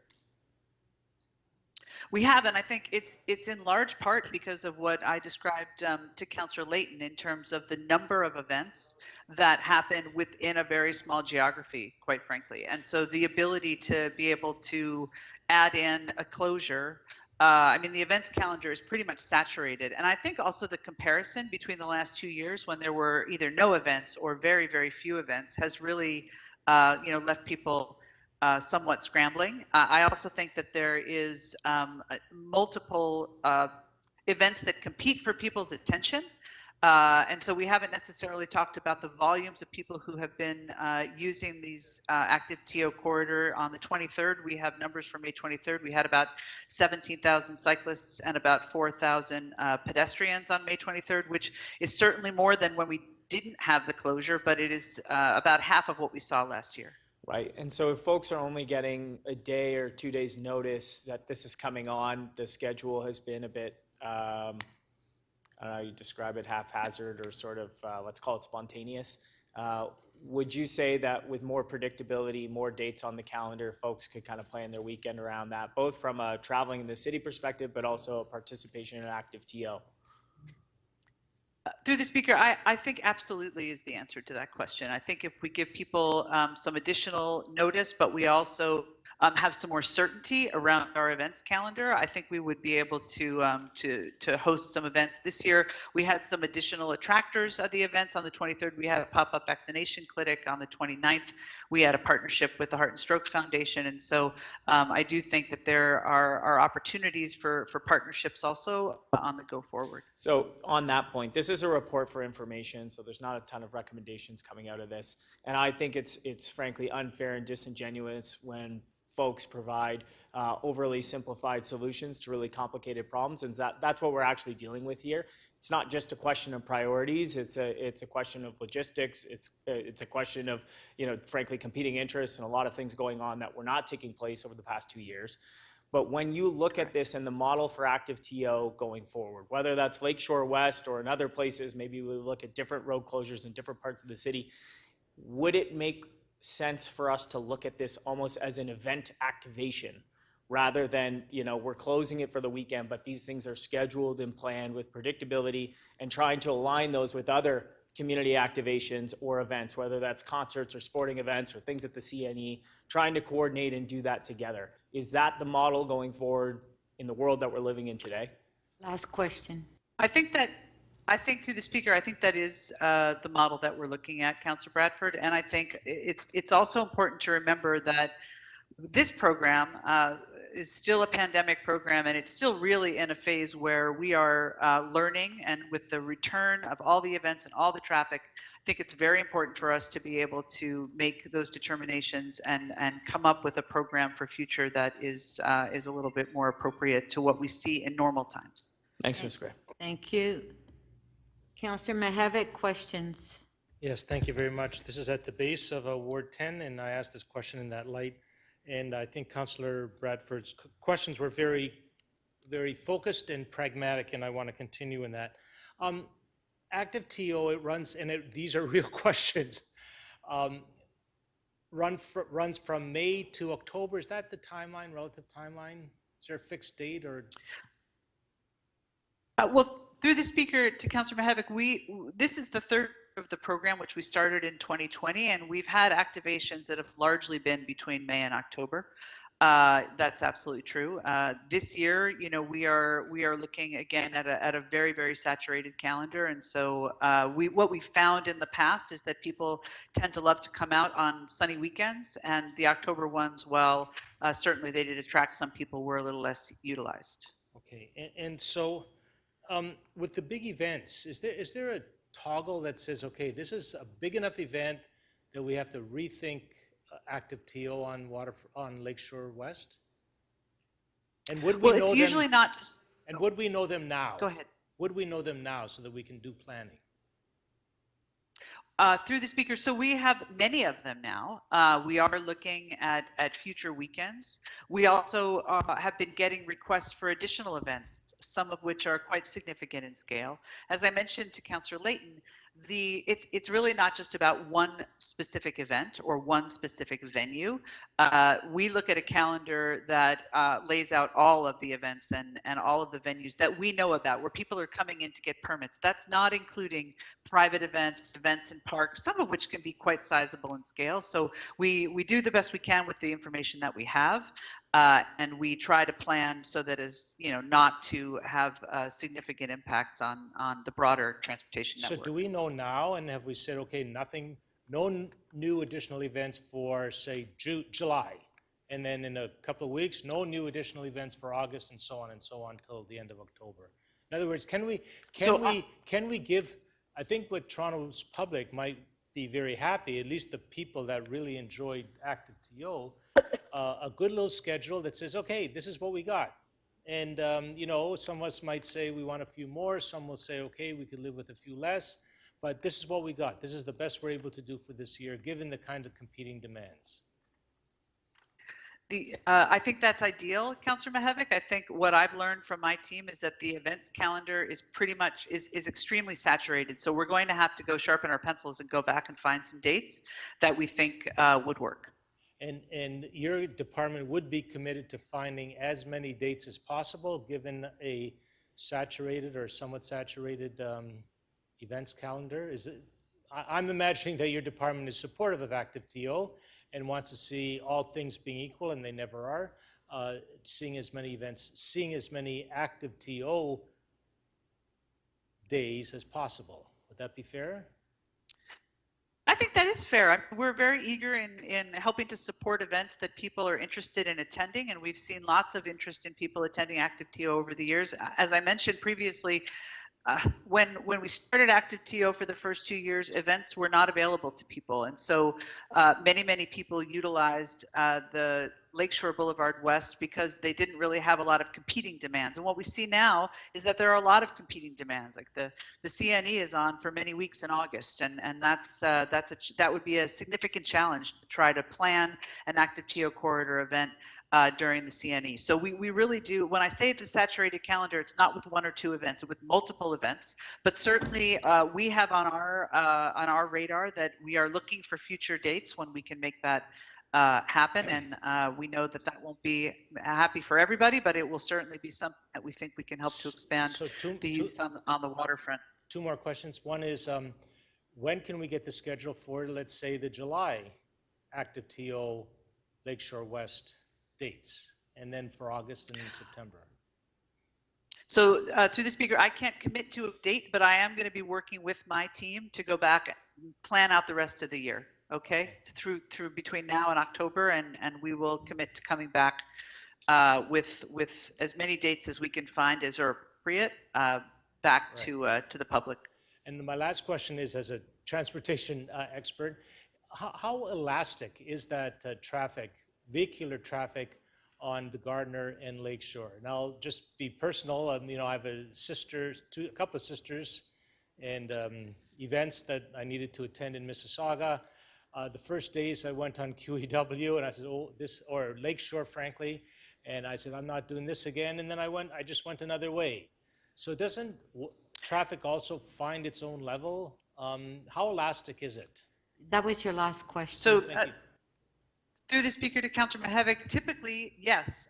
What I will tell you is the network right now is quite constrained by construction projects. It's constrained by lane closures in some places, and also by the volume of people who are traveling into the downtown to take advantage of the many things that are going on in the downtown. We know that transit is back somewhat, but is still not at the capacity that we've seen pre-pandemic levels, and so a lot of people are opting to drive. And one of the challenges that is really important to recognize this year is that there's some limited redundancy in the network. So while often people can find alternative routes, if people don't have the Lakeshore and they choose the Gardiner, they really don't have another parallel corridor that's unencumbered up until Bloor Street.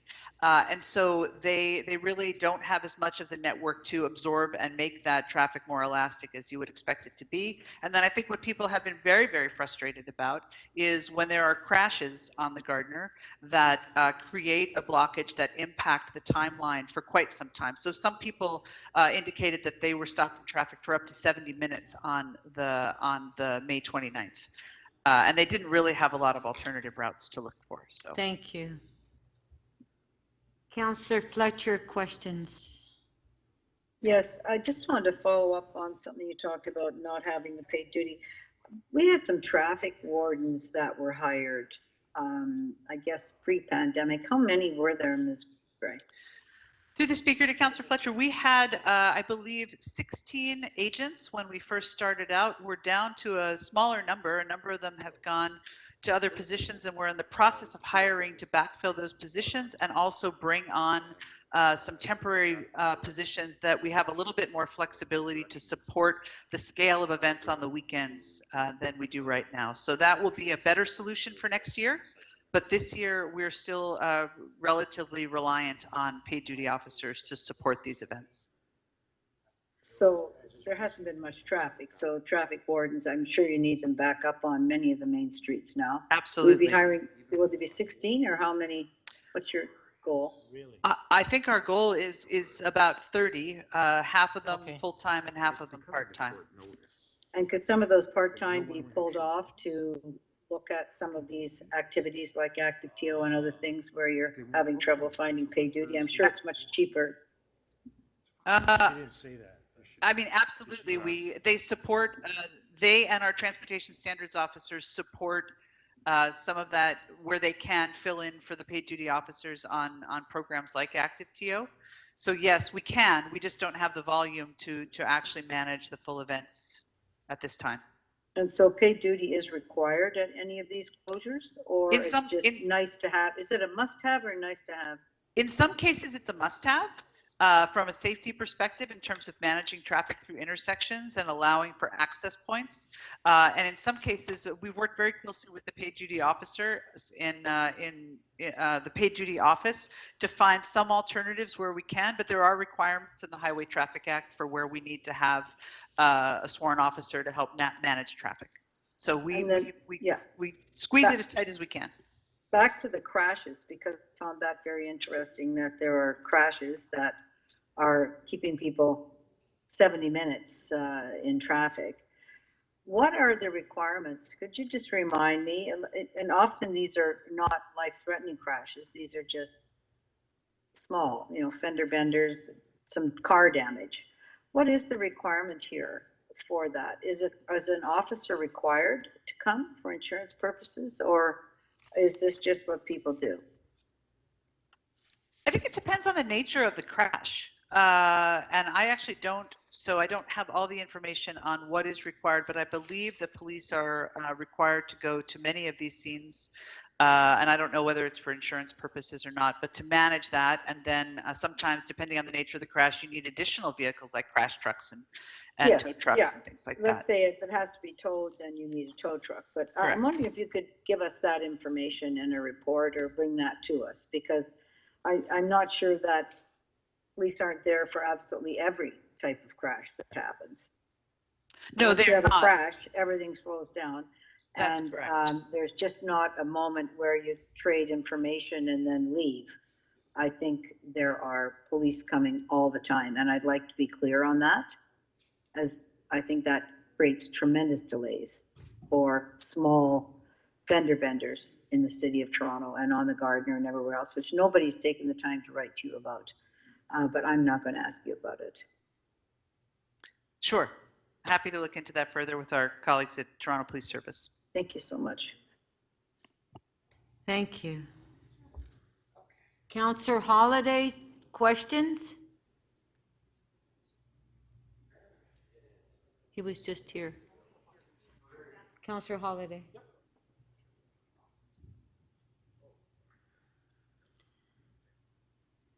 Questions? I do. Thank you, Madam Speaker. I just, Ms. Gray, I just want to understand, what are the objectives of the program?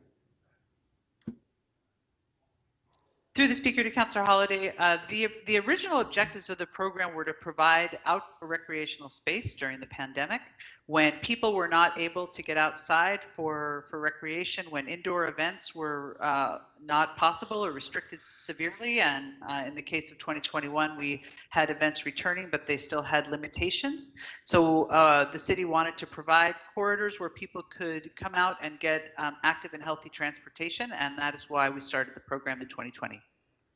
So it's essentially an event, right? Like this is an event just like, the Ride for Heart, Taste of the Danforth, Taste of the Kingsway.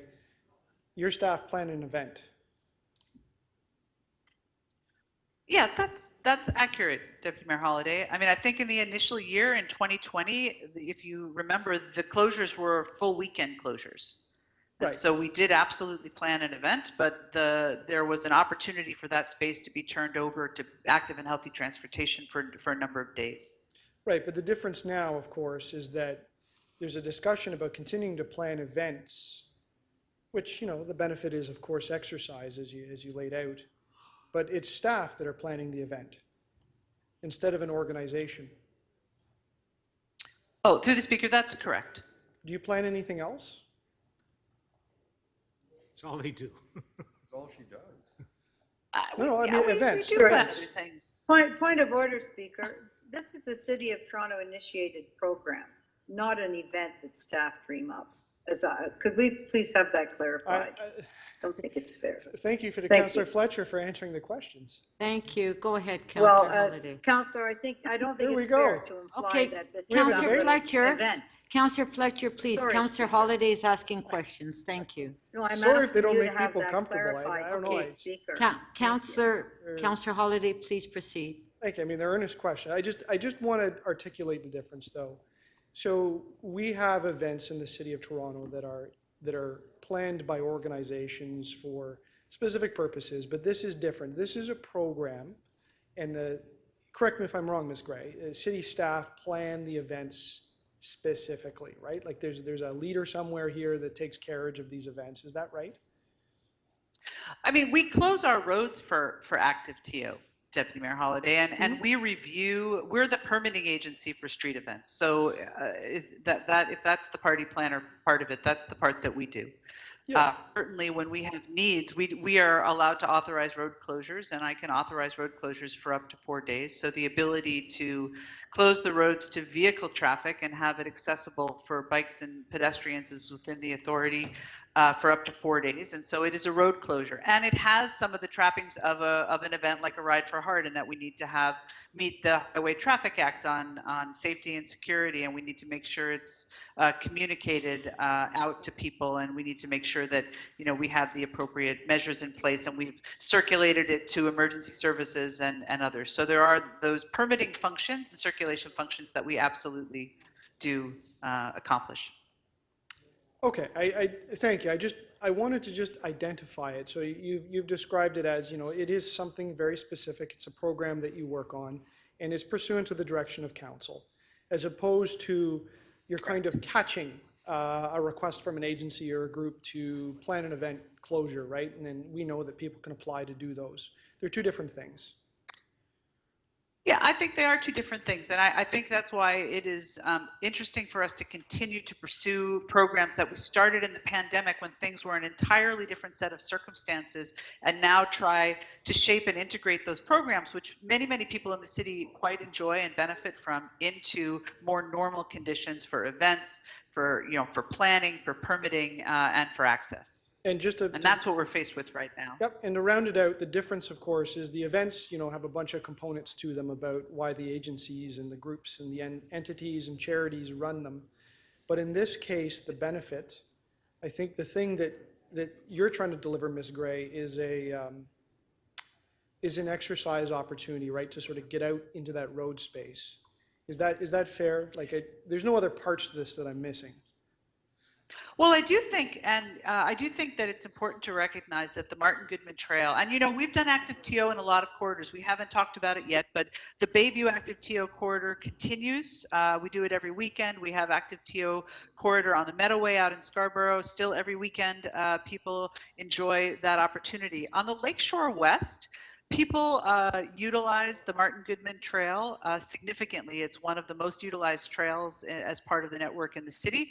It is quite full on the weekends, and certainly people enjoy the extra space to be able to utilize that trail corridor. So it's one of the reasons why, as part of the Western Waterfront Master Plan, we're going to be looking at making some modifications to that area. It's a longer term project, I understand, but that would help to expand that facility because so many people use it. Thank you. That was your last question. Deputy Mayor Minnan-Wong, questions? Yeah, thank you, Madam Chair. Through you to Ms. Gray, and this is along the lines of repetition is an important part of learning. Councillor Holiday said that the public policy reason behind starting this during COVID was because people couldn't get out. Those were your words, am I right? That's correct. So we had COVID, people couldn't get exercise, people could separate themselves out as opposed to going to play basketball or go swimming where they might get sick from COVID. Have I captured that?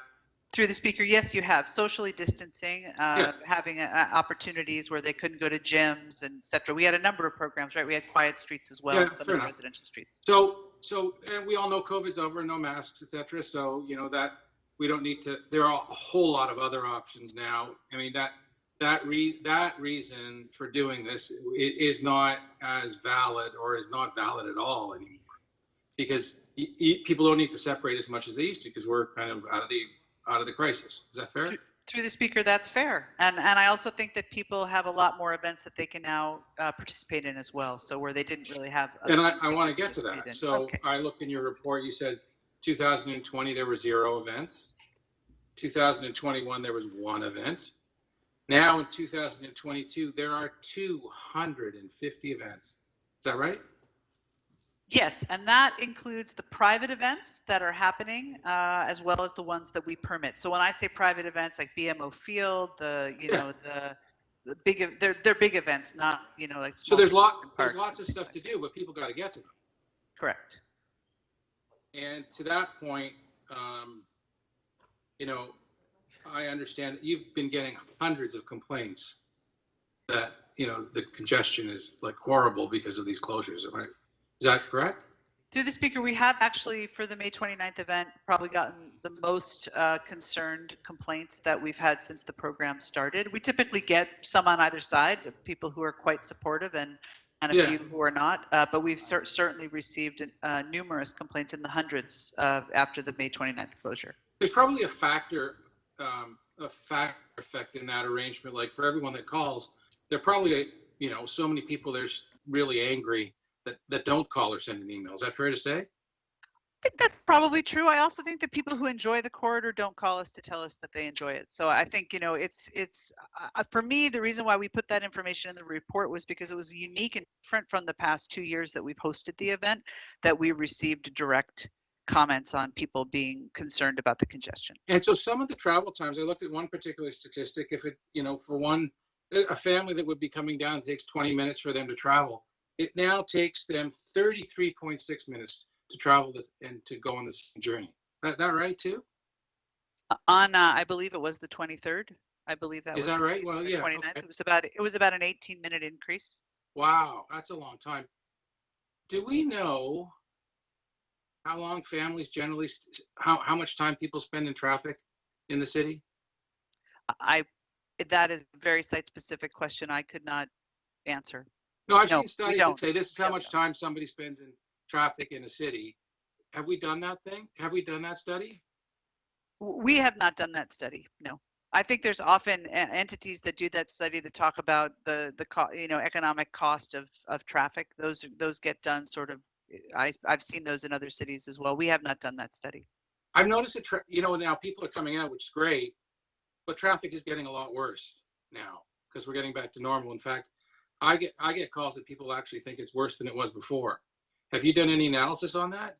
We're at about 90 to 95% of the pre-pandemic conditions. I think part of that is also that the changes from what we saw over the past 2 years when it was largely free flow conditions, it's even more significant in people's minds. So it's not quite back to pandemic levels. We certainly also know that the TTC, while they're certainly regaining lots of ridership, is not back to the levels that they used to be prior to the pandemic. And a lot of people pick transit who are now driving.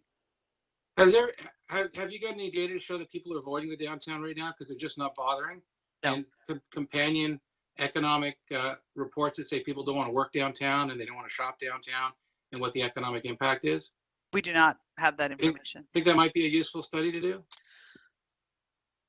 I know that we work very closely with our colleagues at the SRRA who put out occupancy data on. SRA? Yeah. Sorry. Last question. I'm not going to remember what those What does that stand for? I'm sure not going to remember, but I'm sure somebody will tell me in a moment. But they do downtown office building occupancy, and they track the downtown occupancy. The Strategic Regional Research Alliance. Okay, that was your last question. Thank you. Thank you, Madam Chair. Okay, that's it for questions. We'll now go to speakers. Councillor Grimes, you held the item down, so you're first to speak. Thank you, Madam Speaker, and I'll be happy to move the receipt from Transportation. Thank them for the report. You know, I like to think I'm a supporter of Active TO during the pandemic, but I think now in this current form, I can't support anymore. And I'm going to talk about two different roles I play. One is Chair of Exhibition Place, and one is the Councillor for Ward 3. Humber Bay Shores, you've heard me talk about it in the last about transportation. We are landlocked there. We have track replacement going on Lakeshore Boulevard, water main work happening on Park Lawn, a major construction project going to happen on the Queensway. These people are landlocked in there, and Lakeshore Boulevard is the only way in and out. And they look down from a vertical community and see this. And, you know, when it's open all weekend, there's not the cyclists there that they see, and they see the backup on Lakeshore. They look at that. People trying to get to St. Joe's Hospital, which is a very big hospital in the area. They can't get to their appointments. They can't get to the emergency room. I had someone locked in their elevator or trapped in an elevator. They couldn't get to the fire couldn't get there because of the congestion. So these are some of the things that are happening in our area that you may not realize. You know, crashes we talked about on the Gardner. It's a 3-laner, and if there's one happening, you know, halfway down the line between Exhibition Place and the Humber River, you know, someone could be injured. So the first one's usually there, our friends at Toronto Fire, to try and get a fire truck down through 3 lanes when it's completely congested. Then you got the ambulance, then you got the police car, and then you have to get the tow trucks there and get that cleared to keep that moving, but it just backs up further. And, you know, people say, oh, the 90 people coming from the 905, but you know, when you got the Leafs sometimes overlap with the Jays and a TFC game, it's a busy spot. People all don't take transit. We got people coming in from the States to some of these events. It's huge. Exhibition Place. I'm going to talk about Exhibition Place. You know, our salespeople are, we have the Collision concert coming here in June, which is a huge convention for us. And our salespeople, you know, do we tell Liberty Grand to stop selling for weddings? Our new hotel, do we tell them to stop selling for weddings because we're at capacity for events down there? Exhibition Place is our fairs and exhibition ground. It's our convention space. You know, we have our people out there trying to fill it. That's what we do. It's a gathering spot. What's going to happen across Street Ontario Place? We've got, you know, Budweiser stage, but all the other things that just were announced by the province that are probably years away from happening. But, you know, this is a very busy spot. So that being said, I had a good call with my friend, Councillor Layton. You know, is there room to try and find something? I think there is. RCO at Exhibition Place has some ideas, and I told Councillor Layton, and I haven't talked to Councillor Perks about, but I'd be more than happy to sit down with Exhibition Place and Transportation, see if there's something that could be done. I think Councillor Perks has a motion which I'll be supporting that, you know, maybe a solution a little again further down the road. But you know, it's a complex issue. I think it was a great program why it lasted during COVID, but I just think as Denzel Minowong said, our Councilor Minowong, I talked to you, say I'm not even heading downtown, right? And we have all these restaurants and recovering and the reopening. People just trying to avoid the downtown. It takes you an hour and a half to get down to a game or whatever. And I said, we have visitors coming from all over outside of Ontario, in the States. They all don't take transit. So it's a busy city, I don't have to tell you guys, and it's going to get busier, but we're the city of festivals, and I just want to thank Transportation Report. But that being said, I'm more than happy to work as the chair of Exhibition Place with our CO and Councillor Layton, Councillor Perks, and anybody else. Councillor Bradford would love to sit down with Transportation, see if there's something that we can work out. So those are my comments, Madam Speaker. I appreciate it. Thank you. Thank you. Councillor Perks to speak. Thank you, Speaker. I have a motion that City Council direct the Chief Planner and Executive Director of City Planning and the General Manager of Transportation to consider quick start actions which improve pedestrian and cycling amenities as part of the 2023 Western Waterfront Master Plan update. I'll explain what that means in a moment, but I want to make a couple of comments to set the scene. There isn't a city in the world that wouldn't kill for the opportunities that we have being a waterfront city on one of the Great Lakes and having this enormous, like we're basically built east-west along Lake Ontario. It is a prize, a treasure, a gift that every city in the world would envy if they understood what was possible. And because of that sense of possibility, a number of years ago, myself, Councillor Grimes, former Councillor Sonder Cook, worked together to develop with city planning and the community a Western Waterfront Master Plan. And that master plan was organized around three core ideas. The first core idea is that for the love of Pete, we've got to figure out a way for people who live near the lake to be able to get there. Because if you live in Roncesvalles or South Parkdale or one of those other neighborhoods, there was actually no way to get to the water unless you got in a car and drove all the way around onto one of the exits and then back and into a parking lot. There were no pedestrian bridges. There were no traffic lights you could cross the lake shore by. It was just horrible. So one of them was to create those north-south connections.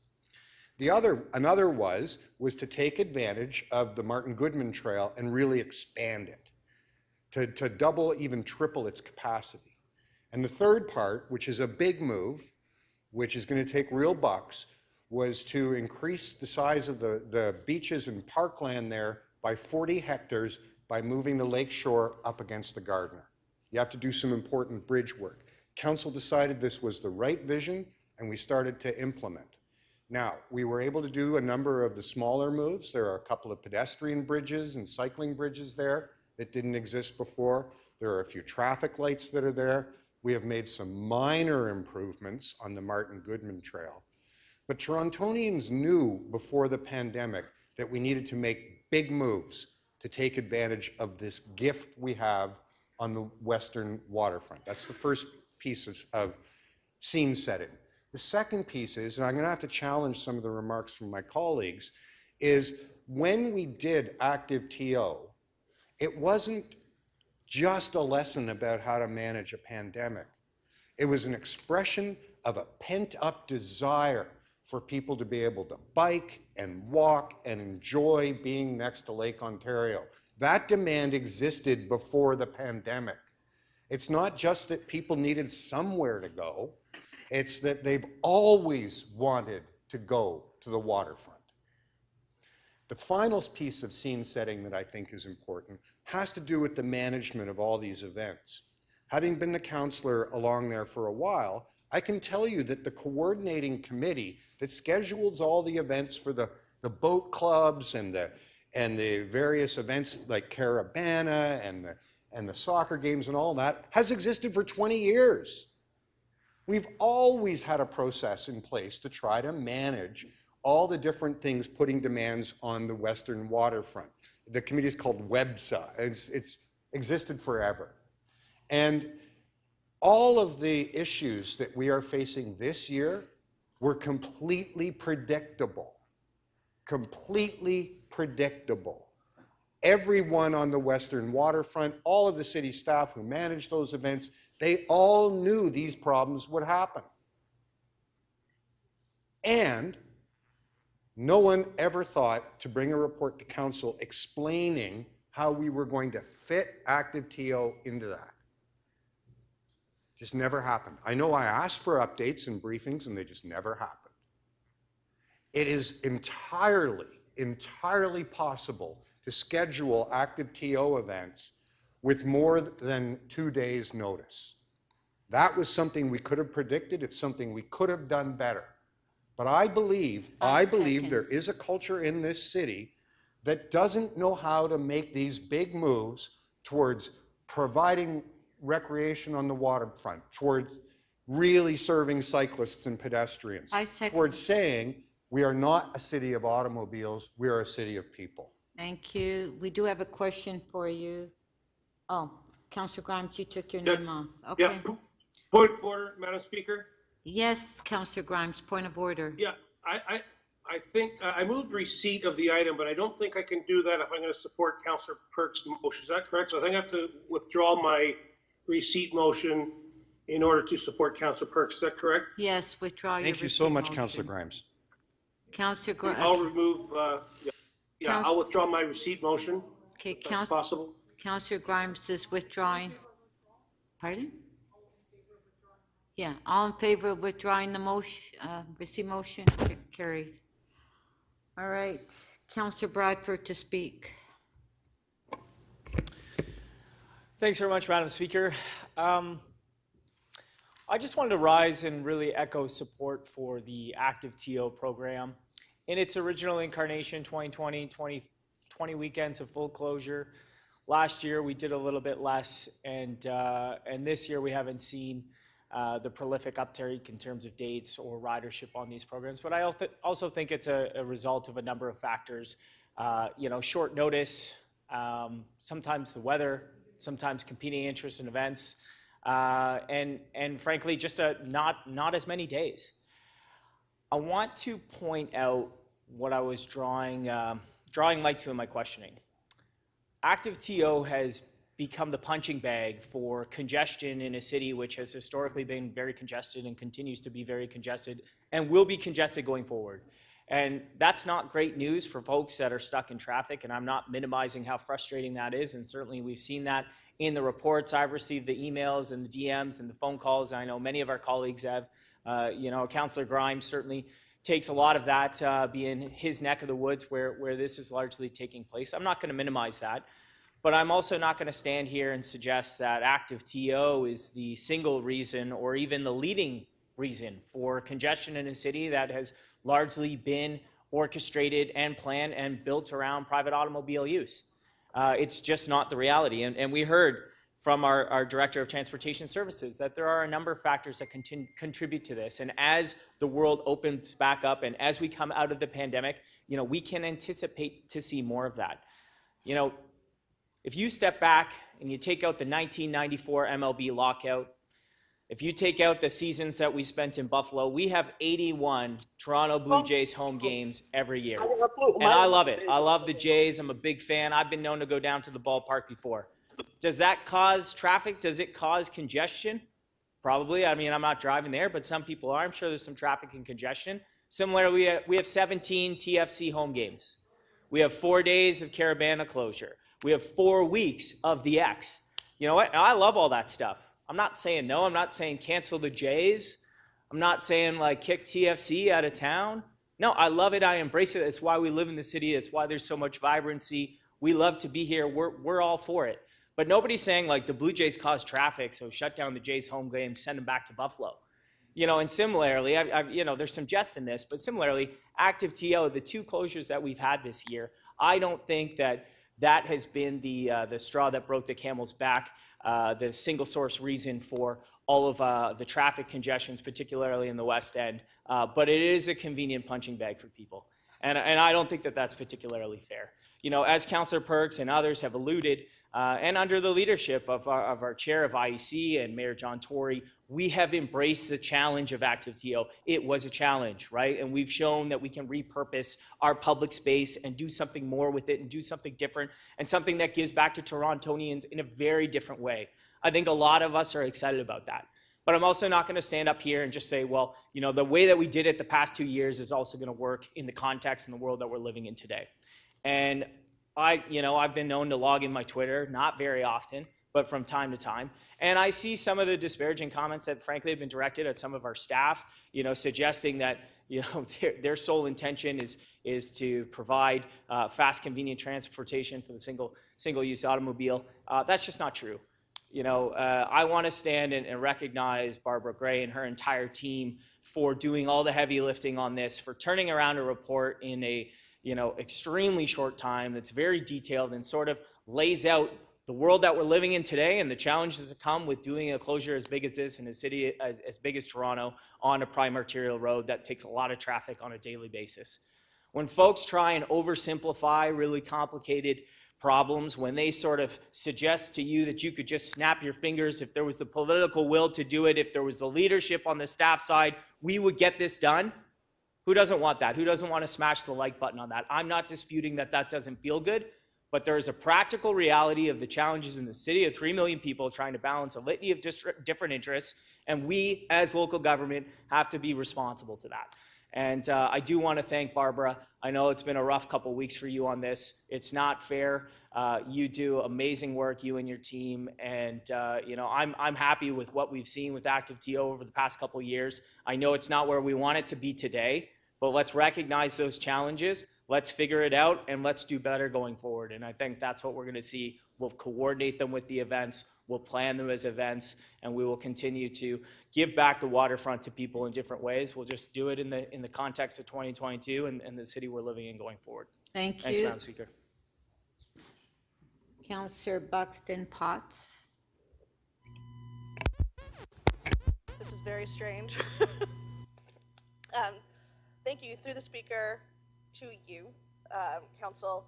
As my inaugural speech, I really wanted to speak to this one because I used Active TO regularly over the last couple of years. I live just off Bayview. It was so much fun, and it was a wonderful way to experience the city. Sure, the physical distancing and the COVID part was true, but the utter joy of just seeing kids feeling really safe to ride their bikes with their families was huge. And so I also wanted to stand up in support of this great program and to thank the leadership of transportation staff and Mayor Tory for giving us this great opportunity to see Active TO come to fruition. I do understand the concerns of staff, and I sympathize deeply with increases in traffic time. 18 minutes is a long time. I will also admit to wishing that there was a little bit of that same fervor when my TTC is stopped for 45 minutes, and it takes me 2 hours to get from downtown to Broadview and Danforth. There are 50% of our residents who don't drive. And what I think we're seeing is with an increase in residents, we really have to think carefully about how we are using our precious road space. Our population is growing, but our road space isn't. So the way to fix that is to really invest in high quality, safe alternatives. Let people who need to drive, drive. But if we give people safe bike lanes, better access to transit, we take a lot of those cars off the street, and that's how you reduce congestion, not by closing, active TO for one day. So I fully intend to support the staff recommendations and Councillor Perk's motion. I would love to see how we can incorporate some of the great learnings from active TO into the West Lakeshore Master Plan. I think there are some really great opportunities to take what we learned in a COVID context and make it work for, what feels more like real life. So thank you very much. Speaker, just on a point of order, I just asked you because I thought maybe I was out for a second this morning, but I guess we neglected as a council to welcome two new people to their first council meeting this morning. One of them, he's not new, but he's renewed. And that's, of course, Councillor Joe Mihevc and Councillor Buxton Potts, who's just made a very excellent inaugural speech. And I just, on behalf of council, I'm sure we should have done it first thing this morning, but it's kind of one of those things where you fit so well into the chairs right off the bat that we didn't notice. But you're both most welcome, having come through an appointment process that had you with a lot of other people offering your services. And I'm glad we picked you both, and welcome to the council. And thank you for those remarks and for your comments and questions earlier today. Thank you, Mayor. I guess we didn't think of doing it this morning, but as far as Joe is Joe. Like he's nothing new, but Joe. Okay. Councillor Layton to speak. Yes, thank you very much, Madam Chair, and I'll try to be very brief. First, I guess it's an apology to all of you, but in particular, our Director of Transportation, General Manager of Transportation. You see, I initiated this request for this report, but I did so, in all honesty, because I think that the demands and the success of active TO, as well as the decisions to limit the number as time went on, warranted a public discussion. Like whenever you have, I think the number was in the report was close to 40,000 people on a daily basis using a closure like it, 36,000 people using a closure of a road like this in a very open and accessible way. That's a policy success. And I would note, it's one that was initiated by transportation. It didn't come from us sitting around a council. I remember some early conversations with Barbara Gray about this. And it was exciting at the ambition that was coming out of transportation to try to overcome some of the challenges that we were facing during COVID. And some of those will live on through things like the expansion of the Bloor Street bike lane across the Danforth and further west, the university bike lanes, and the other active TO installations across the city that are being made permanent as a result of the leadership of the Transportation Division and the success of active TO in many cases. In this case, we're learning about how far we can push that boundary. What I wanted to know through this report was why were these decisions being made? Because I think there were a lot of people out there that were questioning the motives of the staff in this case and the political motivations of this council, where I think most of us can say that that we want to see an expansion of active transportation through initiatives like this, so that we can start to live differently as a city, that we can become that global city that allows pedestrians, that allows residents to experience their city in the ways that were just outlined by Councillor Buxton Potts and Councillor Bradford.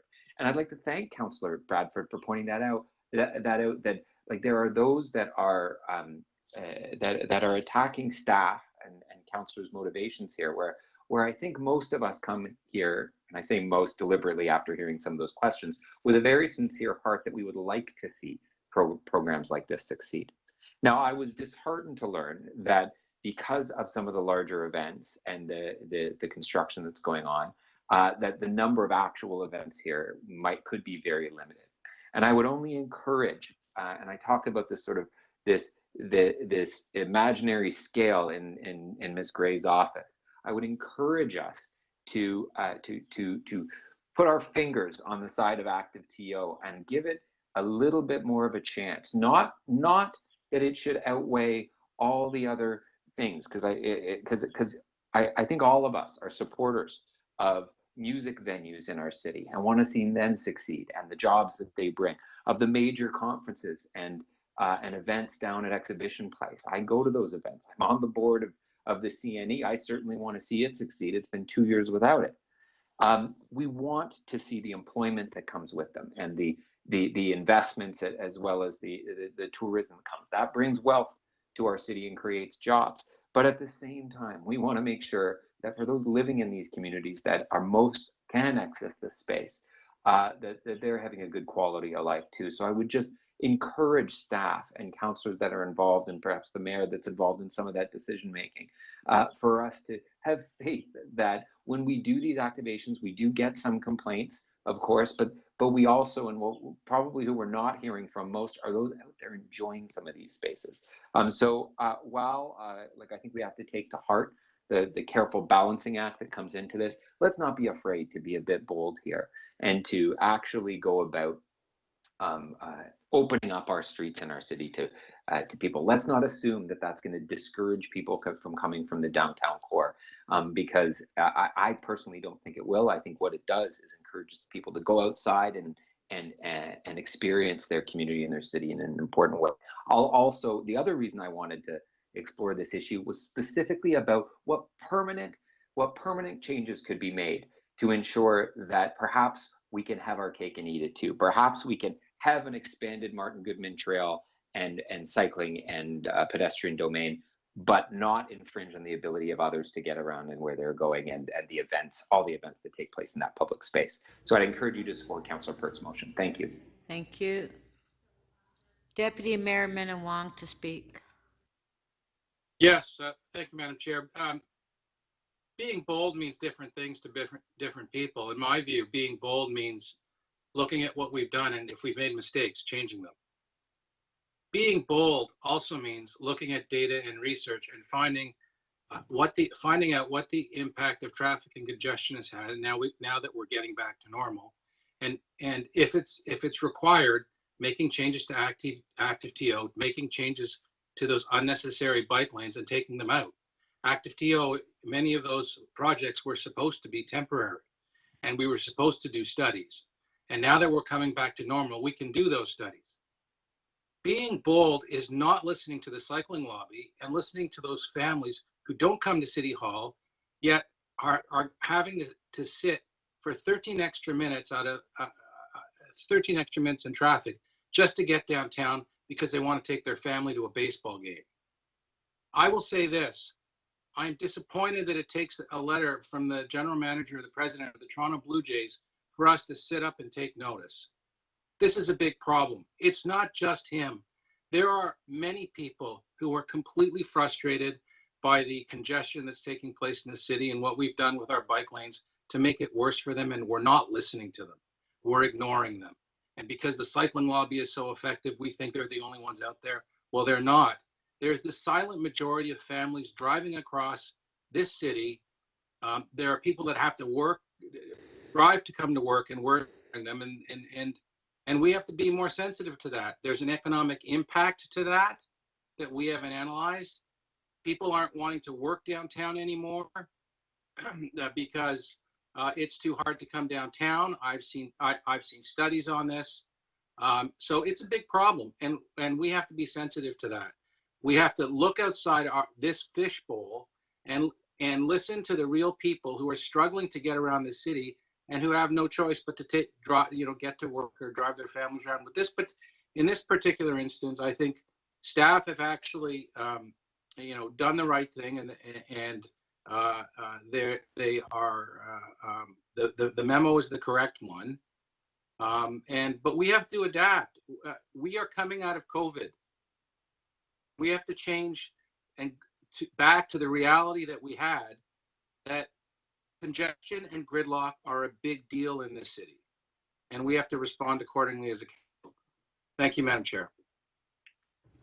Thank you. Councillor Holliday to speak. Thank you, Madam Speaker. I actually just want to stand up and say thank you to staff for their supplemental report, for recognizing how vital Lakeshore Boulevard West is to connecting the city. I represent the ward of Etobicoke Centre. We don't have direct access to the lake.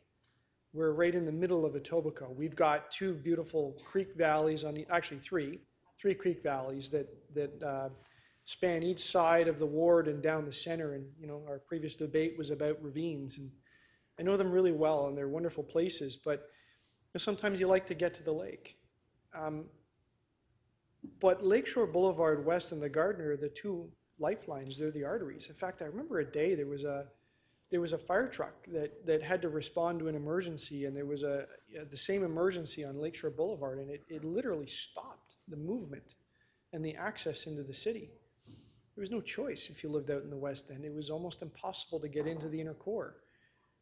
You know, I recognize the politics in this, and I understand there are people that advocate for active transportation and different environmental perspectives on moving around in this city, and you know that's a big public debate. But my approach is really practical. Like, if you don't feel connected to the inner core of the city, you don't share the identity as Toronto. You don't have that drive to go to a really nice restaurant or a show or something on a Friday night if it's just too hard to get there. You go the other way. You go out to Mississauga, or you go up to Vaughan, and you know that's the identity. That's the way you think about the city. That's a shame. But you know, here we have a little bit of temperament in the report. I think there's recognition that we just can't sustain active TO, and you know, gosh, it was an interesting run through the COVID pandemic, and it was good to see people having fun. But I just think we have to be careful going forward. We don't want to sever parts of the city, because then we lose ourselves as Toronto. So I'll continue to advocate for access of my constituents into the city core. You know, whether it's for leisure or to see family or to get to vital services like hospitals or schools or universities or that type of thing. You know, look, I'm an active public transportation user, but not everybody is. Not everybody can. It's not always the suitable way for every circumstance. So I'll just ask, you know, the council be considerate of all the various parts of the city and the way that we need to connect to each other. And, you know, it's impossible to have it all the time. But once again, thank you to the staff for being temperate in this report and seeing that adjustments need to be made. And I really appreciate that. And on behalf of the citizens that will enjoy better connectivity from Etobicoke Centre, you know, I thank the staff on their behalf. Thank you. Thank you. Okay, that's it for the speakers. Mayor Tory. Speaker, thank you. I commend the staff for writing this report for all the reasons that have been cited by others here, and I think what we have here is a report written by what is an objective, professional public service staff, as always. And I think we have, over the course of the speeches this afternoon, gone back to the beginnings of this program, and it wasn't the entire reason why it existed. Councillor Bradford pointed that out very well, and so did one of the other councillors, might have been Councillor Perks, just said that about the joy that people would feel of driving or cycling and strollering and rollerblading on these roads. And there's truth in that. I don't deny that for a second. In fact, it's one of the reasons why I have continued to support the program, because quite frankly, by this year, it was obvious we were coming out of the pandemic, but that indeed is part of the problem as well. And I stand here as a supporter of the program, and just like on so many other things, trying to take a balanced view of doing what is possible and practical for us to do in all of the prevailing circumstances, which included this year we knew. And that may be what some of the speakers were talking about when they said we knew there was construction going on in the west of, in that sort of Roncesvalles, King, Queen area. We knew there was other construction across the city.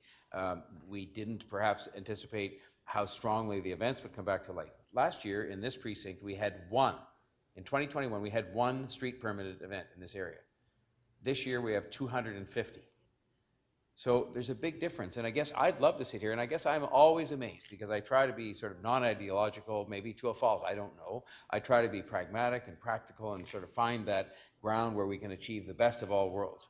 And the intolerance of the notion you'd even look at this and sort of say, well, maybe we can't have a program quite as robust as last year's or the year before, but we're still continuing with it. The intolerance of that you see on social media and even in some, some of the journalist comments is staggering to me.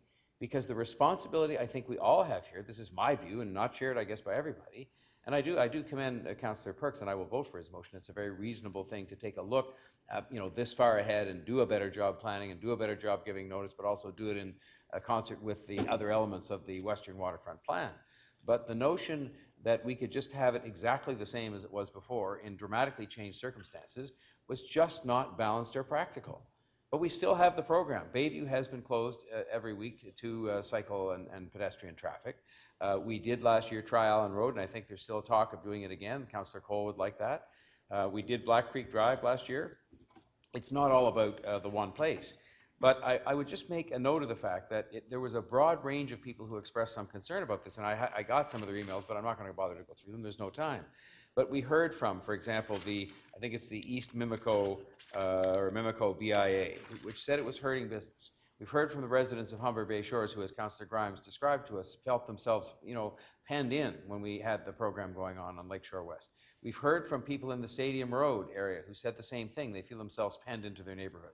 We have the clubs that Councillor Perks made reference to that can't do business on these weekends.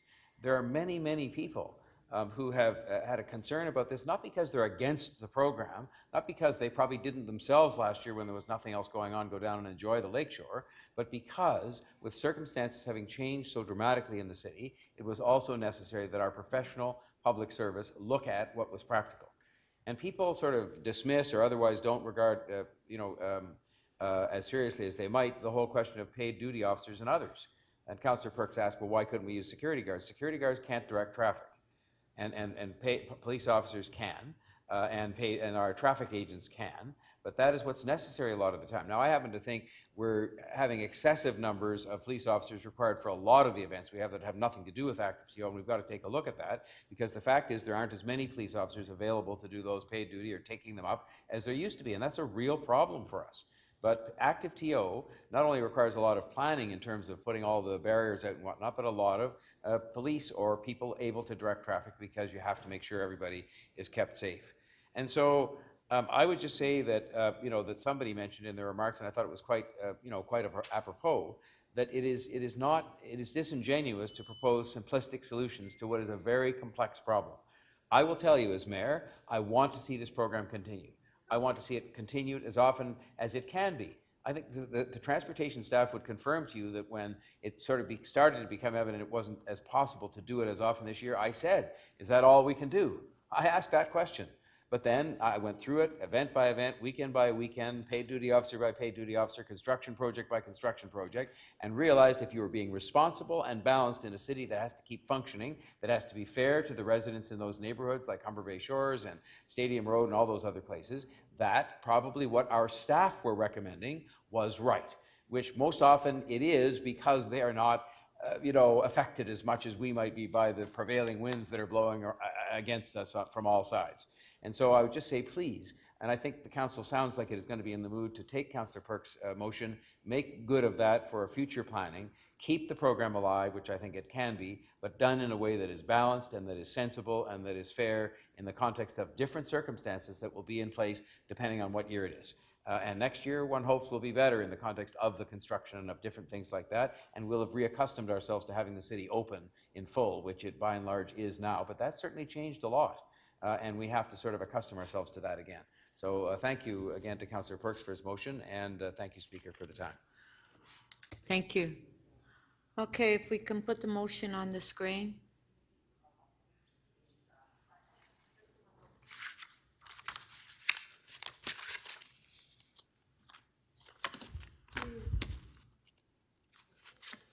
Okay, motion is on the screen by Councillor Perks.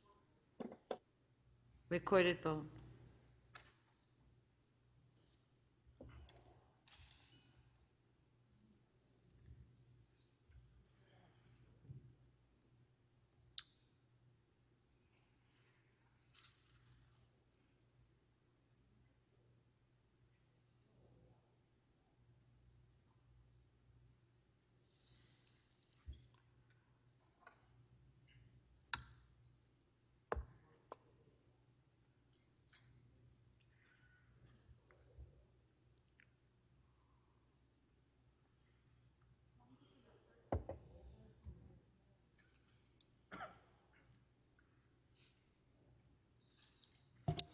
Just a reminder to members participating remotely, please have your cameras on during voting. Thank you.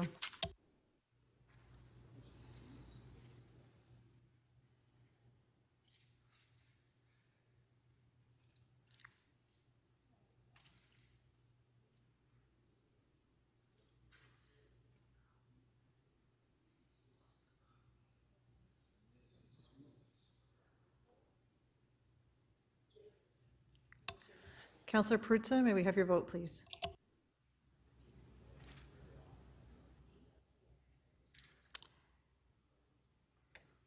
The affirmative? In favor? Thank you.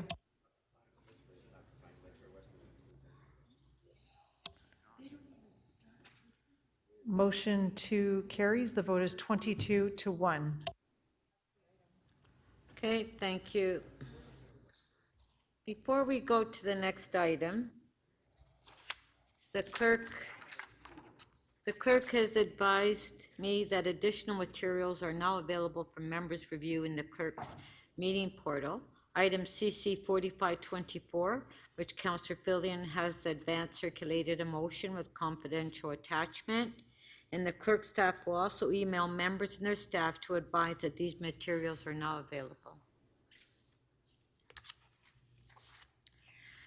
So our next. What was the number of that, please, Speaker? Sorry, what was the number? CC 4524. Thank you. Okay, our next item is the EX 33.1, which is the Metro Lakes Transit Expansion Projects. But it's my understanding that the staff are preparing a report to come forward, and that's not ready as of yet. So we will now proceed to the next item that's on the list, which is EX 33.6, City of Toronto Investment Report for the year 2021. Councillor Carroll, you held the item down. Do you have questions? No, Madam Speaker. I got my questions answered by our CFO, Ms. Taylor, offline, so I can release the report for a vote. Okay, are there any other members that have question on this item? No? Okay, on the item, on favor, carried.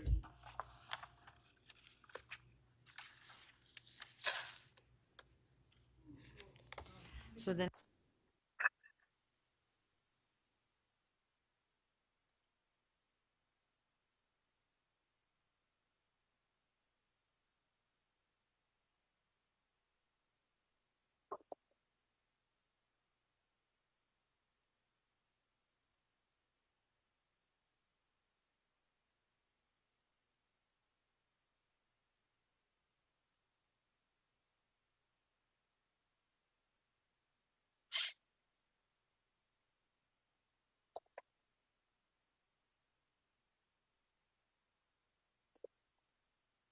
Okay, so our next item is GL 3111, which is 311 Toronto Annual Report is here without recommendation. Councillor Grimes, Councillor Ainsley, you held the item down. Do you have questions of staff?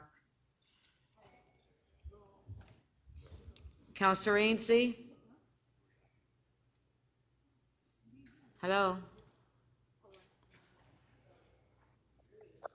Councillor Ainsley?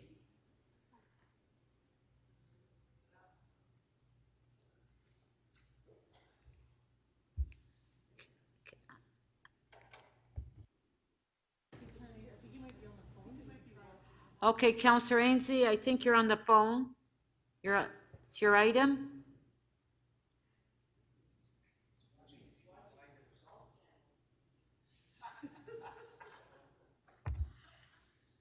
Councillor,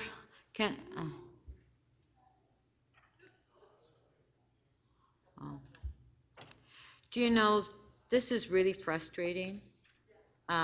You know, members of council, you really need to have your video on. It's not fair to members that are in the council chamber. It's hard to manage a meeting. Councillor Ainsley, are you there? Well, see, this is the problem. Madam Speaker, he's on a phone call with earbuds, so he doesn't hear you. No.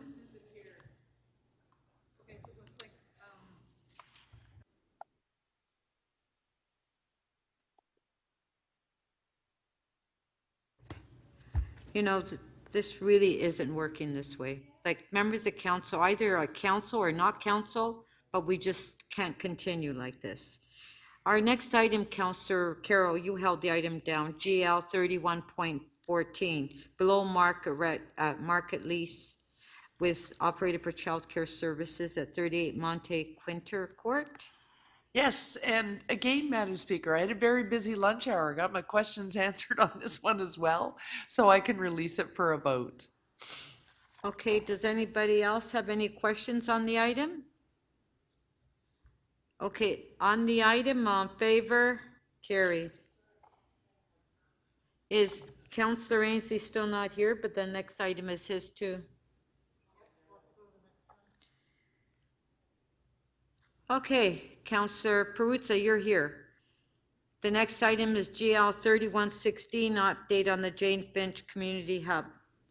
Do you have questions to staff? Councillor Perruzza? Pardon? Okay, does anybody have any questions to staff?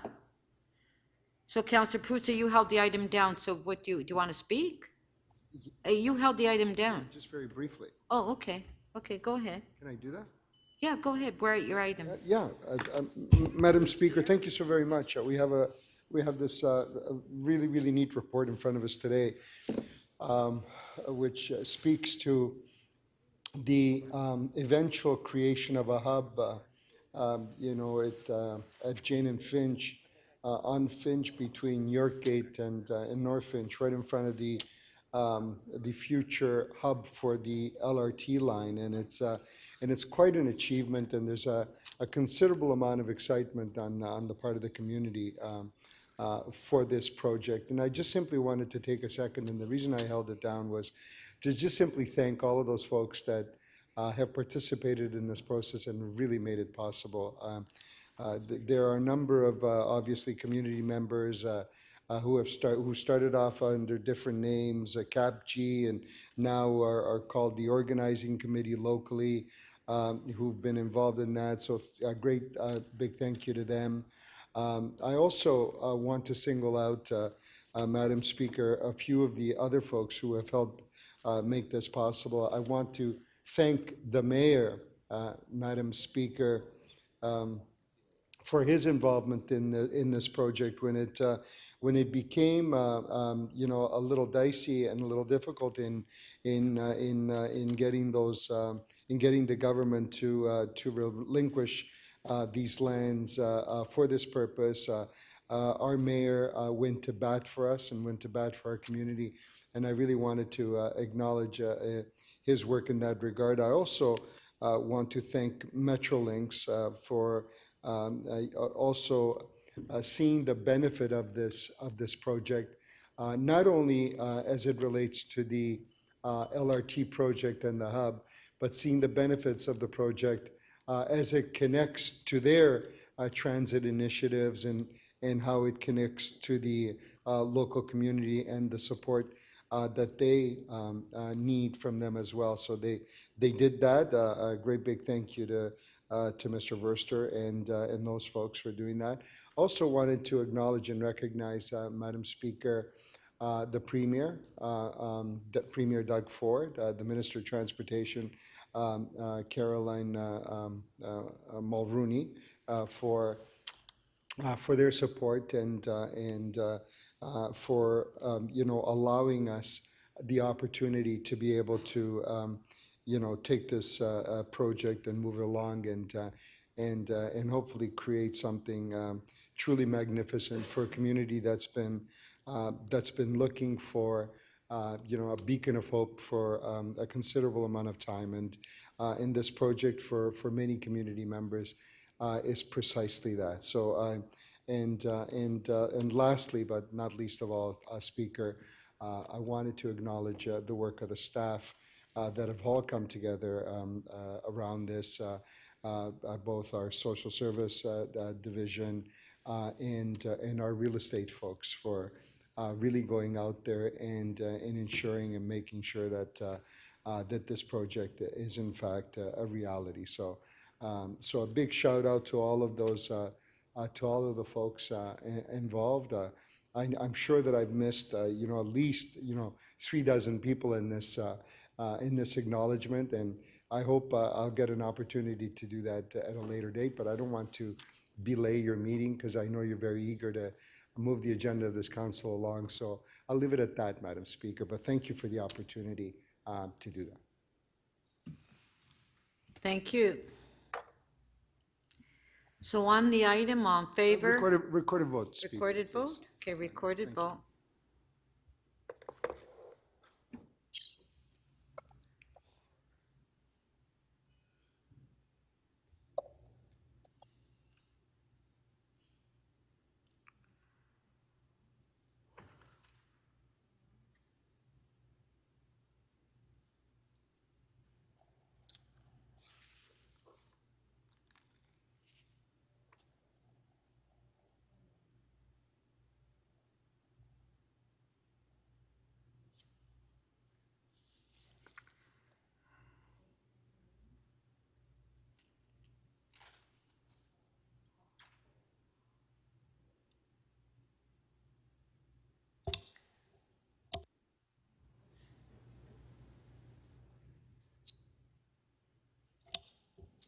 Madam Speaker, the item carries unanimously, 21 in favor. Thank you. Sorry, Madam Speaker, it's Councillor Ainsley. Yes, Councillor Ainsley?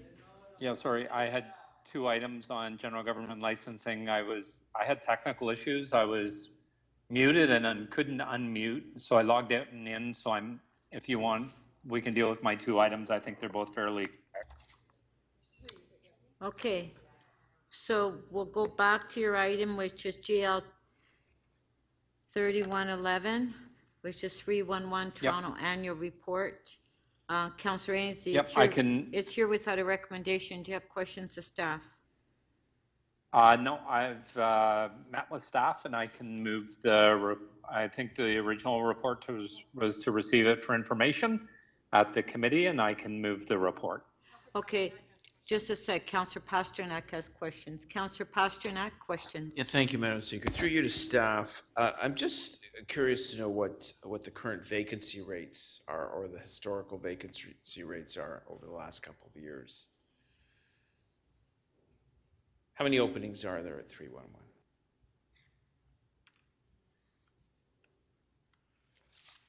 Staff here? Hold on, I'll put you on pause. You have to call them and get a service request in. Do we have staff?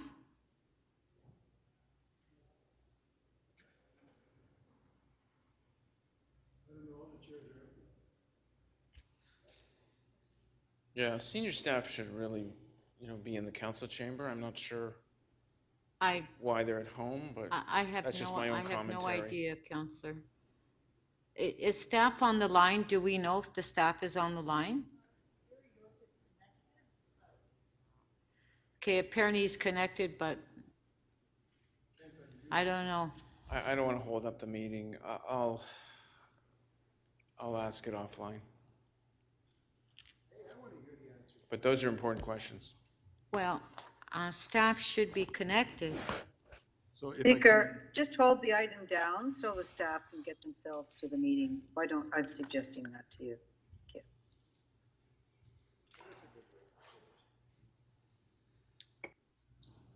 you. Okay, Councillor, we'll go to the next item. And then, so Councillor, our next item, Councillor Ainsley, that you held down, GL 3115. Yeah, yes, Madam Speaker, I moved a technical amendment this morning. This is in Ward 16, which is in Deputy Mayor Minim Wong's ward, and he said he wanted to see the motion. Okay, so Deputy Mayor, did you see the motion? Did you have any questions? Let me have a look at it and. No, it's 31. Get back to you. Yeah, no, I understand. Okay, hold on. If he'd like to, Okay, just a sec. I'm happy to take it over if he wants to release it. No, hold on, sorry. I'm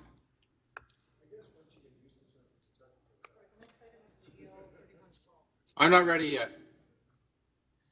Oh, I thought we were at 15, so we're at 12. All right, I'll continue to hold 12 then. You want to, I thought the okay. deputy mayor had a meeting yesterday. No, hold on. Number 12 or 15? I thought we were doing 12.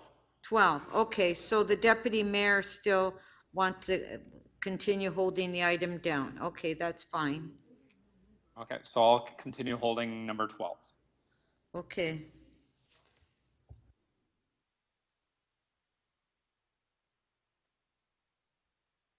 Okay. Now 3115, you held 3115 as well, Councillor Ainslie. Yes, so this one also has a technical amendment from staff, and the clerk's table has the amendment. I'm prepared to move the amendment. Okay, if we can put the amendment on the screen.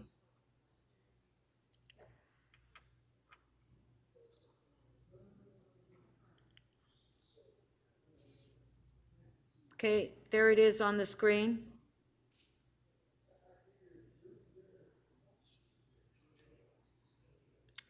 Okay, is everyone okay with this? Yes. Yeah. Okay, on favor? Carried, thank you. Thank you, Madam Speaker. Okay, sorry, next item is 30.7 Midtown Infrastructure. Councillor Matlow held the item down. Do we have questions to staff? And Councillor Coe, I know you had an interest as well. So Councillor Matlow, do you have questions?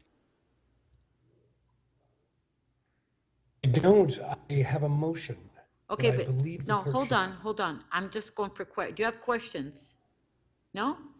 I do not. Okay, Councillor Cole, do you have questions? Yes. Okay, Councillor Cole, question. In terms of this report, how many new residents are we expecting in the Young Eglinton area? Through the speaker, it's Greg Lintern, Councillor Cole. As we outlined in the report, we're looking at projected population in Young and Eglinton out to 2051 that would add about 93,000 people if all of the permissions were taken up, which is about the equivalent size of the city of Peterborough. So an additional 93,000 residents are expected in the Young Eglinton area. How many development applications do we have in the pipeline now? And that's basically Councillor Matlow's ward, my ward, and Councillor Robinson's ward. I think it's about 110. Yeah, it's a good number. I don't have the exact number of applications because it's grown quite a bit in the last short while. With the advent of legislative changes, we've had quite a wave of new applications. Okay, so But it's close to that, yes. now there were growth targets for that area. And have we surpassed the last estimated growth targets? The targets are established in the provincially approved official plan amendment 405. The growth targets based on the provincially approved official plan amendment are in the order of 155,000 people and 39,000 jobs. Now we're well short of that, but that is the 2051 estimated growth. And when I talked about the 93,000 additional estimated population, that is working toward that ultimate growth, that ultimate size, if you will. No, but before we had projected growth targets for that area, though, before this most recent one. Have we surpassed Have we surpassed the previous? Well, if you're talking about what was approved by council and what the minister did, it increased the growth estimate by about 20,000 over what was previously approved by city council. Okay, so in this area, we were looking at obviously accelerated development here. Right now, we have, again, I think a shortage of park space, community space, not to mention traffic infrastructure, et cetera. But so with the rapid, unprecedented rate of growth in this area, how or where are we going to get the money to build the social community infrastructure, park infrastructure needed to match the projection of 93,000 more people coming into the area? Where is the money going to come from? Through the chair, Councillor Cole, that's why this strategy is so important. It's really a playbook for managing the investment of infrastructure that's needed to build a complete community as the area grows. And it's an evolving playbook. It looks out through the course of 5-year and 10-year capital planning. Right now, it identifies that 71% of the intended capital improvements that are required are actually in the capital budget. So that's a good thing. But as you point out, there's a substantial amount of additional infrastructure that is required over the course of the next 30 years to support the growth. And we will have to continually update both the capital plan and look at other funding opportunities through the development charges, bylaw reviews that will happen in the future, through the community benefits charge reviews that will happen in the future, and constantly recalibrate to try to keep up, if you will, with the parks, with the infrastructure that's needed. So how many more billions of dollars do we need to provide that infrastructure for the 93,000 extra people coming into that small area? How many more billions do you think we'll need? That was your last question. I don't know that we have a precise number on the number of the billions of dollars, but it's suffice to say that it is a significant amount of money, and that's why it's important to continuously update the cost estimates that are identified in the plan. And this is a living document. It has to be constantly updated and recalibrated with the 10-year capital planning that the city undertakes every year. Okay, thank you. Thank you. Thank you.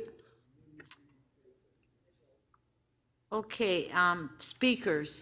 So Councillor Matlow held the item down, so he speaks first. And Councillor Cole, if you want to speak, if you can put your name on the list. Councillor Matlow. Thanks. Can you put your name on the list, please? Okay, Councillor Matlow, Councillor Matlow to speak. Go ahead. So I have a motion. Okay. Thank you. I have a motion to ask the chief planner to report to the Planning and Housing Committee in the first quarter of 2023 on not only the identification of all the different benefits that we discussed through the strategy, but ways to identify new social services and recreation spaces, parks, etc., as part of our Yonge and Eglinton secondary plan area in the Midtown area. This has been done in consultation with Councillors Robinson and Cole. And the reason that I move this motion is to say it very candidly. It is generous to call what's before you a strategy.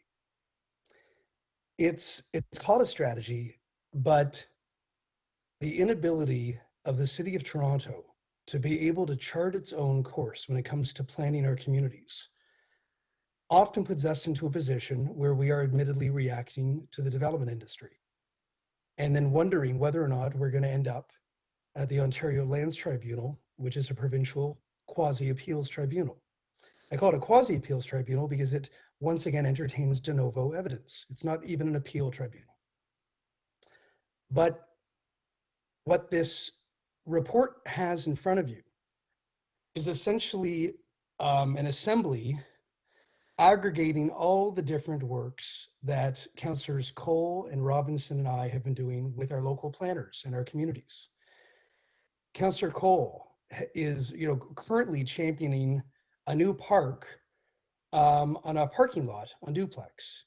And Councillor Robinson has championed new parks in Midtown, including at the top of Redpath. And you'll see a list of works that we've done, whether it be new childcare spaces at Sudan, the new Davisville Aquatic and Community Center at Yonge and Davisville, and more. But this isn't because of a strategy. It's because we have been working together, Councillors Robinson, Cole, and I, on focusing on the quality of life of our Midtown community in response to a development regime and a planning process that is completely weighed towards the developer's interests. There's a reason for that, because they've spent years investing into successive election campaigns at the provincial level that have policy after policy have strengthened their advantage when it comes to this entire process. So is this a strategy in front of us? It's a list of really good work that we've all worked on together. And I'm proud of that work. And we have so much more work to do to ensure that our community's quality of life even comes close to the pace of growth in our Midtown, Yonge and Eglinton area. But I can tell you this.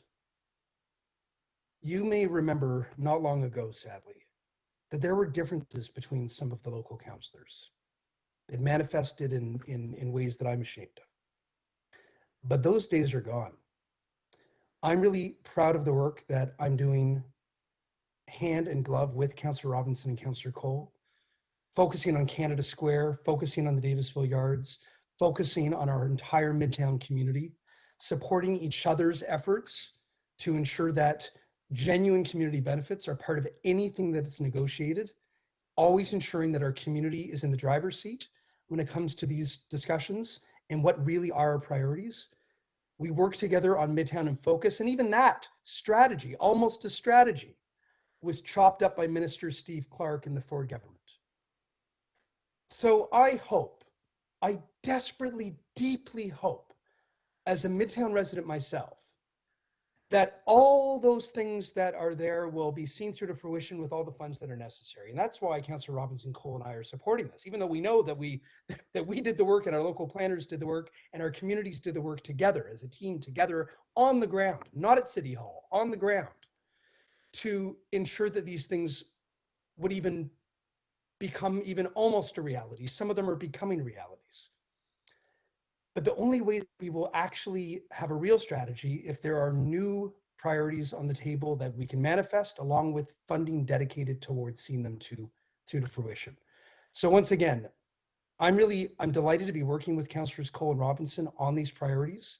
I'm glad to see this list here because we worked hard on it, but we need a lot more, including school capacity, recreation, parks, etc. That's why we together move this motion. Thank you. Councillor Cole to speak. Yes, I'll be supporting Councillor Matlow's motion there and trying to basically get some meat on the bones here. You know, I've called for maybe the adoption of the Brockville strategy. I said to people, maybe what we should do at Yonge and Eglinton, we should organize a marketing group that encourages people who are looking for housing to maybe look at Brockville. That's the home of the Minister of Municipal Affairs. In Brockville, you can get a house for about $260,000. There's only one building over 3 stories. It's a beautiful place, Brockville, with historical buildings. It's got, you're right by the St. Lawrence Seaway. The schools have a lot of spaces. They're beautiful public schools.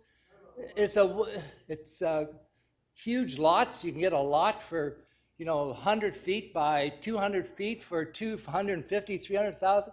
So I tell people maybe, and you can work remotely. You can work in Toronto, but you can buy a beautiful place in Brockville.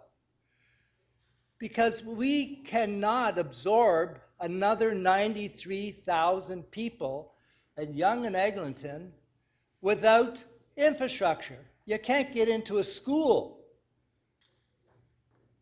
You cannot find a piece of grass anymore. You can't see the sun anymore. That's now. With another 93,000, 110 developments coming, you can imagine what you're going to be doing. You're going to have a search team out there looking for the sun. And people are going to be in little box condos. They're going to need park space. They're going to need community centers. But there's all these demands, and our staff is in a no-win situation, because what's happening too, they're not even attending the development applications. The developers aren't even attending the public meetings. They're saying, we're not going. They go directly to the Ontario Land Tribunal and tell people, we don't want to hear from you. We're going to get a rubber stamp up the street at Queen's Park. And they get it every time. So that's what so therefore city planners say, what are we doing here? We spend all our time litigating at the Ontario Land Tribunal and we lose. That's the new planning regime that we're faced with in Toronto. And so we need to start somehow to manage this growth in this very small area. And we do not have any capacity in a capital budget to handle a city the size of Peterborough on top of an area that's, again, just take a walk along there, Councillor Robinson area. Every day there's a new application for 50 stories. I've got on Duplex Avenue, don't ever try and drive up Duplex Avenue. I've got one application, they got approved for 39. They went to the OMB, then they got approved for more stories. Now they've come back and want 65. Across the street, again, at the Land Tribunal, 34, 28 stories. The infamous symbol there at 500 Duplex, it was the 34-story tower built in the day. The new owner, developer, wants to stick on 2 more towers on each side of the 34-story tower. So all the people will have no light on their rental apartments, and all the green is gone. All their amenities are gone. Then across the street, as I mentioned before, Mr. Peruzza, the developer bought all the houses on Montgomery from Duplex to Yonge. And there's a fire station on Montgomery. You should see them when they try to get out of the fire station to go up Duplex. They can't get into the traffic because Duplex is bumper to bumper from Eglinton to Lawrence almost, every day. So then they want to put in, again, this is just Duplex. I don't want to talk about Erskine and Roehampton, what's happening there, what's happening to the south in Councillor Matlow's, where they're going to put up 7 towers, 70 stories high. 15 seconds. And then they're going to, you know what they're going to do? They're extend the Yonge subway to bring more people from Richmond Hill on the Yonge line, and then the Eglinton Crosstown comes in, dumps more people Yonge and Eglinton. You couldn't get a seat before. You're going to have to wait maybe 10, 15 subways to get downtown on the Yonge line. Thank you. If 93,000 people come. Thank you, Councillor Cole.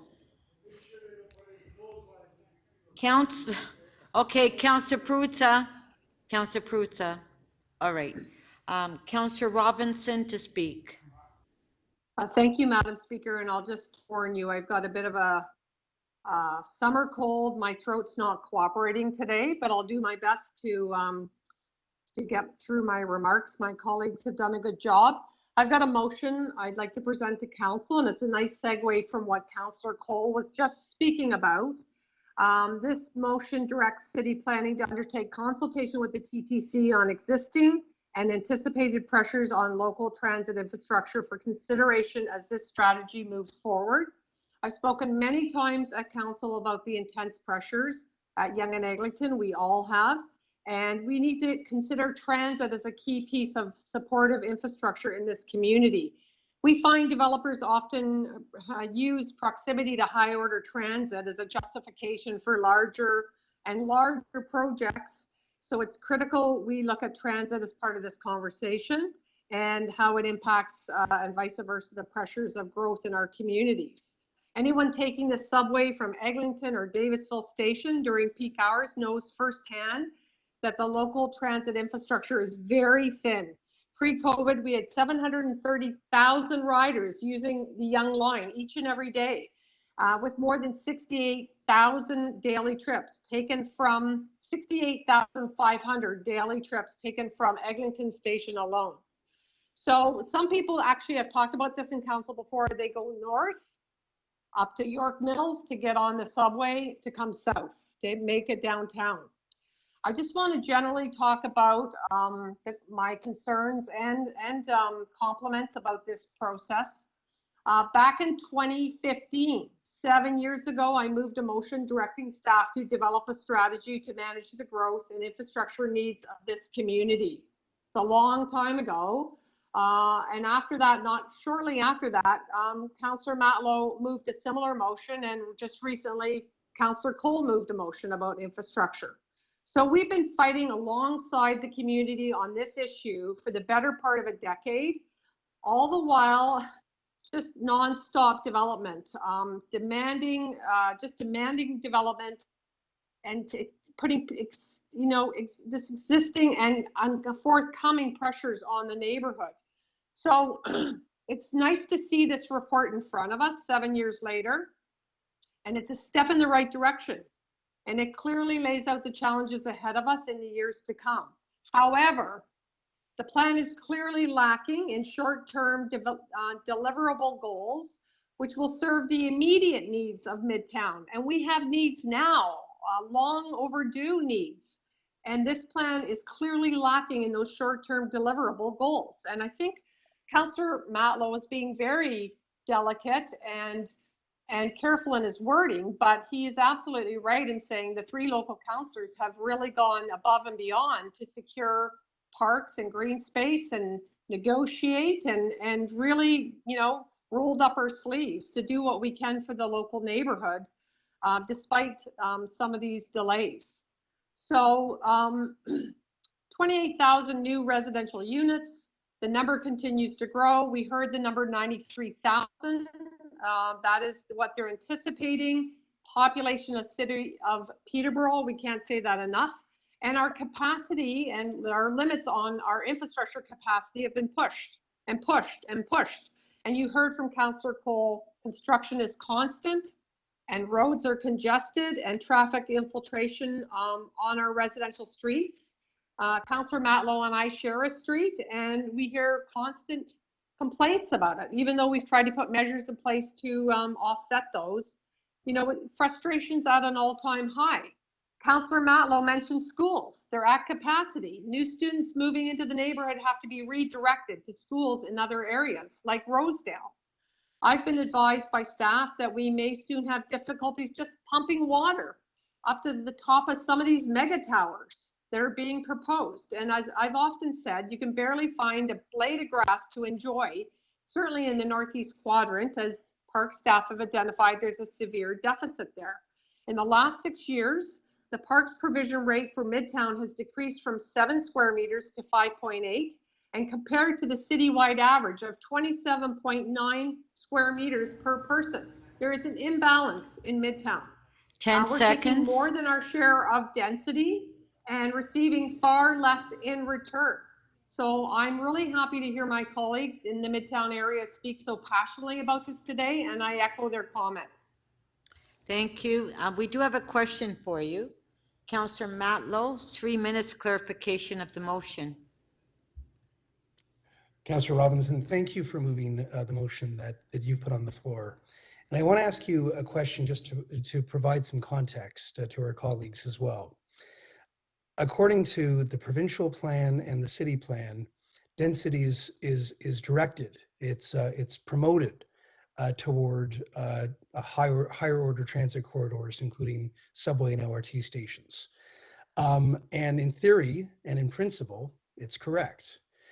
But when that is said as the response to residents' questions at community meetings, when they tell us also in real life that subways like Davisville and Eglinton and others are, in particular in normal times, desperately overcrowded. As you said, they often wait for 2 or 3 trains to even hope that they get on and they don't know if they're going to get to school or work on time. I've never, it's hard to explain sort of how the plan Councillor is. Mallow, your question, please. there. It's clarification of the motion. Please ask your question. But somehow at council or the tribunal, it doesn't seem to register when those subway stations are overcrowded. So, out of this motion, what would you like to kind of be able to share with residents with respect to, new pressures on those stations? Well, thank you very much for your question. I think the number one thing is this is the Yonge line. Line 1 is one of the busiest, if not, I believe it's almost the busiest line in all of North America already. And in the pipeline, as you know, we have thousands of units coming, more pressure on the neighborhood, and we have already 730,000 riders on the Yonge line. So you and I both represent SARA, now called CEDRA, and you know that organization that we share are very passionate about this particular issue. Andy Gort himself has done a lot of analysis on this, and their analysis is frightening. So I would really like the city planners to look at the work that's been done by the community and, in a sense, reflect upon that and collaborate with the TTC to look at the reality of what's to come. Because you and I and Councillor Cole all ride the Yonge line, and we ourselves firsthand experience the congestion and the inability to even get on. You said 2 stations, I would add Lawrence, to have to wait 2 or 3 trains or head north to come south. This needs to be recognized throughout the city, and I thank you for your question because it's an important one. Thank you. Okay, on the Councillor Fletcher, you have a question for Councillor Robinson? Yeah, but please, just do have a clarification of quick- the motion only, please. Thank you. Yes, I just have a quick question. And just wondering, in all the planning reports that you've overseen and your community has overseen, how has this issue been dealt with? Is it by those who the developer is, they have transportation reports and they have to say that this is going to work and there's enough room for everybody's car, etc. I don't think even transit's ever mentioned in those kinds of things as far as overall transportation reporting.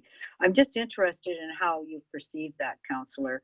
I will be supporting your motion, but if really we need a more robust requirement, or if everything's done individually, when you put it all together, apparently it doesn't really work very well. Yeah, so thank you for your question. I would call what you're referencing the silo effect, and it's problematic. So you have different divisions, different departments, different agencies, and the silo effect results in not really having tangible, concrete information compiled in a robust and comprehensive way. So that's what I'm going after today is even community members have done research and tried to collect data on this. And I think it's now time that we transition that to the experts to pull this kind of information, research data together. Again, the developers use the proximity to higher order transit as justification for these larger, taller towers and bigger projects. So if that's part of the conversation from the development community, it needs to be part of the conversation at City Hall. Yeah, but the developer is required to hand in all kinds of reports defending the development, explaining that how it will work, including all the transportation matters associated with each development. Are you finding that perhaps some of those are lacking, Councillor, in a kind of a larger overview of reality of the situation? Yes, absolutely. I've had public meetings about that very topic where residents don't feel comfortable that those are being actually orchestrated by developers, like pulled together, and they feel uncomfortable with some of the research and data, and they're concerned about they're submitting this to transportation staff or the various departments, and they're concerned about some of the, I'll be careful here, but just whether all of the information is accurate. So to some of the conclusions that have been drawn by. Yes. Okay, thank you. Very much, this is a prevalent issue in my area. Thank you, They're very concerned about this. Thank you. Okay. Okay, let's put the motion on the screen.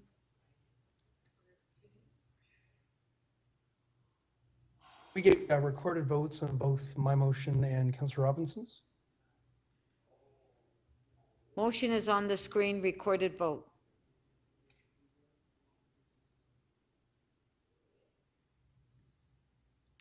Councillor Perruzza, we're voting. If you can please come to your seat.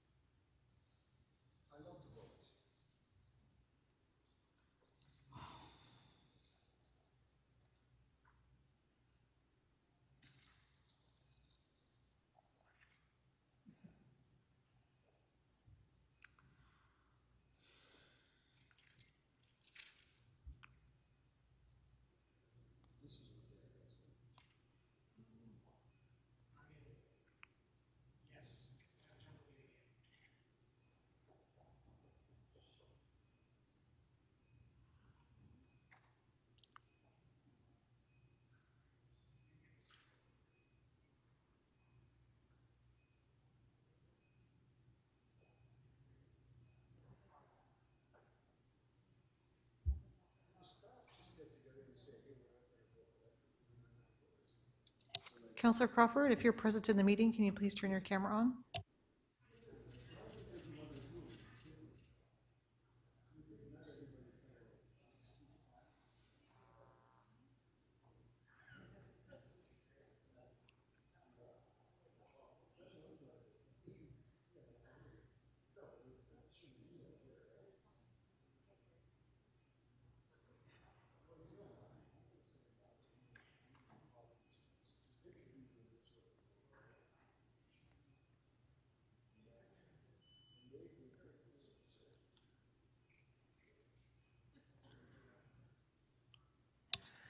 Councillor Mihevc, may we please have your vote verbally, please? Can you please turn your microphone on? Affirmative. Thank you.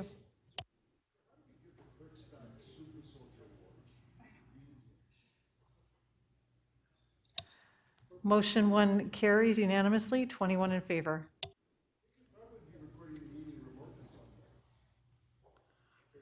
Councillor Perruzza, we're in the middle of a vote. Okay, like this is, okay, next motion by Councillor Robinson.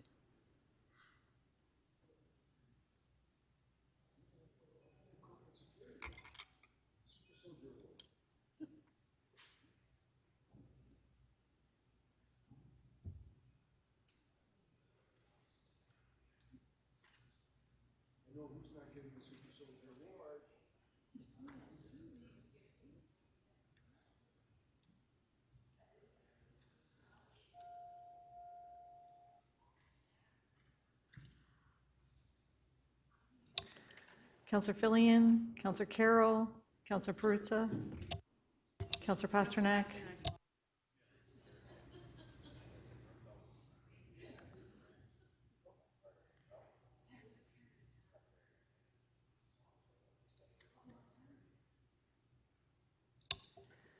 Motion 2 carries unanimously, 21 in favor. Item is amended. All in favor? Carried. Do we have staff from 311 here yet?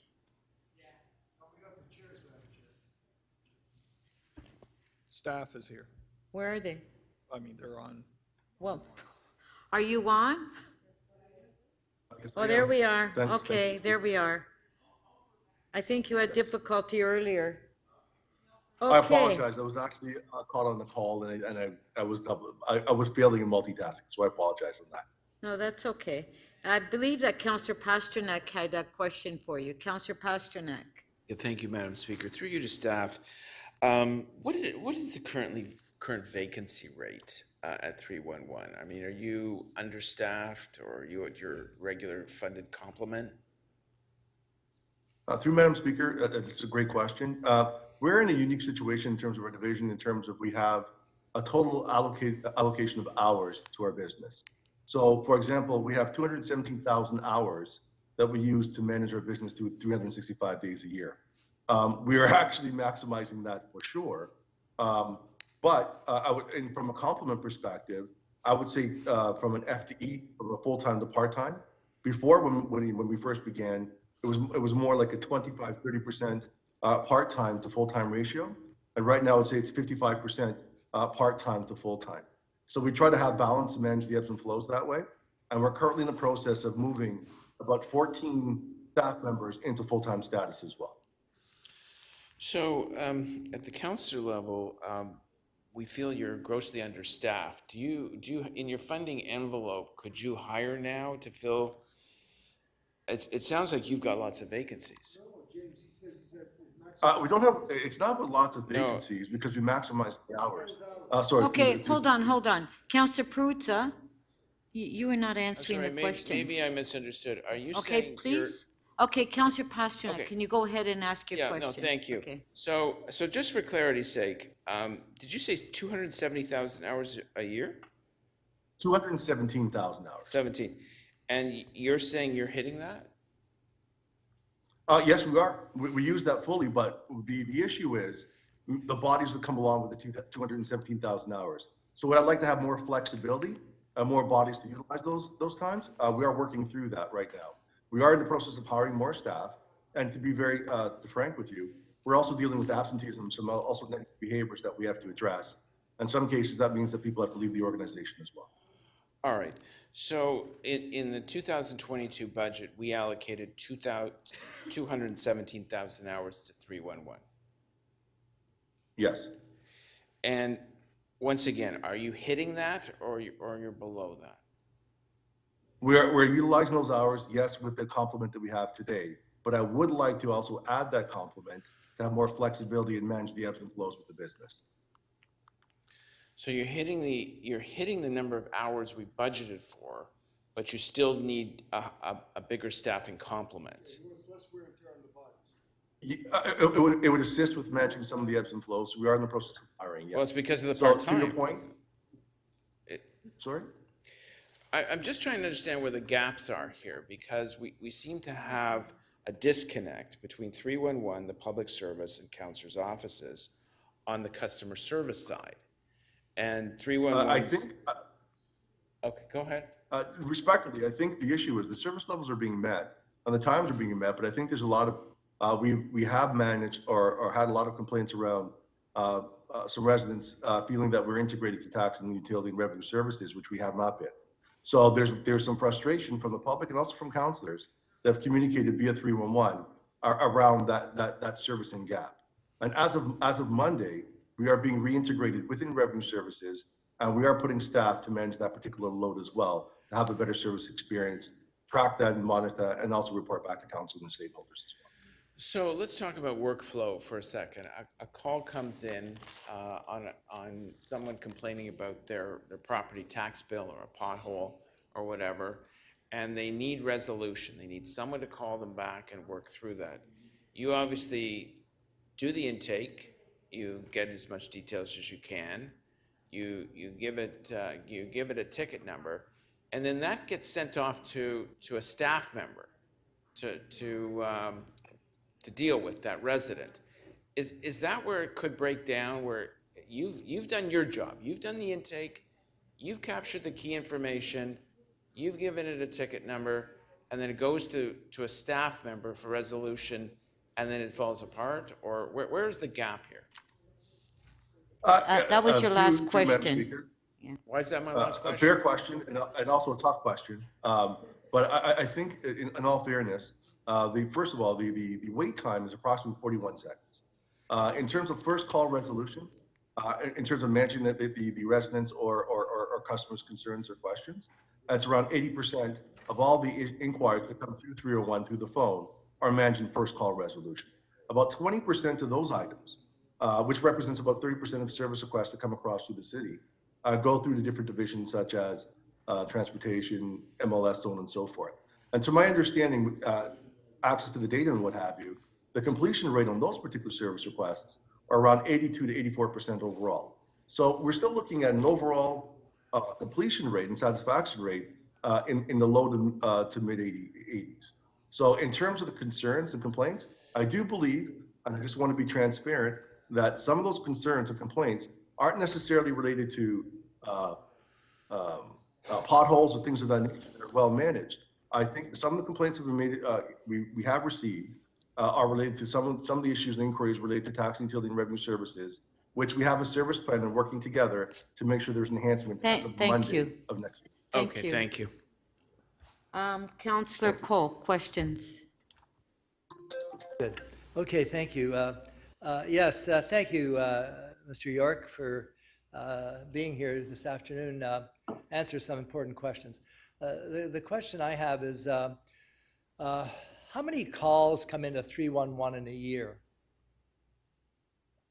Through Madam Speaker, approximately 4.1 million calls.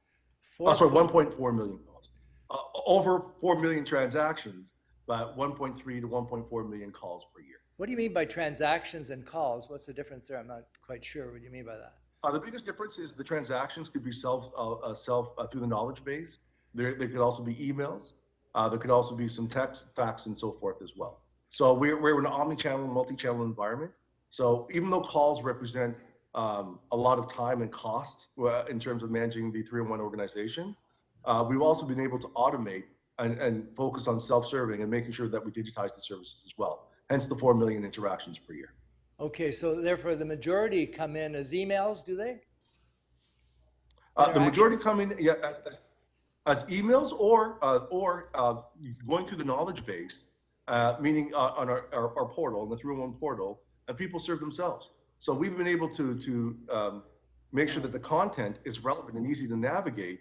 So members from the public go on to 311, toronto.ca and what have you, and they go into the portal and ask questions and find out anything, almost 5,000 type of categories that the public can also be knowledgeable and served by themselves. So we've had an increase.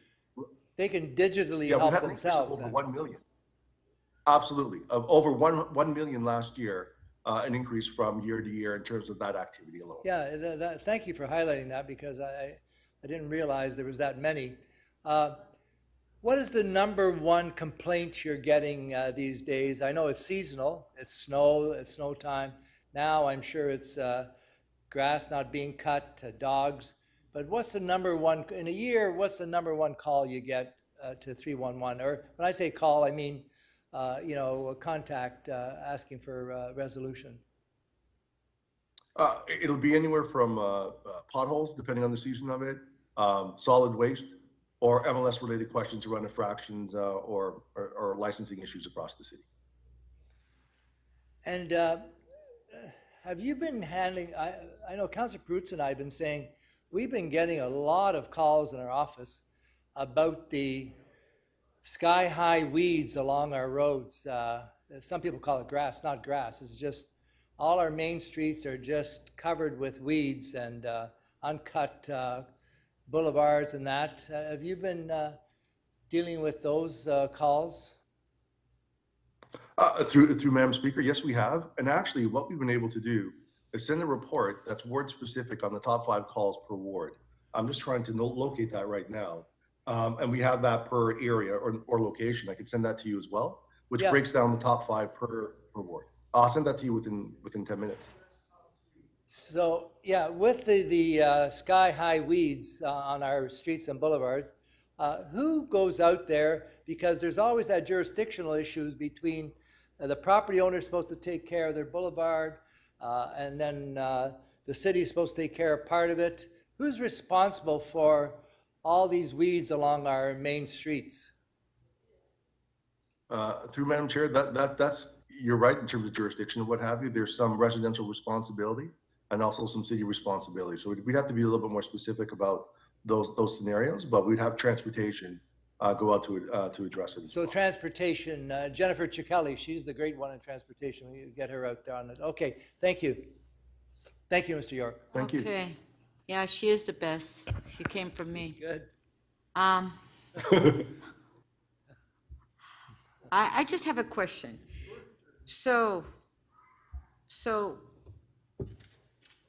when a complaint comes in to 311, and who investigates and reports back to that constituent that it's been done or not done? And who does the follow-up? Through yourself, actually. That's a fantastic question. And in all honesty, that's a system that needs to be improved. We know that we're working through the ombudsman to address that and centralize the complaints process, because each division has a big, unique process and nuance, and it's not necessarily consistent. And the division's responsible, not necessarily 311, responsible for following up the complaints. What we're trying to do through automating this particular and digitizing the service is to make sure those standards are consistent and that everyone gets an understanding of the service level that's going to be associated with that complaint, and also gets to the root cause in a timely fashion as well.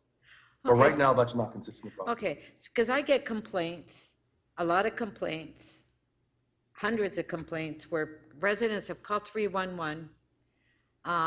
They wait weeks, and then they're told by 311, we're closing the file because it's been done, and they're saying it hasn't been done. So I have to go down and take pictures and show that it has not been done.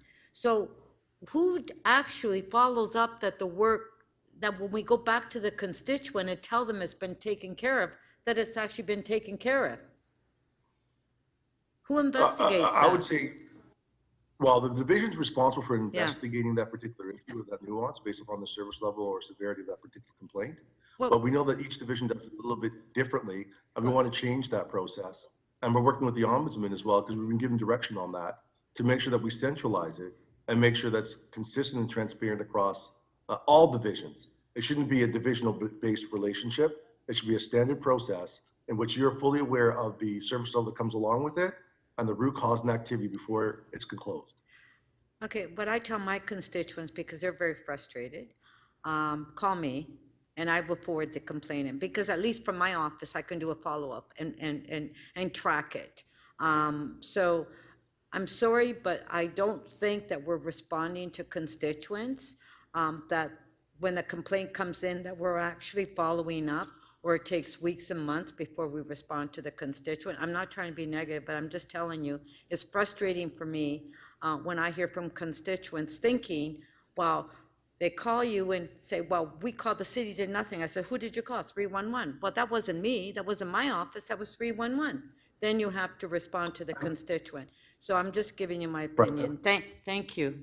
And may I provide also an alternative that if, What's for the example, what would alternative? help the constituents- The alternative is to The go back the alternative is way actually we to were before utilize the channel. 311. No, hold on a second. So what I'm respectfully saying is you can utilize the email channel or the online channel. So when you create a service request or a complaint request through the online portal or through the mobile app, the person who originated that request, be it your office or the resident, will have an update on the milestones online immediately once that's been actioned. So they'll know, or you'll know immediately from the division when that milestone's been taken and when that issue's been closed. So automatically, instead of calling and waiting in possible delays, it's in real time. And that would also rectify some of the delays and concerns that you've been experiencing as well. Okay, I do not get that list. Thank you. Councillor Prudza, questions? Yes, Speaker, just really quickly. First of all, thanks for that report. You know, the reports you send out, that where you itemize the calls that you send on for the wards, the breakdown, that's useful. It's good to see. I was looking at your report a little earlier today as it relates to my ward, so that's a good thing. I remember when we set up 311 some years back, Councillor Nunziata says she never supported it. You know, I think I supported it reluctantly. And I'll tell you why I supported it reluctantly. Because I felt that we were duplicating a service. And we would just sort of, We're not speaking now, we're asking questions. Well, this is the question, Madam okay. Speaker. So there is a duplication of service. So people call you 311. There's a pothole here.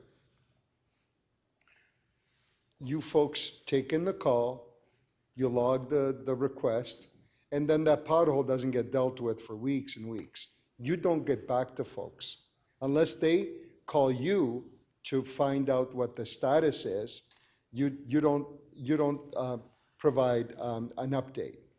Then what they'll do is they'll pick up the phone. No, but Councillor Prudza, you Here's need my to ask the question. question. You need to ask the question. I'm trying to describe the situation because here comes the question. If you'll let me get it out. I'm only a minute and 33 seconds. I have 5 minutes, right? Okay. You spend it all on the question. Yeah. So Speaker, a person calls in, and then what they'll do is they won't pick up the phone and call the city manager's office. At least I don't think. They pick up the phone and call us, right? Now, my office is sitting there, for 15, 20 minutes, listening to the whole story all over again. The same story they gave you about the pothole. So my office now has to call into 311 and report it to you, right? So you took in this request. The pothole didn't get fixed. We basically had to do the same work that you did and then call you, right? Can't we fix that broken telephone? And isn't there a way, with a pothole, for sure. Yeah, maybe what we should do Okay, is. I think we're getting a little bit silly here now. Yeah. Okay, So just ask your is there a question, way? please. Is there a way that we can fix that broken telephone?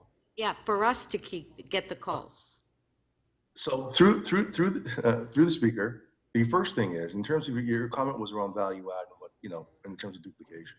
So if we're looking at 1.3 or 1.4 million calls per year, with 80% of those calls being answered and managed through 311 successfully, without them being transferred, that's an initial value add.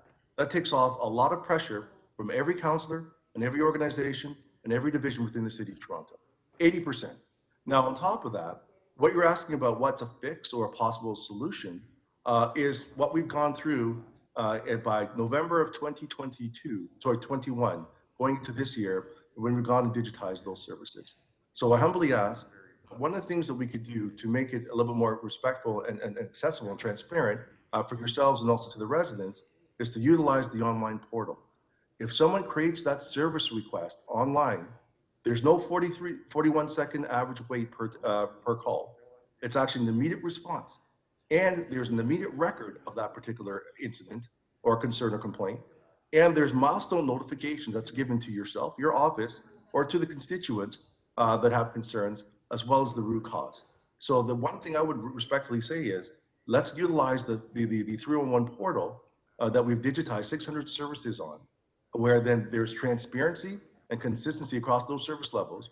And just in ending my response, just let's not forget the 80% first call resolution rate on the 1.4 million calls that we manage on a yearly basis.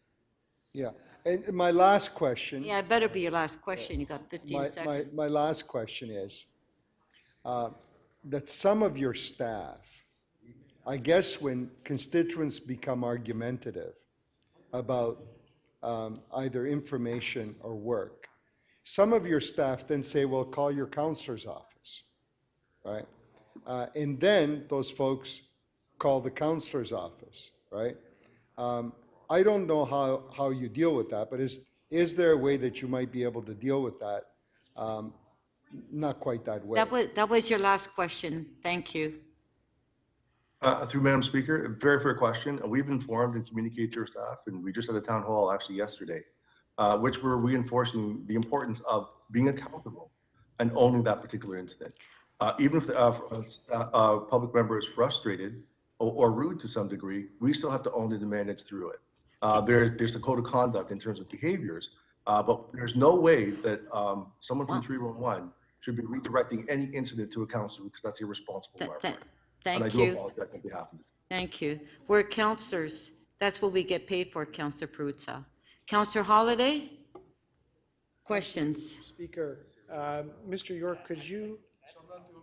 Councillor Holiday, questions? Yes, thank you. Just there's a bit of chatter here. Yeah. Mr. York, could you walk me through the process if a member of the public calls 311 and says, hey, there's this patch on the side of the road of really long grass and it needs to get cut. What does your staff do? How do they unpack that request? Through Madam Speaker, great question. The first thing we would do is, first of all, confirm that individual and the location, the address. We'd also confirm the location of that patch of grass. Is it the neighbor's grass? Is it on the boulevard? So on and so forth. And given the new system that we have, we'd also ask if they're comfortable sending us a picture to show that particular issue. A service request is just then generated, and it's automatically, once that service request is generated, it's automatically sent to the back end of that division that's responsible for it. So it goes into their work order system with the service level that's associated with it, and then they're dispatched to manage that and address it accordingly. So how do you know who the division responsible is? We also have a matrix that's responsible for every service request that comes in a service category, 600 of them per se. And some of them are in a bit of a gray area, and I'm not gonna, not be transparent and say that sometimes it goes back and forth between divisions, but for the most part, we have the division, we understand the service matrix, and we have regular meetings with the division to make sure that the information is accurate. Pardon me, Mr. York. Madam Speaker, it's really hard to hear Mr. York, and the answer to the question is important. Okay, Councillor Perruzza, please keep it down. And also the volume is, to be fair, the volume is a bit low, Yeah. but Mr. York, how does the call taker determine the routing of that particular request? Because I purposefully didn't mention, who the property owner may be. It could be private property, it could be a school, it could be a Toronto park, it could be transportation lands. How does the call taker figure that out? Well, the first thing we do is ask that particular person who's responding, where's the location of that particular incident? We also ask for a picture, and we also have a knowledge base that walks that individual through those particular nuances to make sure that we're consistent in terms of asking these calls and triaging it before we actually create that service request and then disseminate it to the appropriate division. Okay, and then finally, how does the call taker split out the difference between a bylaw enforcement issue where, like an enforcement officer needs to go out and get someone to take action versus a service request? Somebody inside the city needs to go cut the grass because it's ours. How does that get figured out? In several ways, through Madam Speaker. First way is, once again, getting the appropriate triage and asking the right questions. We also have, if there's a lack of clarity, we also have an escalation point and a supervising coordinator that also provides clarity onto that. And if we don't have clarity there, we then call the division to ensure that it's appropriate before we generate that particular service request. Okay. And so, in other words, just to play it back, you have a process and you eventually enter the complaint, which is general, into a certain stream, whether it's MLS or it's service-based. Correct. Thank you. That's very helpful. Thank you. Councillor Carroll, questions? Thank you, yes, and I apologize, I'm going back over a little bit of, what started this discussion in our 2020 report. But if I can just get back to that again, because the question is coming up on the floor, and you're not on the floor right now, you're in your office. But on the floor, we're saying, why did we start this? There are some frustrations right now. People are saying, why did we start this? In the beginning, if you could just clarify for us, in the beginning, and this, albeit before your time, you weren't the director of 311 then, but the value proposition to Toronto Council and the mayor to have a 311 service was that it was going to be a central core technology. We actually moved employees out of their divisions and into 311 so that there on the 311 floor was all this expertise, and the selling proposition to us was that the ticket would be opened in 311, and it would be the responsibility of the 311 employee to decide when it was satisfied, or at least a clear answer was given, and then the ticket would be closed. It would be the 311 floor that would decide when it was appropriate to close the ticket. That was what we started with. Now it's closed because it's been dispatched to a department, not because it's been solved. Did council direct that change? Through Madam Chair, that's not correct. Okay, so explain it to me, because that's how it feels to us, the users. And I appreciate that, but that's not the process. So basically, I really want to hear the answer, Madam Mr. Speaker. Perruzza, please keep it down. Yeah. Sorry, Mr. So no problem. So when a service request is created, it's gone to the back end system with the service level and an appropriate threshold. Once that's gone to the division actions that particular ticket. And I think where the frustration and concern resides is in terms of who actually determines when that ticket is closed based upon the action, the division actually makes that call. And I would think based upon what you're saying is the value add proposition would be instead of the division making that call to close that particular ticket once they've rectified it, they should call back 311 and then 311 should ask the divisions a couple of questions around quality to make sure that we properly close the loop. And then furthermore, once that ticket has been closed, the value add proposition also would be for a 311 or the organization, the City of Toronto, to call back that originator, be it the councillor or the resident, to let them know that ticket was closed. And we are working through those particular processes. So the reason we prefer the latter, the thing you described, instead of the decision resting with the division, we did the thing asked and we've closed this ticket. The reason we liked the idea of phoning back 311 and saying, here's what we did, we think you can close this ticket now, is unless solving this service request required direct interface between the division and the resident, when the thing doesn't happen, they phone 311 and all they get from the 311 operator is that's closed. And when and this is exactly what the speaker was trying so hard to describe to you. They just hear, that is closed. And then they think they've lost their minds because the problem is still there at the foot of their driveway. And so they phone the counselor. And I know that you would prefer for 311 to deliver.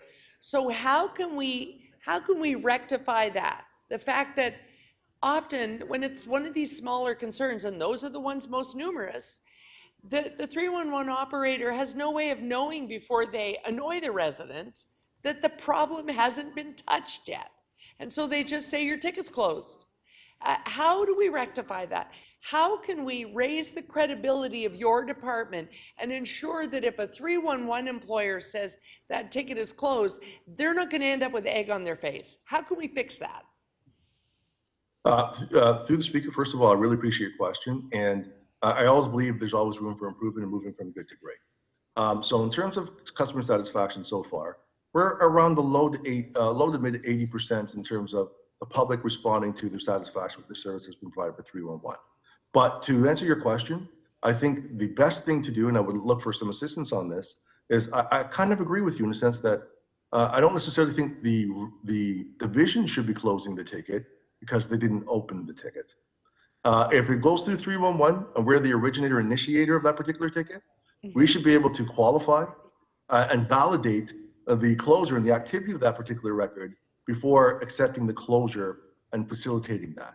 So what I would ask, humbly from council, especially going into now or in the near future, is to have the authority and the partnership of working with the divisions to make sure that before any closure of ticket is established, it is confirmed via 311.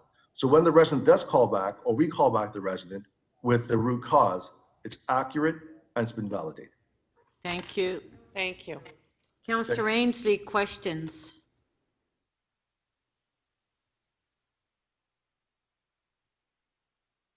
Councillor Ainsley. Thank you, Madam Speaker. I think my question is for the city manager. Okay.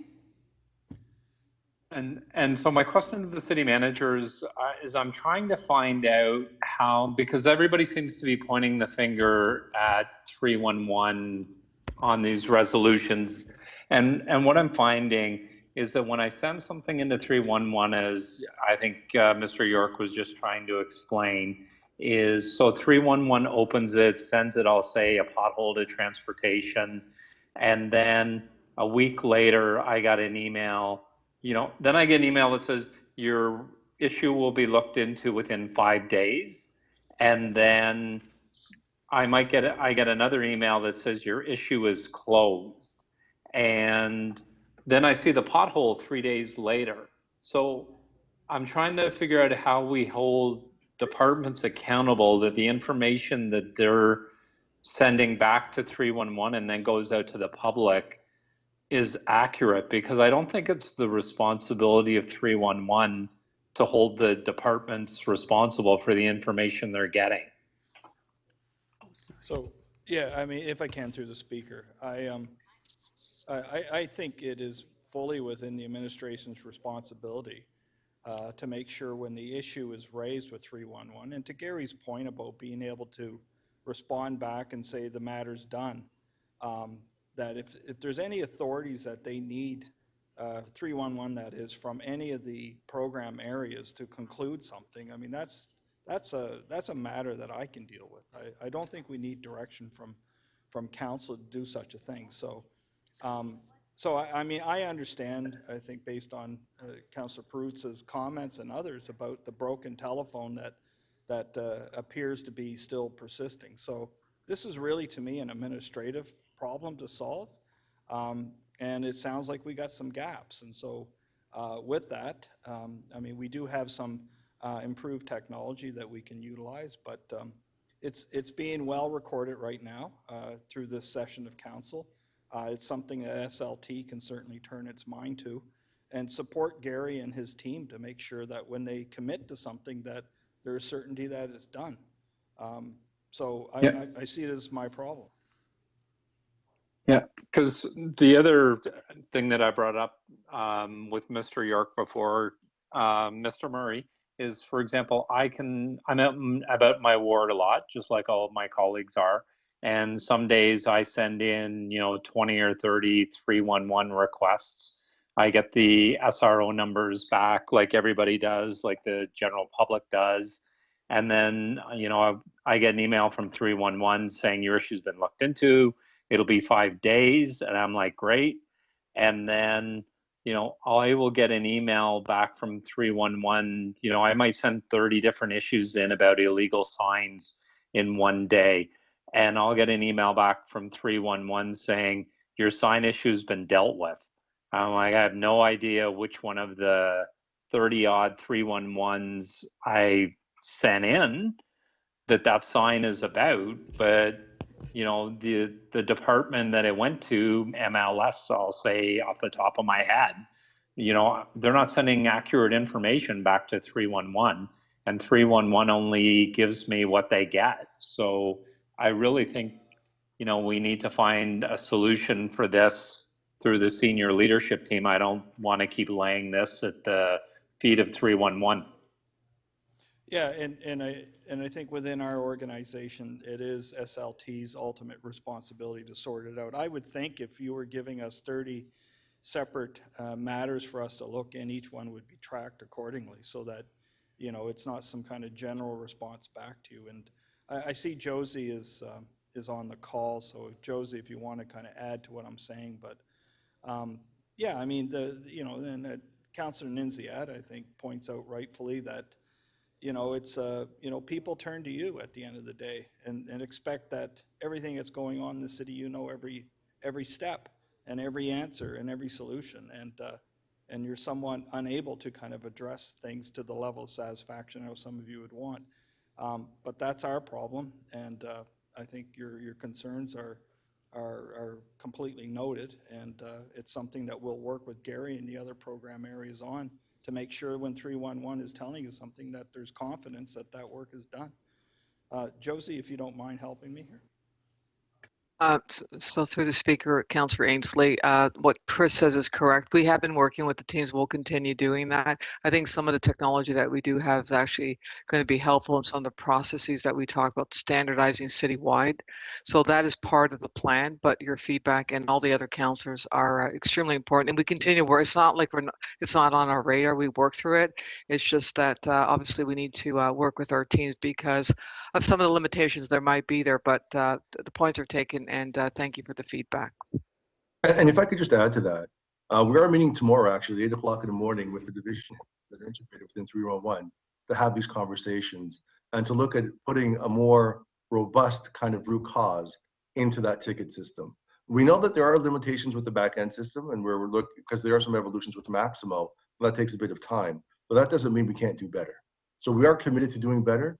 And once we meet tomorrow at 8 o'clock in the morning, we'll be able to respond to you in a more timely fashion about the short-term and long-term steps that we're going to take to rectify this.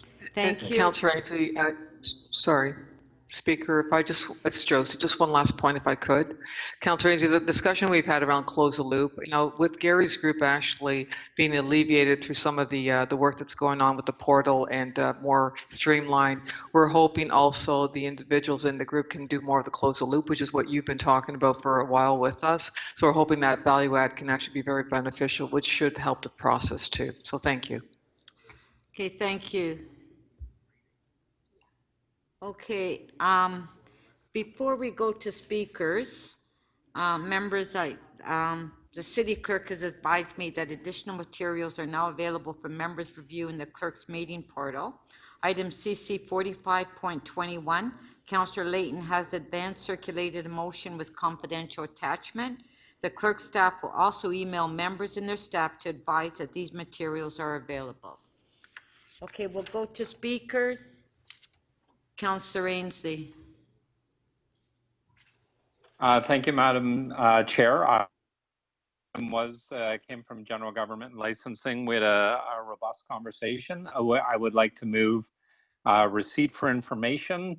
I do want to thank all of the leadership that Gary York has provided to date at 311.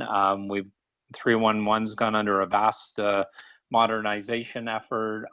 The conversation we've had today, I don't think can adequately reflect all of the work that's been done by the 311 call center to meet the needs of our residents. If you haven't had a chance to look at the report, when you have a moment to please read through it. Last fall, the 311 app went live, which I use almost every day for one item or another. It's not just for filing a complaint. It explains a vast amount around city services. I'd encourage everybody, if you haven't downloaded it yet, to please download it to promote it to your residents.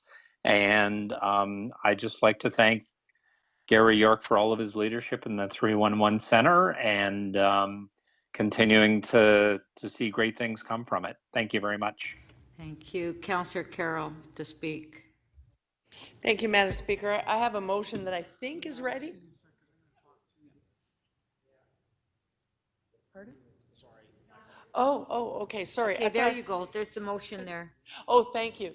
The City Council requests the City Manager to work with all city divisions to adjust, which would include 311, to adjust 311 Toronto's response process to ensure that 311 Toronto is made aware of the conditions under which their service request tickets are closed.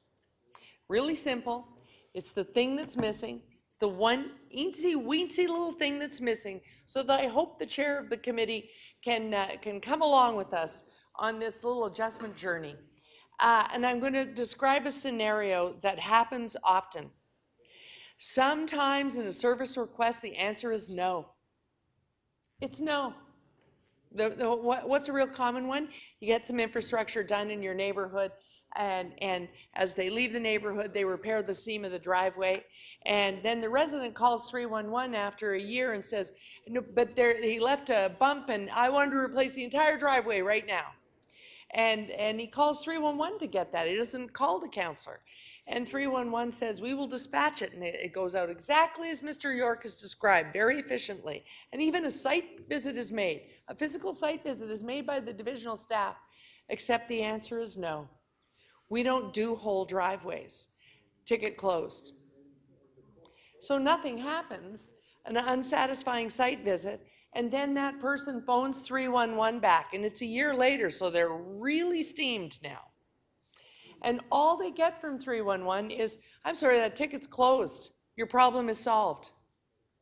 And clearly it is not. But that person is now really, really angry. So after they finish yelling at the poor, unsuspecting 311 operator who has no idea how the ticket got closed or why, they then call the counselor's office and they tear a strip out of the counselor's staff. And they demand to speak to the counselor in person. And they have to wait a day or so because she's in the council chamber. And by the time they're talking to her, they're really losing their minds. And the answer under the Municipal Act, unfortunately, is still no. But if that initial site division had been somehow documented on a computer, and we all have them, Some of them have nifty handheld devices. If that was documented and it was clear in the system that the ticket was closed and why, and the 311 reporter said it has been closed and here's why, now we're having an intelligent conversation, not just a lot of yelling and reinvestigating and reinvestigating and reinvestigating. Everyone's clear on why it was closed. And that's just the no's. We have similar confusion when the answer is yes, but. And there are thousands and thousands of yes, but. That will take time. So I've told them that we're coming back and we're going to do that in 18 months. So I closed the ticket. Once again, we phoned 311 because 18 months go by and nothing happened. Oh, sorry, your ticket is closed. I guess they fixed that thing. No, they did not. And that is that one little piece that keeps happening. There are more than one reasons to close a ticket. And none of it is ever documented clearly so that the 311 person, who for a lot of people is who they're going to call back, they never know what to say other than your ticket closed. And everyone's mad at all of us. It's the one little thing we need to change. I think it needs an interdivisional response. It's not just the city manager and 311. Gary York, Mr. York, clearly said to us, I need council's direction to fix this, because if we're going to make that adjustment, I need all the divisions to cooperate with that. I need them to know it's one little extra step for them, but it's a vital step. And so that's why I'm moving the motion. He as good as asked for this motion in his answer to my question. Thank you, Madam Speaker. Thank you. Councillor Pasternak? Okay, Yep. yeah, we can only have time for 2 more speakers. So Okay. Councillor Pasternak? So thank you, Madam Speaker. Just a couple of quick points. I mean, we can't blame 311 for everything here. I mean, the reality is we have more residents and less counselors to handle the customer service function. And when I heard that we were going to lose 19 seats on this council, I had said repeatedly that the customer service levels across the city would decline dramatically, and that's exactly what's happened. The other thing is, 311 is not the start of the problem. A resident in our city has seen a problem, a pothole, uncut grass, a leaking fire hydrant, a problem with a neighbor. Now, city staff can't solve all of those in advance, but falling through is the initial proactive service of cutting grass, of filling potholes before they become a complaint. And that's a proactive approach to public service. The other thing is, I think 311 is taking calls that they're just not equipped to really handle. Some of these are legal matters. Some of these are civil matters. Some of these are complex municipal licensing matters. Some of these are neighbor disputes that have been going on for decades. And there is no way in the world 311 could possibly handle that. But at the same time, we have to look for value. And by my rough calculation, if we've really allocated 217,000 hours to 311, you're looking at a price tag to start without capital and without management of almost $8 million. And for that kind of pricing, we should be able to do intake and solve many of the problems that come forward from our residents, our tax-paying residents. I mean, they're footing that bill. And you know, many of these 311 calls are simple, as we've mentioned: grass cutting, potholes, some kind of road construction issue. And I think what's falling apart is 311 does the intake. So the division, there's a lapse in division of proactive grass cutting or filling of potholes. A resident complains and it goes to 311. Then it does a big loop over back to that division, transportation or solid waste or whatever, and then that complaint falls through the cracks. Then the resident calls 311 back, and for some reason, they believe that the file is closed. Why the file is closed when it's not completed, who knows? And that's when we get flooded with calls. Now, also, the other thing is, this past couple of years have been very difficult when it comes to customer service. The pandemic is the obvious one. The historical snowfall in January is another one. And of course, the damage to our tree canopy just a few weeks ago was another. With these events triggered tens of thousands, if not hundreds of thousands of calls. And that combined with a shrinking council made for a very difficult time. So I think we have to support Councillor Carroll's motion. I think we have to look at this come budget time. And I think on the management side, I think you've got your percentage of your workforce, I think too much is part-time. And that is not really the way to build a solid kind of call center to handle this function. But these are just observations from my point of view. We take the calls. We get the very upset residents are wondering why these things are not solved. And I think we have to do a lot of work to make sure that we have a growing city accommodated with a shrinking council. Thank you.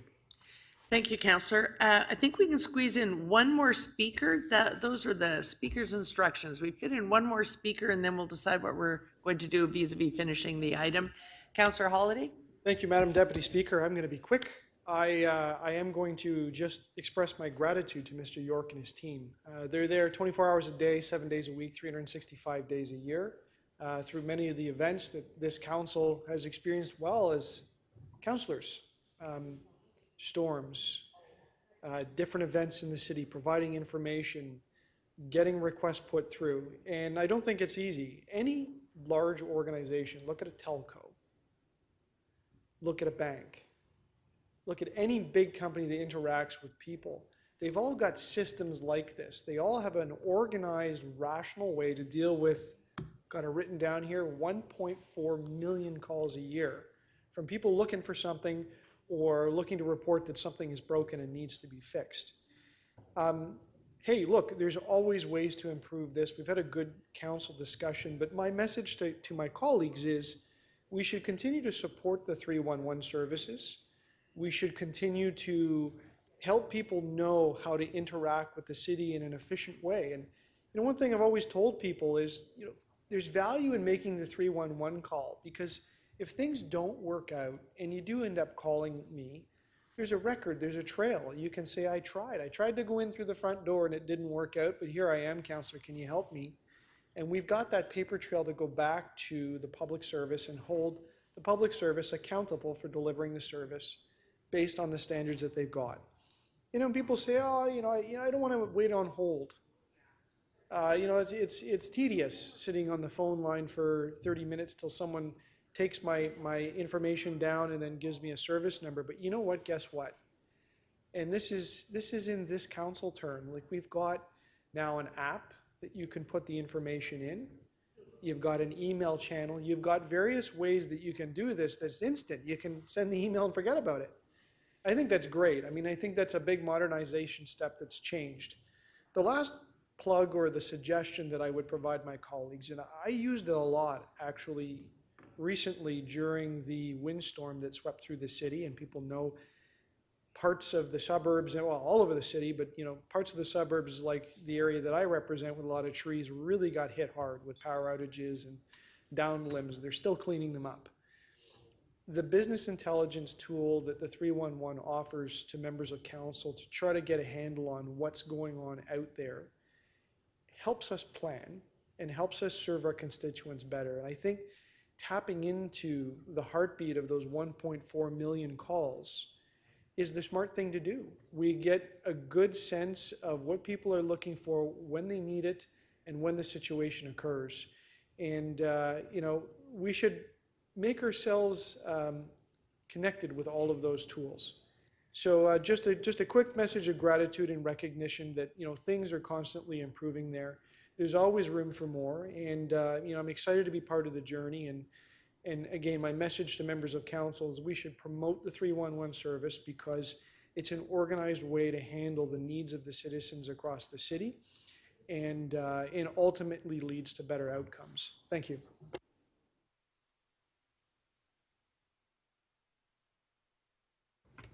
Thank you. Councillor Cole, last speaker. Yeah, I'll be quick. There's a lot of unsung heroes in the city workforce. You know, it's the men and women that have come out during the freezing cold to fix the broken water mains. You've seen them digging 8 feet deep, you know, it was 20 below, you know, 1 o'clock in the morning, they're digging and they're repairing something that's very essential. You know, it's the guys and girls, the men and women that are filling potholes in the middle of the road with cars whizzing by. And then this the storm we had, the silent killer storm we had, with all the trees that fell from our canopy that are being picked up methodically across this city of 3 million people. So I think 311 is really the people's way of connecting with the city. Any citizen can access these city services this way and connect directly. Sure, they can call the councillors, which they do, but there's just so many things that are going on, and some people don't want to bother the councillor's office. They'll call, and when they find out about 311, they're generally very pleased with it. And you got to remember that generally when they call 311, they're not happy. Most people are aggravated by something.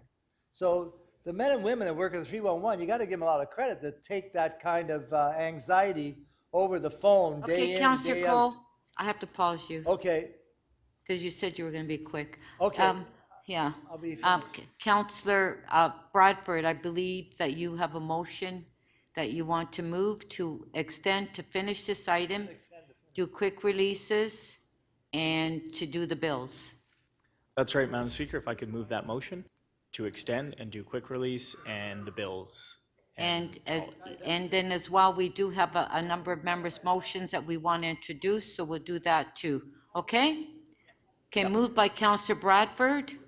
On favor, and Councillor Cole, you're the last speaker, so go ahead. Okay.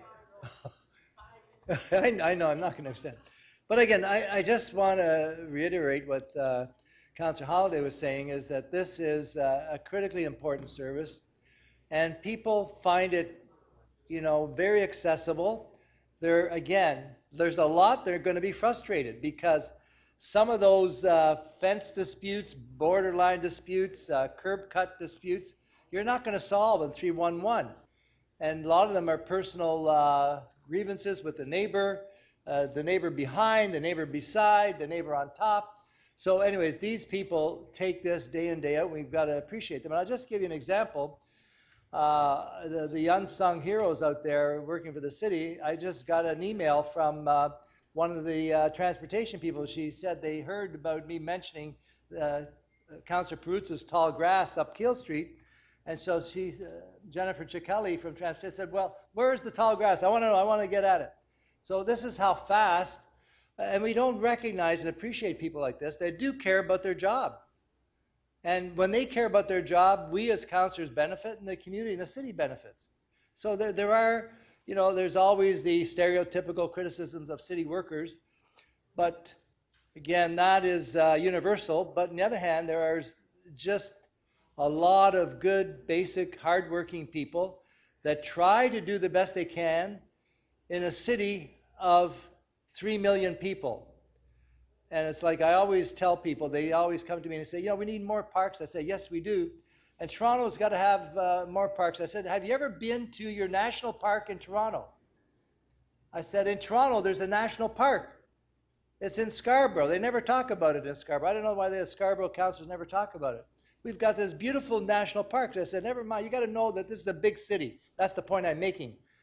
So I said, if you want to see how big the city is, go out and see the Rouge Valley National Park. You get an idea how big the city is. So our 311 workers have a big area to cover and a lot of customers to try and please. And it's not easy to do that, but we're all trying to do it as best we can. And let's support this kind of work that they do and improve it, always improve it. And we've got to do it together, though. They can't do it alone, and our offices can't do it alone. Thank you. Okay, Councillor Rainsley, I understand that you're going to withdraw your receipt motion.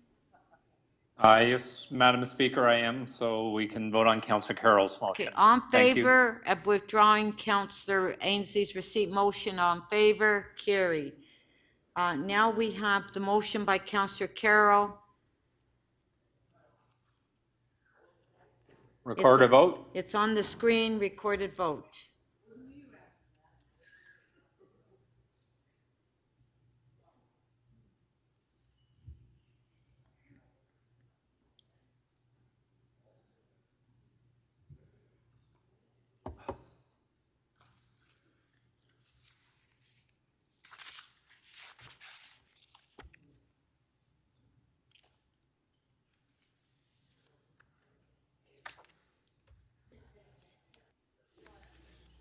I'm gonna leave this here.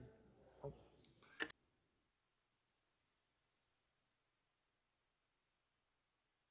Yes, very quickly, very soon. Counselor Fillion, your vote, please.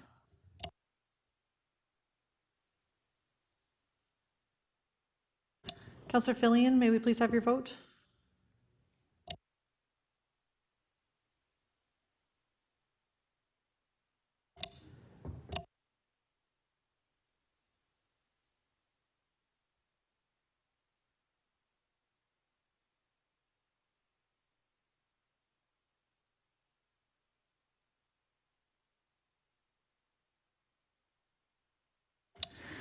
Counselor Fillion, may we please have your vote verbally?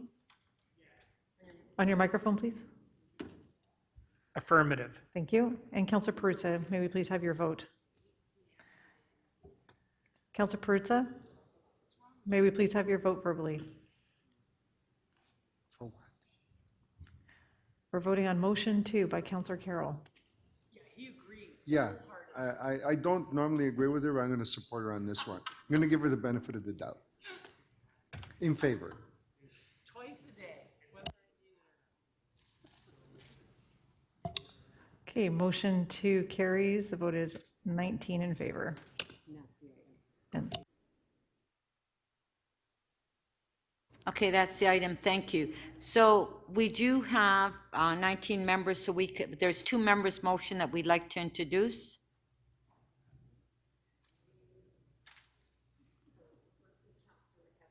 Councillor Mihevik.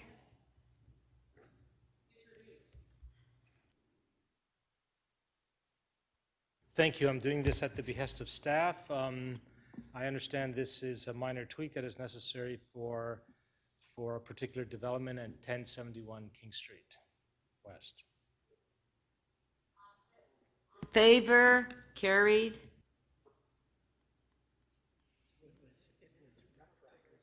Councillor Layton. Yes, thank you very much. I can't recall which motion this was, but it was to authorization to release Section 37 funds from the development of 20 Edward. It's to reopen an item. Or just releasing Section 37 funds. Yes, it's only Section 37 funds. Yeah. On favor? Carried.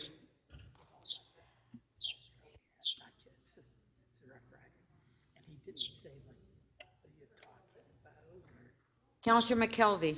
Thank you, Madam Speaker. With apologies, I'd like to open IE 30.11 on street electric vehicle charging stations. I had forgotten that at IEC, at the request of Councillor Matlow, we had postponed 2 charging stations, and Councillor Bradford identified 2 that can be moved today, so I'll pass it to him to move that. Okay, so, yeah, so on the motion to reopen by Councillor McKelvey, on favor, carried. Okay, Councillor Bradford? Thanks, Madam Speaker. As Councillor McKelvey indicated, we have found a home for those 2 charging stations. Thanks, Councillor Matlow. Happy to have them in Beaches East York. And there's the direction and the locations of those new charging stations coming in. Thanks very much. Okay, on the amendment, on favor, carried. Item as amended, on favor, carried. Councillor Perks. Thank you, Speaker. Earlier today, we introduced MM 45.39, 406 and 410 Keel Street, technical amendments. I can move that now. I'm sorry? MM 45.39, Yes. 406 and 410 Keel Street, technical amendments to zoning bylaw. Yeah, it's been, yeah. Yeah, so it's in front of us, so we can do it. No, well, No, We we'll don't have to need do, the two-thirds to introduce. no, we during the have to rundown. do it when we go through members' motions. Yeah. No. If you want, it's on the agenda, so you could technically vote on it now. Okay, do you want to then put it on the screen, please?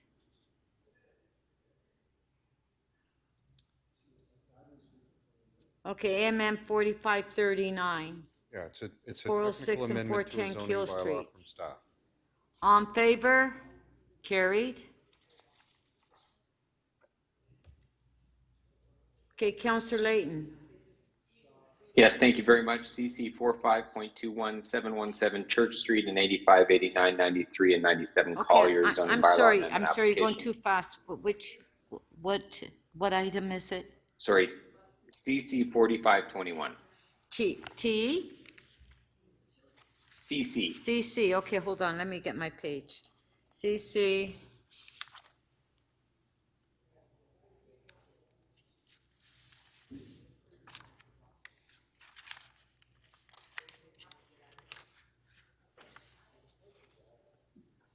CC 4521, which is 717 Church Street. Yeah, I have a motion that was advanced circulated. It's to change the confidential instructions, but all parties are in agreement, and this will help make sure that we actually see it entirely resolved with the community and the developer. Okay, so Counselor Layton has the motion on the screen. On favor? Carried, thank you. Item is amended, on favor? Carried.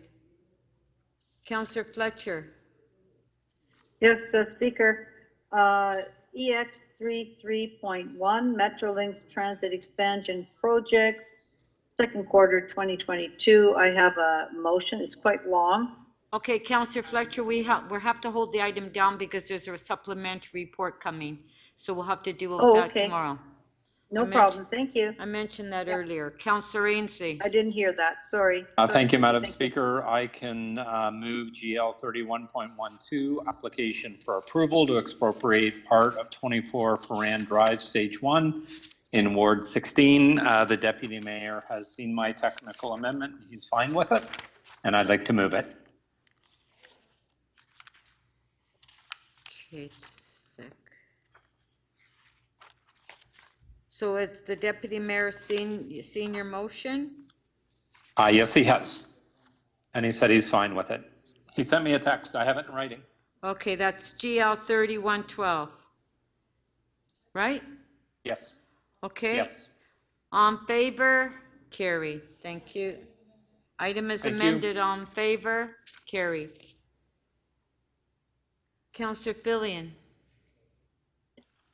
Thank you. CC 45.24, it was advanced circulated.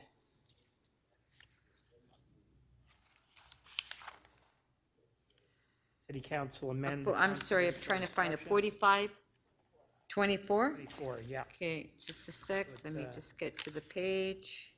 An amendment to the confidential instructions. 5800 Young Street. All good news and all agreed to by all parties. Okay. So on the amendment, it's on the screen. On favor?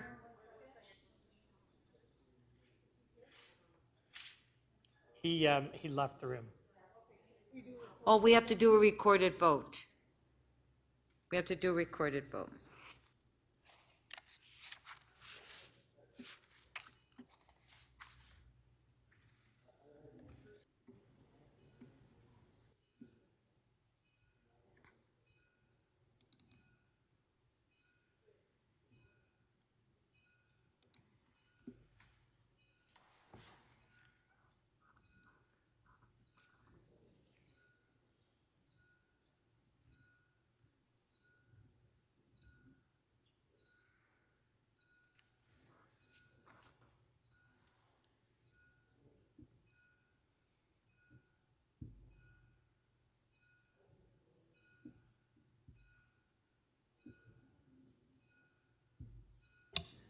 Councillor Carroll, Councillor Perruzza, if you can enter your votes, please. Councillor Pasternak. Councillor McKelvey.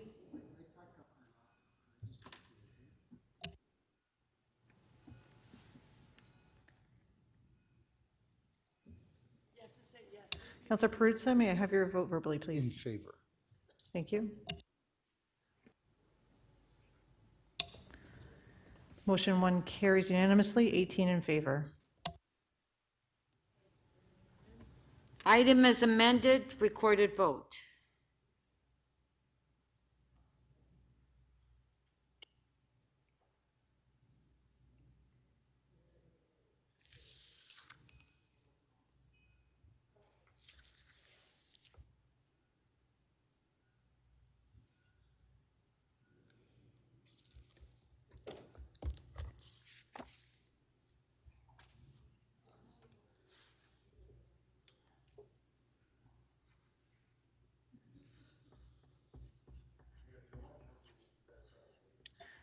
Councillor Perruzza, may we have your vote verbally, please?